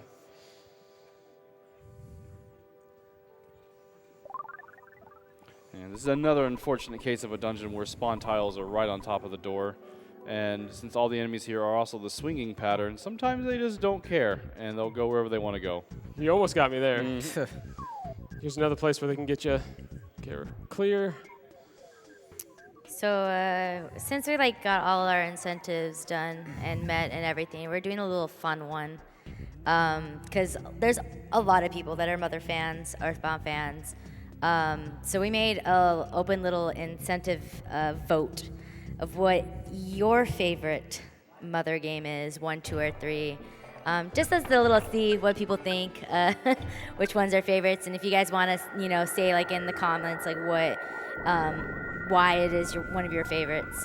This one actually does have to be probably one of my favorites, Mother 2. It's the one I grew up with first and foremost. I played it as a kid. I've loved it, enjoyed it. I had the actual game with the huge the guide and the little, mock pizza smelling little for your car, and it's really cool.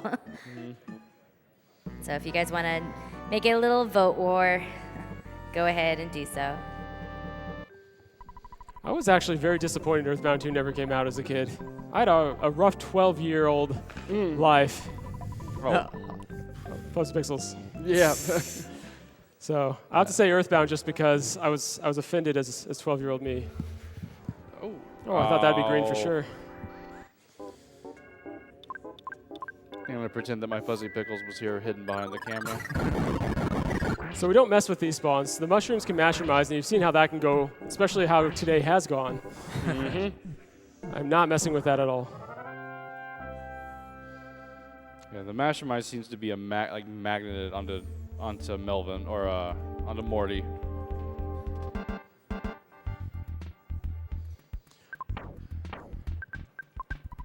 These all have a very small chance to aggro. Those are 50%, these guys, but everything else is 25% to actually aggro me. So with any luck, you don't get into any of these encounters. But 2 Ran Boobs, I'll definitely run from. And that's their name. Their name are Ran Boobs. Green somehow. Don't ask questions. Accept it. Yeah, at least one that worked in your favor this time. Yeah, at least. Instead of a face-to-face red swirl again.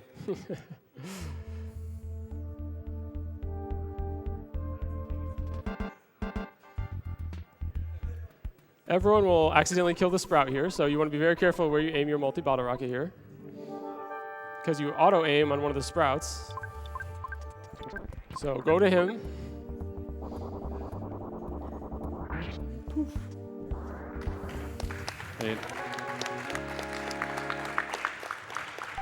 Hey! That's actually the 3rd run in a row. It's a 1 in 64 chance I've got 3 runs in a row now. Which you would not think is possible. Just lucky like that. And that guy, you're supposed to fight him after Belch's base, but he is a nightmare. He's a huge step up in difficulty. The dungeon's a big step up in difficulty from Belch's base. You have poison, diamond eyes, just a lot of status effects you don't want to deal with.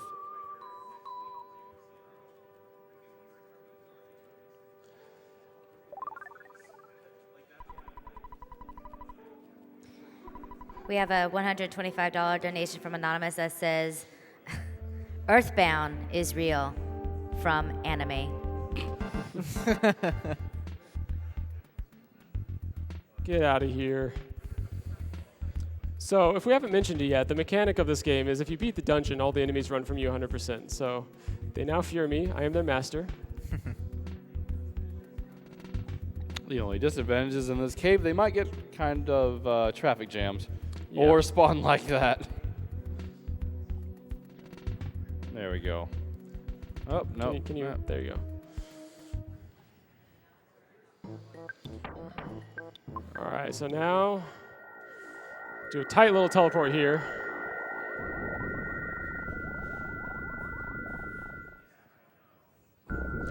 We can use our extra skip sandwiches here. I think we have 2 extras. I'm gonna have to check. We definitely don't have 3. But I like to say 4 for Cave of the Past because there are some very hungry robots coming up that can steal your skip sandwiches. If you want to know about that, just ask Valix. He's lost records to it. Yeah. You come in and just think, man, I'm a couple of minutes ahead. I got this. And then Mr. Octobot says, nah, we're going to change that real quick and take all the sandwiches, and you have to walk in complete slow mode through the entire final dungeon. It happens, unfortunately.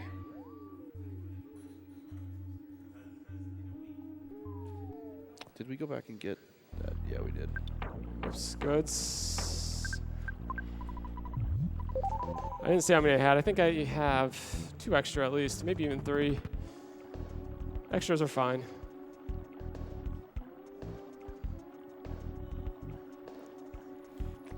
And now the reason that we're coming back here and doing all this backtracking is contrary to prior belief.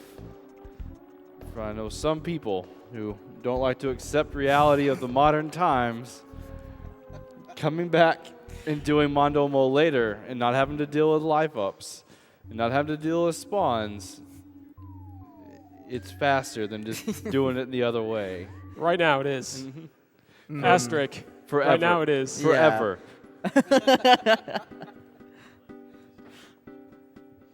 I think we just need to make that deal and accept it. Oops, I did again.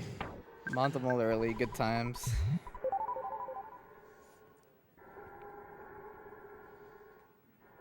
So we get to see the rest of this dungeon that we didn't see whenever we came in. Just got the Great Charm. We're already ready for Magicant. There's no reason not to be, because we don't have any spare big bottle rockets with the mid-game we had, of course. So we're going to auto-fight the final boss here. Should be 1 or 2 rounds.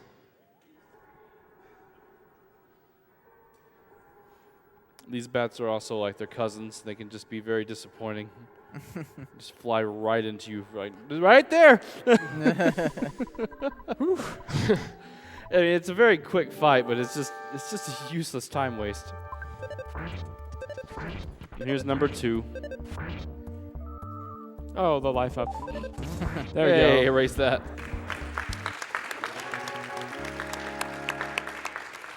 There you go. All the sanctuaries are done. I'm going to check just to make sure we don't need any mishaps here. So we got our 3 super bombs. We got the skip sandwiches. We got 1 bag, 2 bags. And yeah, Night Pendant, we're good. And Rabbit's Foot's equipped. So we kept good track of our inventory, but I had to make sure. Mm-hmm. You don't want to forget items here. Yeah, if you forget anything, I mean, you're in the long haul without it. The game doesn't give you a check and say, hey, maybe you should be prepared. It just, I mean, it really sneaks it up on you. And input break. Yeah, this is our last, like, really extended input break of the run. All right, so we have a $25 donation from Lavakian that says, putting us towards Mother is the best of the series for 2 reasons. The amazing vocal soundtrack that I was surprised to find the guys who ran Earthbound Zero at RPG Limit Break didn't know about, and the dance between Ninten and Anna at the very end of the game. Yeah, for those who do not know, the soundtrack to Mother 1 is amazing, and one of the reasons why I always thought it was interesting is that it's all in English. It's no Japanese whatsoever. It's actually all English. They got like an actual choir to do some of the singing, so it's kind of interesting. Really good soundtrack to listen to. We have a $50 donation from Betas that says, thanks to all the runners. Sadly missed a lot of runs, but I surely can say you rock. Keep up the good work, guys, and girls, of course. We have a $150 donation from Moon Downer that says, enjoying the runs while deployed. Almost done with my tour, and this is a great way to relax while getting off work. Here's hoping for that custom PC. We have a $150 donation from Kyle that says, great GDQ this summer. Didn't get to watch as much as I had hoped, but exciting nonetheless. Can't wait till January to do it all again. Muffin Mark donates $50 saying, one last donation in before it's over. Looking forward to AGDQ 2018 since I'll be able to take the week off to watch the whole thing. Lucky. Muppet donates $150 saying, love the event and happy I can finally donate. Lloyd, 13, donates $100. Thank you for the amazing week of fun. Each event gets better and better. I will continue to keep my streak of donating alive. I look forward every 6 months for the week of fun I know I will get. Thank you again to all of the runners and staff.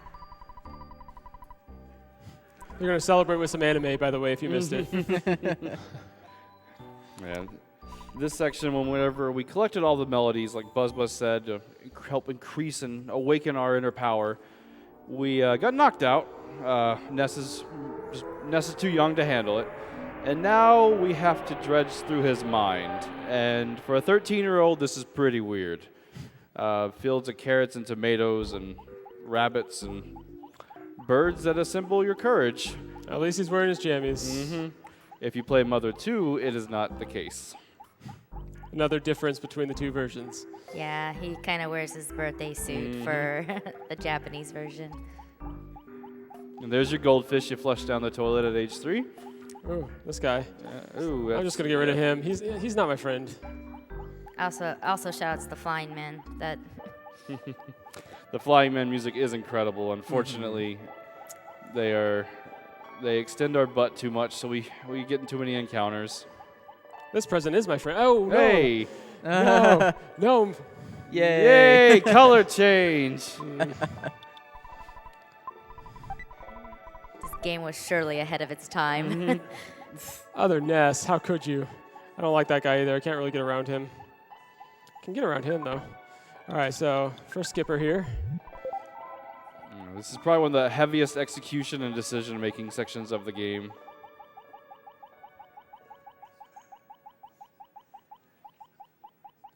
Nice. Oh, another one, though. Oh. I'm going to blame the weird tile set. Sends a greeting. Oh, hello. And a 1 in 4 hits. Nice. These guys in particular have a lot of speed, so it's not surprising he got an attack off.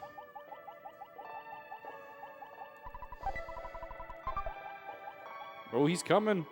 Don't do it. Don't do it, buddy. Don't do it. No, don't you dare. Do I still have the skip sandwich on? It might have actually worn off. I think your skip died. Sometimes it's hard to tell with the lag. Ooh, hi, Dad. Oh, hi, Dad. We're inside of our own mind right now. He's breaking physics right now. All right, so second skip. Skip sandwiches do not stack. That's why I'm very concerned with it. Man, what is up with these guys? Yeah, Not this getting a good RNG here either. very unfortunate spawns. But hey, they're only joining in small groups, so that's fine at least.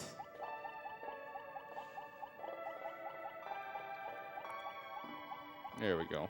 There's a good one.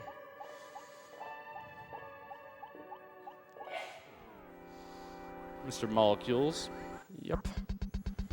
By the number that join, you can kind of tell what it is. Not dangerous, just a time waste.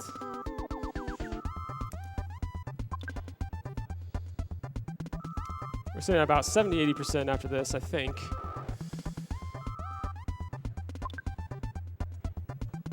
There we go.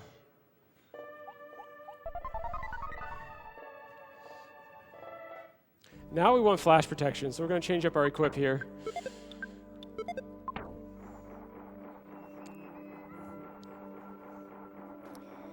We have a $5 donation from Rabid Biscuit that says, though I never completed any of the Mother games, Mother 3 is the one I've spent the most time on, and it's near and dear to me. I love the electric mind of a toy.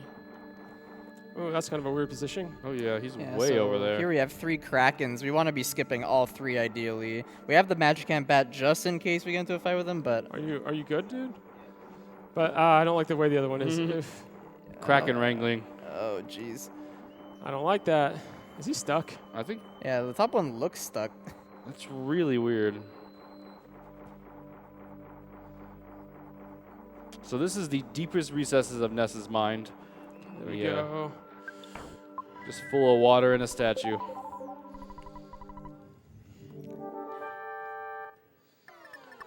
Now we got Sans' Nightmare. Kind of Flare Light. explain it after we're done, just because Ultimo may have to make some on-the-fly decisions here. Okay, this is not bad so far though. One more. Oh, very low hit there. One more bomb should do it.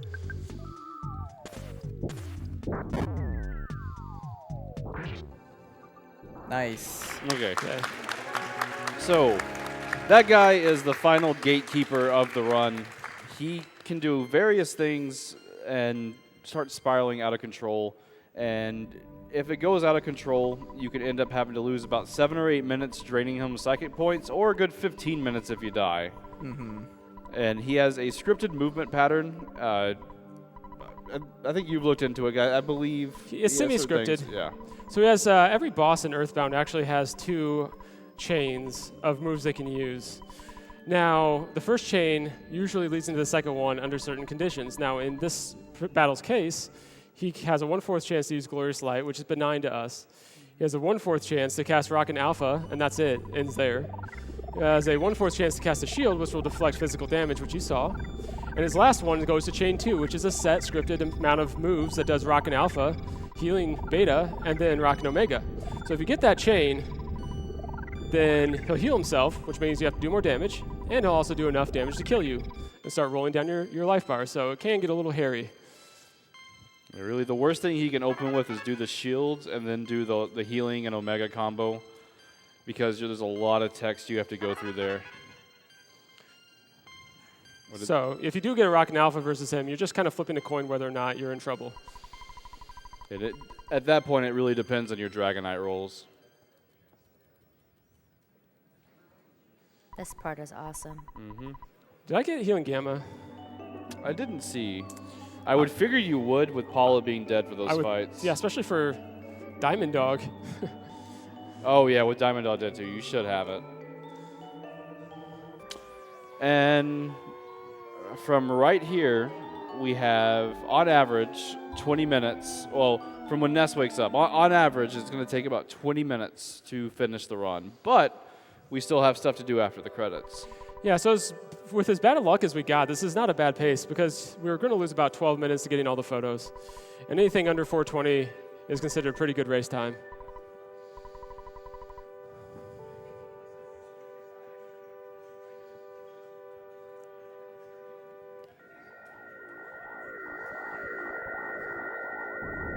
We have a $25 donation from K-Ness that says, had to donate at the last second during Earthbound Mother 2 since Ness is my actual name.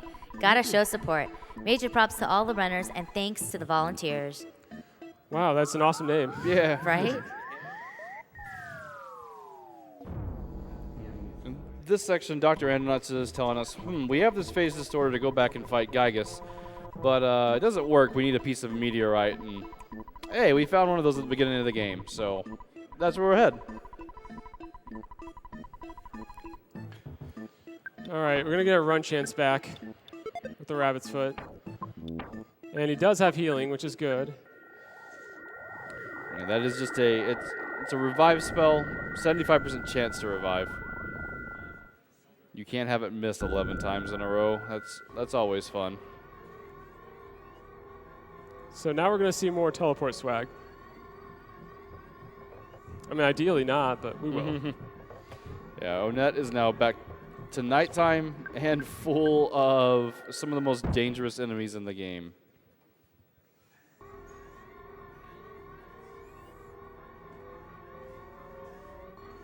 Oof. Ooh, that's a... That's okay. I'd rather cut it short than run into an enemy. One more. Maybe not.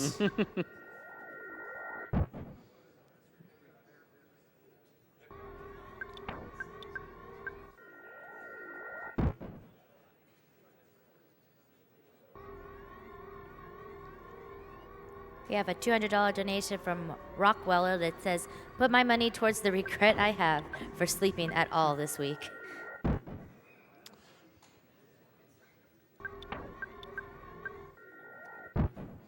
Okay, we should be pretty safe now. There could be ones above me, but we're just trying to avoid the encounters here. Yeah. The enemies there, two of the new ones that we have. One is the Ghost of Starman, which we'll probably see some of later. But also, what is the eyes with legs? What are those? Evil Eye. I think it's called that. That's called Evil Eye? I think so. Those guys have really nasty attacks. Fortunately, some of the enemies in Cave of the Past, which is the final area we're coming up on, really mundane, but there are some that you give them a couple of turns and you're going to head back to your save point.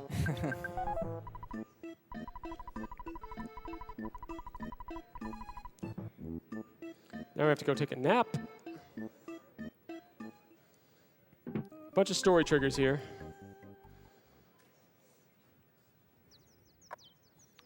So here, learn that we're going to have to go back in time. We may not be able to come back, but Dr. Ananas is just making sure that we're prepared, ready to go, and good for the final fight. We're going to get a couple more donations before we get in the last dungeon. No problem.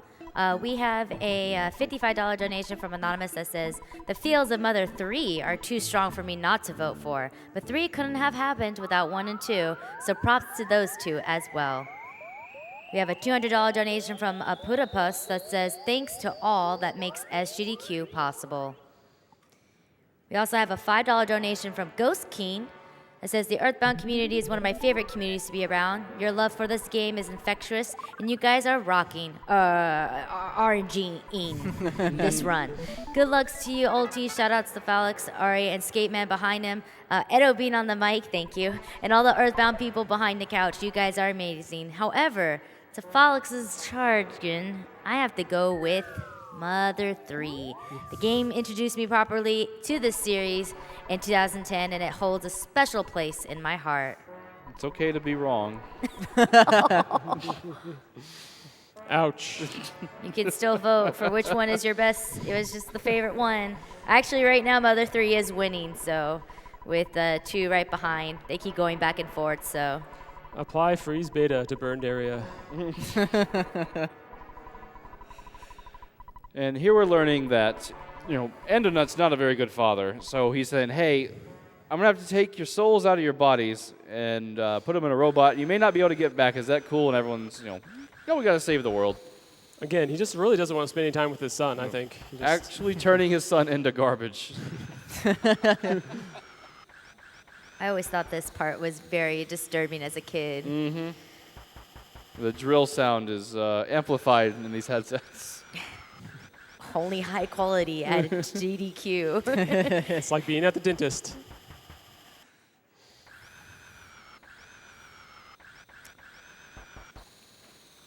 We have a $150 donation from Anonymous that says, Fuzzy Pickles.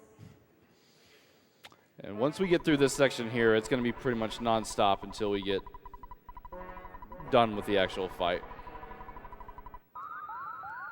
And Dr. Andon is there telling us, hey, I'm proud of you for going back in time, son. I'm finally rid of you. And good luck.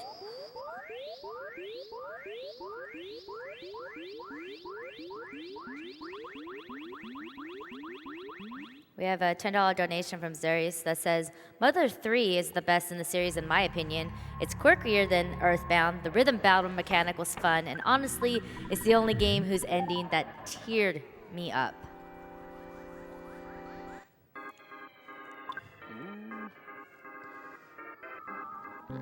Okay. These guys have a flash beta that... Okay. Come on, let me go. I want to go fast. So here we're in Cave of the Past. We want to be running away from everything as soon as possible, or preferably getting some green swirls too. Uh-oh. Oh, here we go. There's chance for Star Party. Oh, here we go. Black Mage, White Mage party. So we call this a Star Party, so...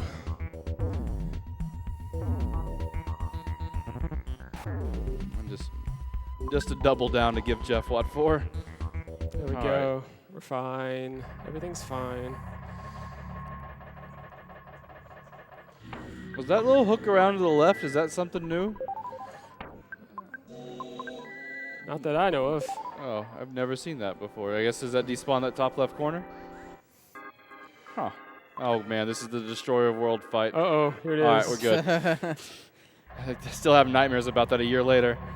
Yeah, that Octobot there has a chance to steal your skip sandwiches away, which Phalix knows about very well. And here he is again. Oh, jeez. The Destroyer of Worlds. Yes.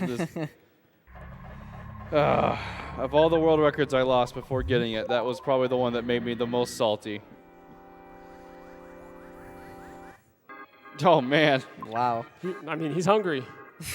Uh-oh. Here we go. Will he do it? All right. Okay. Uh-oh, here we go again. These shamblers do not want to catch Flash. Oh my goodness. They want to make sure they're protected. Wow, that's incredible. Again. Wow. Okay, there now it is. All right, not bad. That's like the best situation. We're sitting at like 80% chance to run or so. So there you go. There it is. And that chest is the third highest damage bat in the game, second highest damage bat in the game. Yeah. But the Gutsy bat, which is a drop off Kraken's up here, is much better.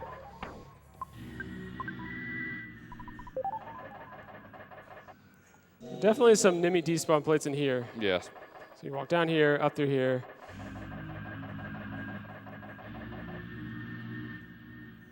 And the last cave. This one can be awful, depending on the combos you get. Now, you get 2 tries to run away from this guy before he's awful. And this is a red mage and white mage fight. You have a healer and a buffer that can also do a lot of damage. And there we go. Ruh-roh. But we're at a pretty high chance to run right now already. Like I said, I'm pretty excited to hear Pokemon's business on these headsets. Oh, yeah. Like, I've been waiting 4 hours for this.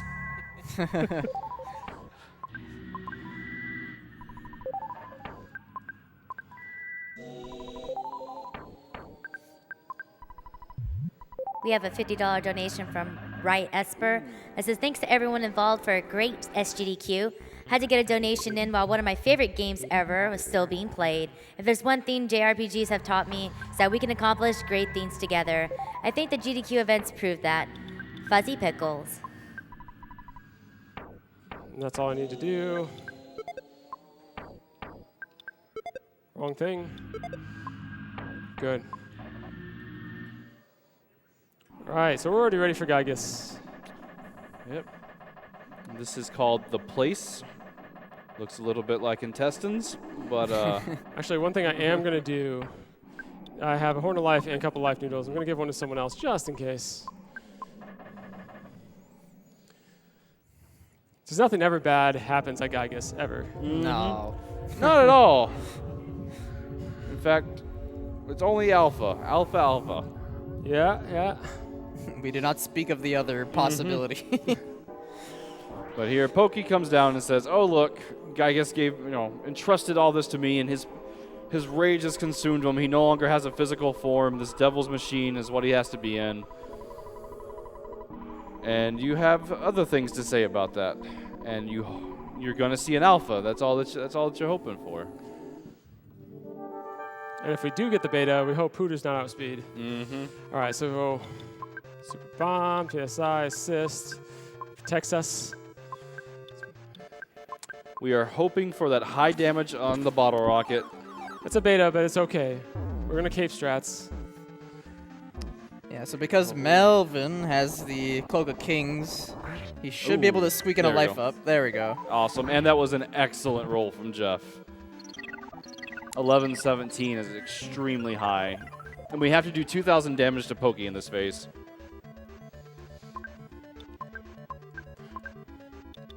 I may not get to hear much of this song, Ultimo. Going too fast.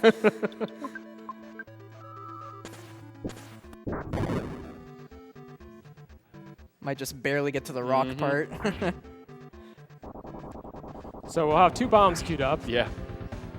for phase 2. Very nice. Phase 1. Yeah, that was a really, really good phase 1.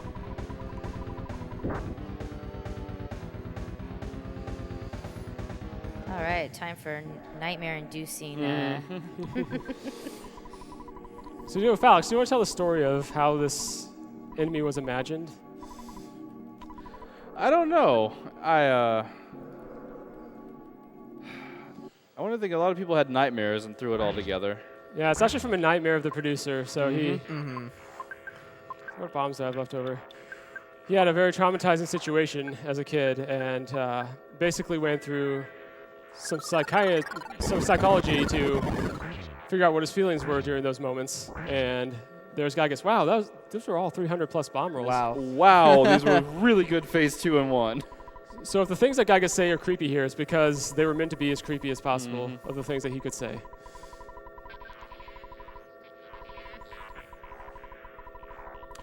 Well, that was the last lethal phase. We actually can't die now unless at an odds of, as Ari put it, lottery ticket, buying. Yeah, better off getting a Powerball ticket because it's just not going to happen. Because right now...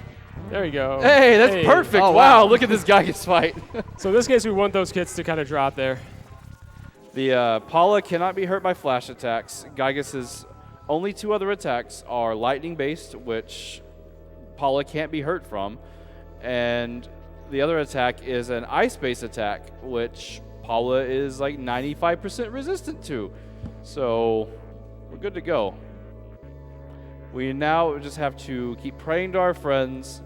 And this is really, really interesting watching casual streams. If you see people, they will get into this fight and come back and back and back and get really, really salty. And just think, I have done everything. I have done thousands upon thousands of damage to this guy, and he will not die. And no one gets it spoiled to him. And you're just, you're a diligent chat viewer following the rules of not spoiling. And finally, one day, they hit prey. They have nothing left, and they realize, oh, that's what I had to do.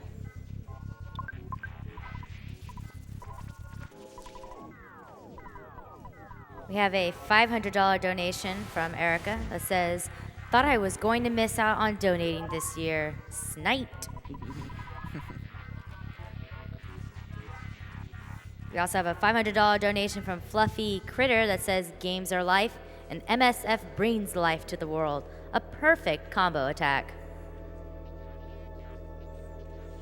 So don't forget after this, we still have an incentive left to do. It's a tradition in the Earthbound community when you get a personal best. And thanks to the donations from people at home, we'll be doing it here after we finish Gygus. Which will be in just a few minutes. This was a spectacular Gygus fight. Probably the best of my life, to be honest. I'll never get this in an actual PB attempt, I promise you that. I mean, that was 2-turn phase 1, and then what was that, a 1-turn phase? Yeah, they queued up 300 bombs, and I didn't even have to menu. It was insane. He has 2,000 HP in both phase 1 and phase 2, and we just wrecked the 2,000 he had in phase 2, tore it apart.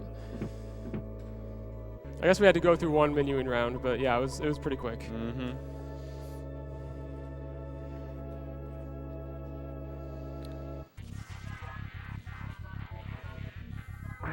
Sans, what are you hanging on to?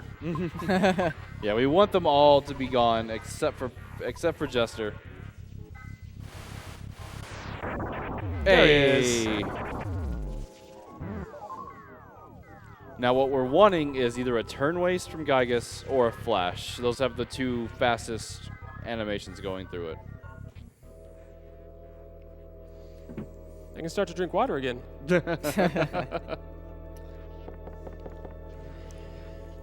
We have a $100 donation from QPaw219 that says, I'm playing through this game for the first time this summer, and this run is giving me more inspiration to get through it. Thanks for everything, GDQ cast and crew.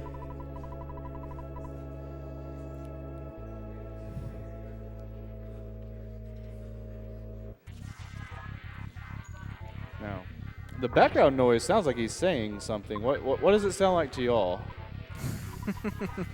Because I'm sure all these folks have never heard it before.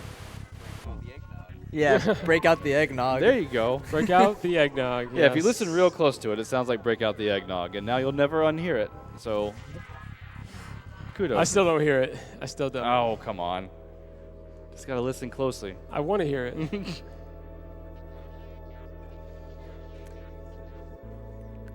There it is. We have a $10 donation from Nilo that says, excellent work again by the SGDQ crew and runners. Thanks to all involved. Warms my heart to see the gaming community come together for a great cause.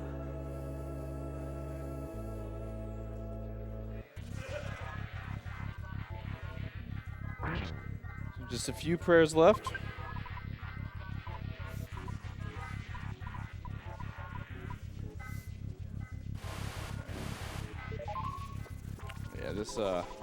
Yeah, this is a crazy Gygus fight. Yeah, I'm trying not to think about how good this Gygus fight is. That's our old buddy Frank. That might be his family. I don't know. Mm-hmm. Lot of blonde folks in Onett. Stopping in for some hamburgers, $14 burgers.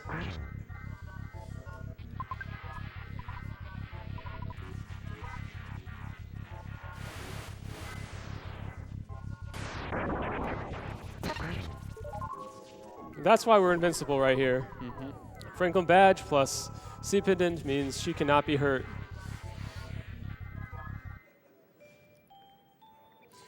So at this point, we're at about a minute left in the run, so prepare to split. Yeah, time is coming up. Time is basically going to be when Paula fires off the last prayer, which we'll let you know when that happens. There's 2 more prayers left. And the game does a very neat way of doing this. With twice we put in the player name, and if you're doing a longer casual run, you kind of forget that you did this, or maybe you remember it, but you kind of on the back of your mind, like, what was this for? And now you're getting to the end of your rope. You've prayed to everybody. He's still there, and you're still got to reach out to somebody. Empty turn. And it's got to reach out to the one person left that can actually do something about it. If this is another empty turn, this is like the most legendary Gygus fight I've ever seen. One last prayer. Wait for it.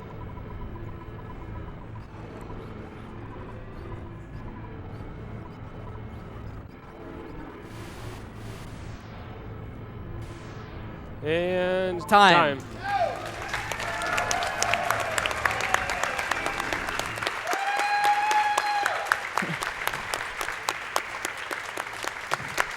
Give it up for UltimoIce, everybody. Hey. Great run, Ultimo. Especially that Gygus was insane.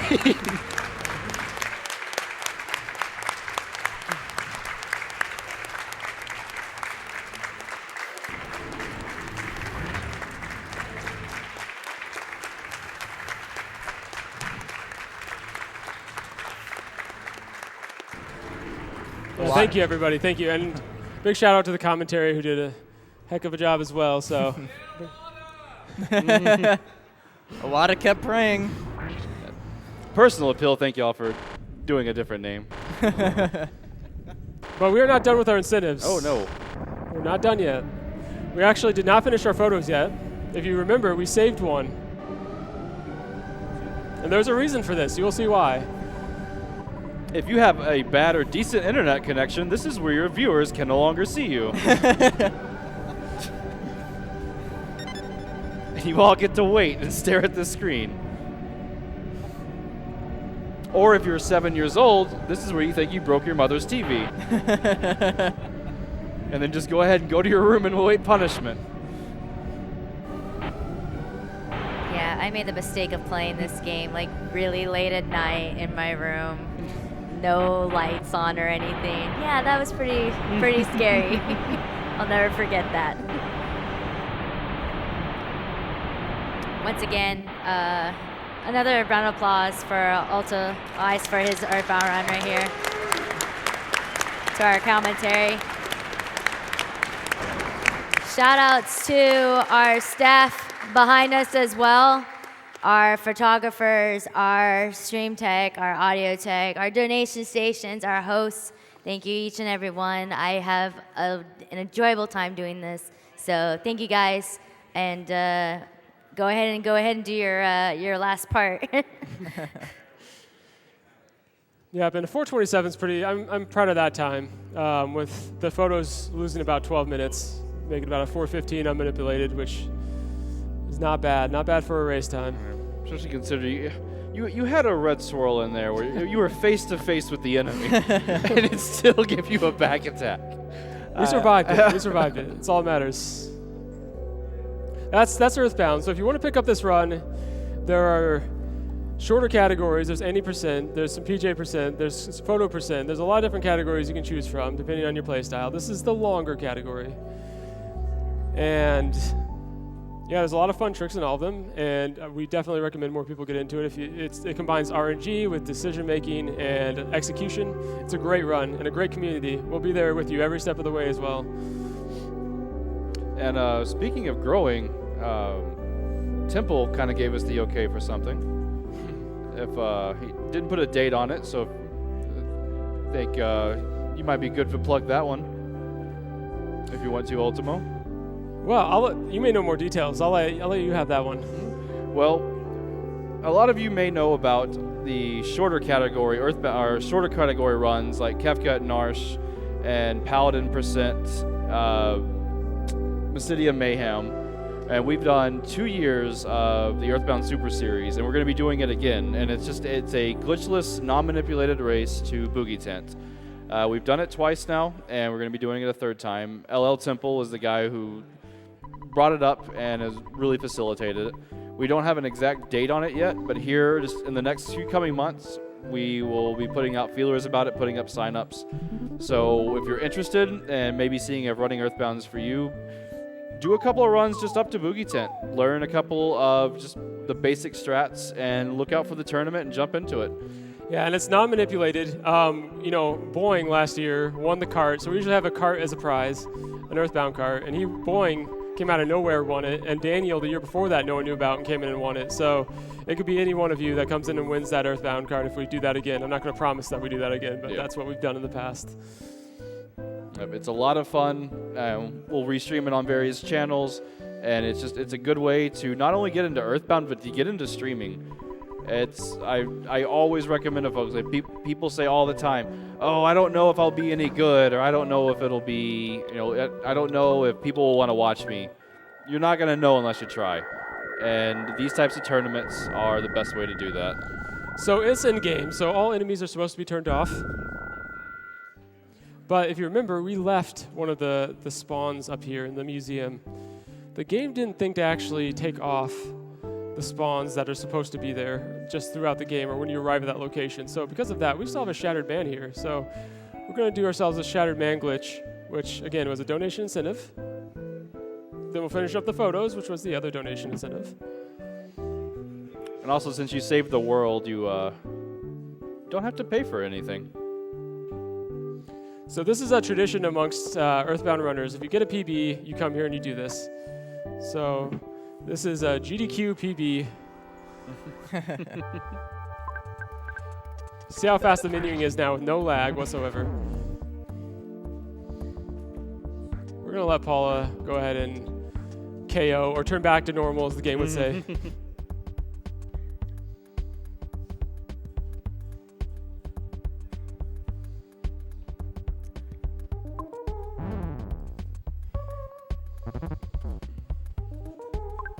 Takes a little bit longer to kill Ness. He's a little beefier. Yeah. We have a $200 donation from Anonymous that says, thoroughly enjoyed every GDQ. Keep it up. Are you gut saving, Ness? Be honest with me. Just hanging on that little extra There he thread is. for There GDQ we to go. keep on going. Don't want it to end. So now we wait. We play the waiting game. And get ready for the game to freak out. Because you're not supposed to die post-game. And this is actually what happens when we had mentioned with Ness's Nightmare, if we die there. It's the same scenario, except there's not a 25-second walk through various zigzagging corners to fix it. This one is a very easy just hold left situation.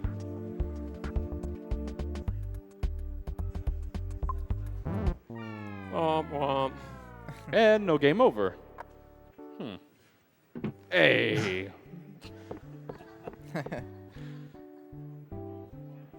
So yeah, the game's a little bit confused right now. You have both Sans and Jester as ghosts, and the palette is all messed up. But once we get out of here, it'll be fixed. Or will it? I wouldn't call this fixed. Yeah, I mean, just the palette anyway. So now we can get that final photo. We're missing one photo. Two photos. The other one's at the house. Yeah. That was that fuzzy pick. That was that pickle stand I had reminded you about, Nonette. There we go. I All can right, take guys. pictures as ghosts. Fuzzy Pickles. Fuzzy pickles. I love So the there's cat. one. Now, we can actually teleport. We can't use magic because we're dead, so we're going to have to go heal at the hospital.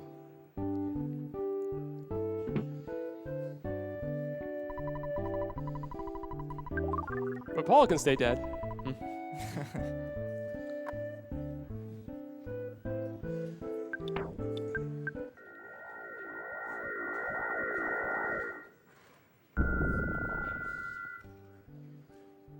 And this is the home stretch for SGDQ Games, walking back home to watch the photo album. And all the photos will play, so it's kind of the coup de grace, is that all 32 will be there. And if there's not, and you count wrong, or there's not enough photos, blame Ori. Sad Komodo. All right, guys. Do this all together. Remember, Fuzzy Fuzzy Pickles.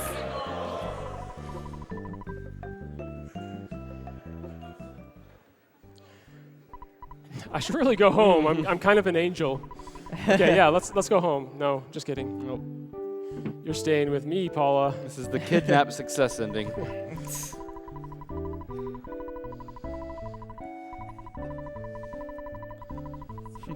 like, Ness, you seem to have a dead girl with you. Well, it didn't work out. We're not all heroes. She'll be okay. There she is. Hey! She's back. Great work, Ultimo. That was a good run.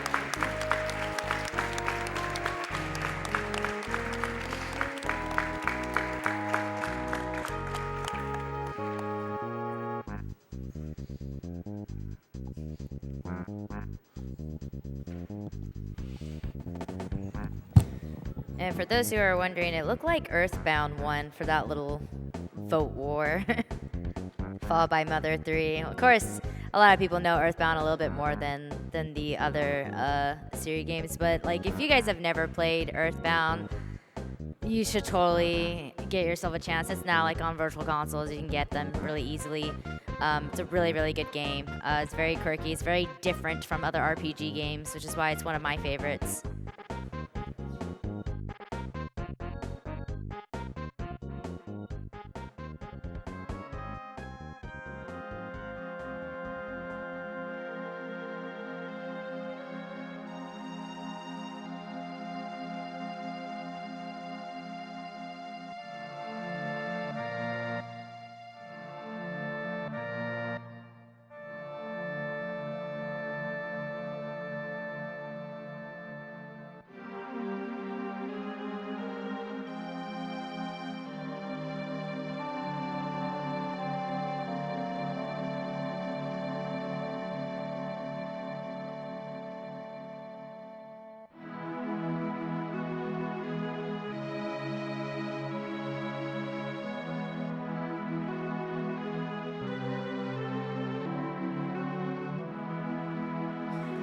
I'm going to read a couple of donations that I didn't get to go through while we're kind of setting up for our finale. We had a $50 donation from Claymeb that says, getting my last donation in for this SGDQ. Another amazing event, and what a donation total. I am so impressed with everyone, runners, hosts, tech crew, and all the people donating to this great cause. $50 from Steve G that says, I fell asleep before the start of this run, but at least I woke up for the end of it. Love this game and this organization. Keep doing what you guys do. You are all amazing. $55 from Robot Spacer 204 that says, y'all the best. Leon6 donates $20 saying, loved every minute of it. It's incredible what our community is capable of. I'm looking forward to see what we are all going to be able to do in the future. Crazy stuff for sure. Thanks to all who donated and to all the speedrunners and organizers of the event. Guys, can you hear me? All right, guys, we have reached the end of Summer Games Done Quick 2017. Thank you so much to everyone right now who is watching.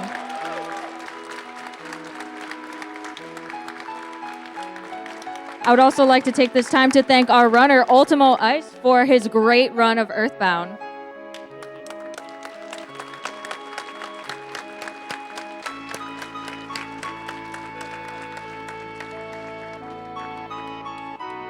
But not only would we like to thank our runner UltimoIce, but we would also like to thank all of the runners who ran games at our event. We'd like to thank all the viewers, donors, attendees, volunteers, and staff who came here from all over the world to be here. We'd like to thank Doctors Without Borders for all the hard work they do saving lives, as well as all of our partners, supporters, and sponsors, Twitch and Twitch Prime, Humble Bundle, The Yeti, ToeJam and Earl, Power Up Audio, Pinball Joe, Support Class, Super Meat Boy Forever, Fangamer, Corsair, and Bandai Namco. Thank you so much for all of your support.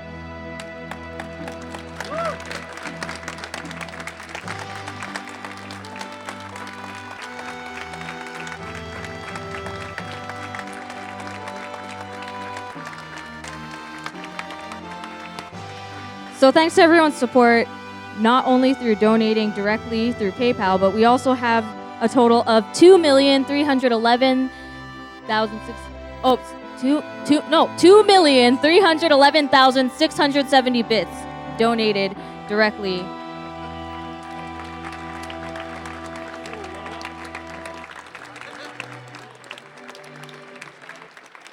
So, because those bits have been shared to the channel, Twitch is providing $24,000 to MSF. In addition to that, we have 1 million, oh, that number just went up, $1,760,210 donated to Doctors Without Borders. It went up again. Oh, it's still going up. All right, it's just going to keep going up, so I'm not going to keep giving the total.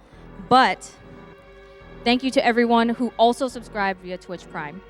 So we actually have a recap video of this event as well as an exciting AGDQ related announcement at the end of the video. So take a look, and good night, everyone.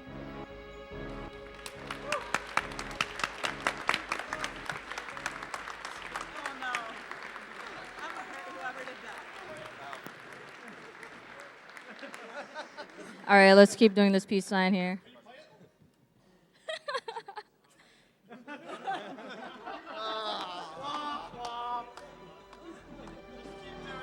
All right, let's just keep waving, everyone.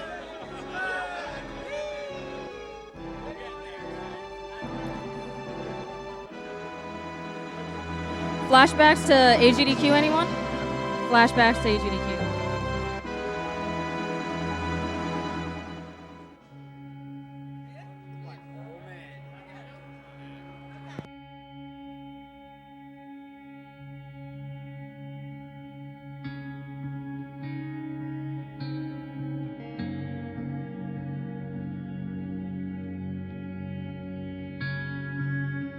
Having a run both at GDQ or any other marathon is basically like giving a musical performance. One thing that has stuck with me since high school is my band teacher had a sign on his wall, and it said, "To be a musician, you must have the spirit of a gypsy and the discipline of a soldier."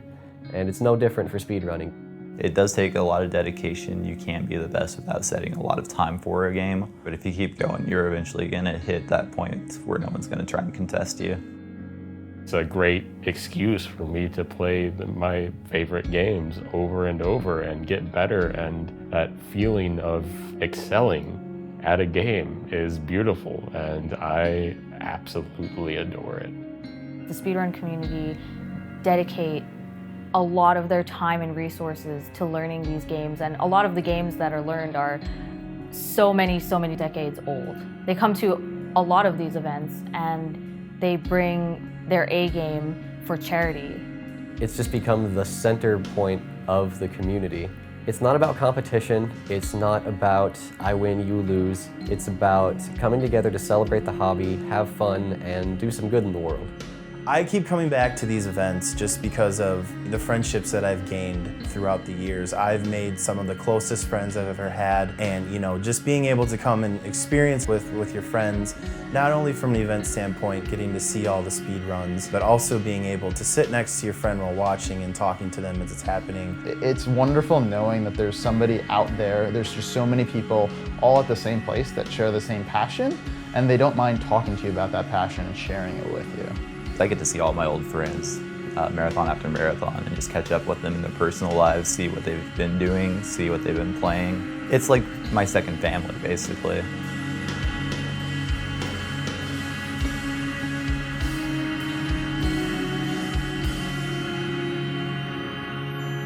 There's something really magical about it to me. The speedrunning community, there's so much love. It doesn't matter really if we're not playing the same games. We all just like to play the games fast.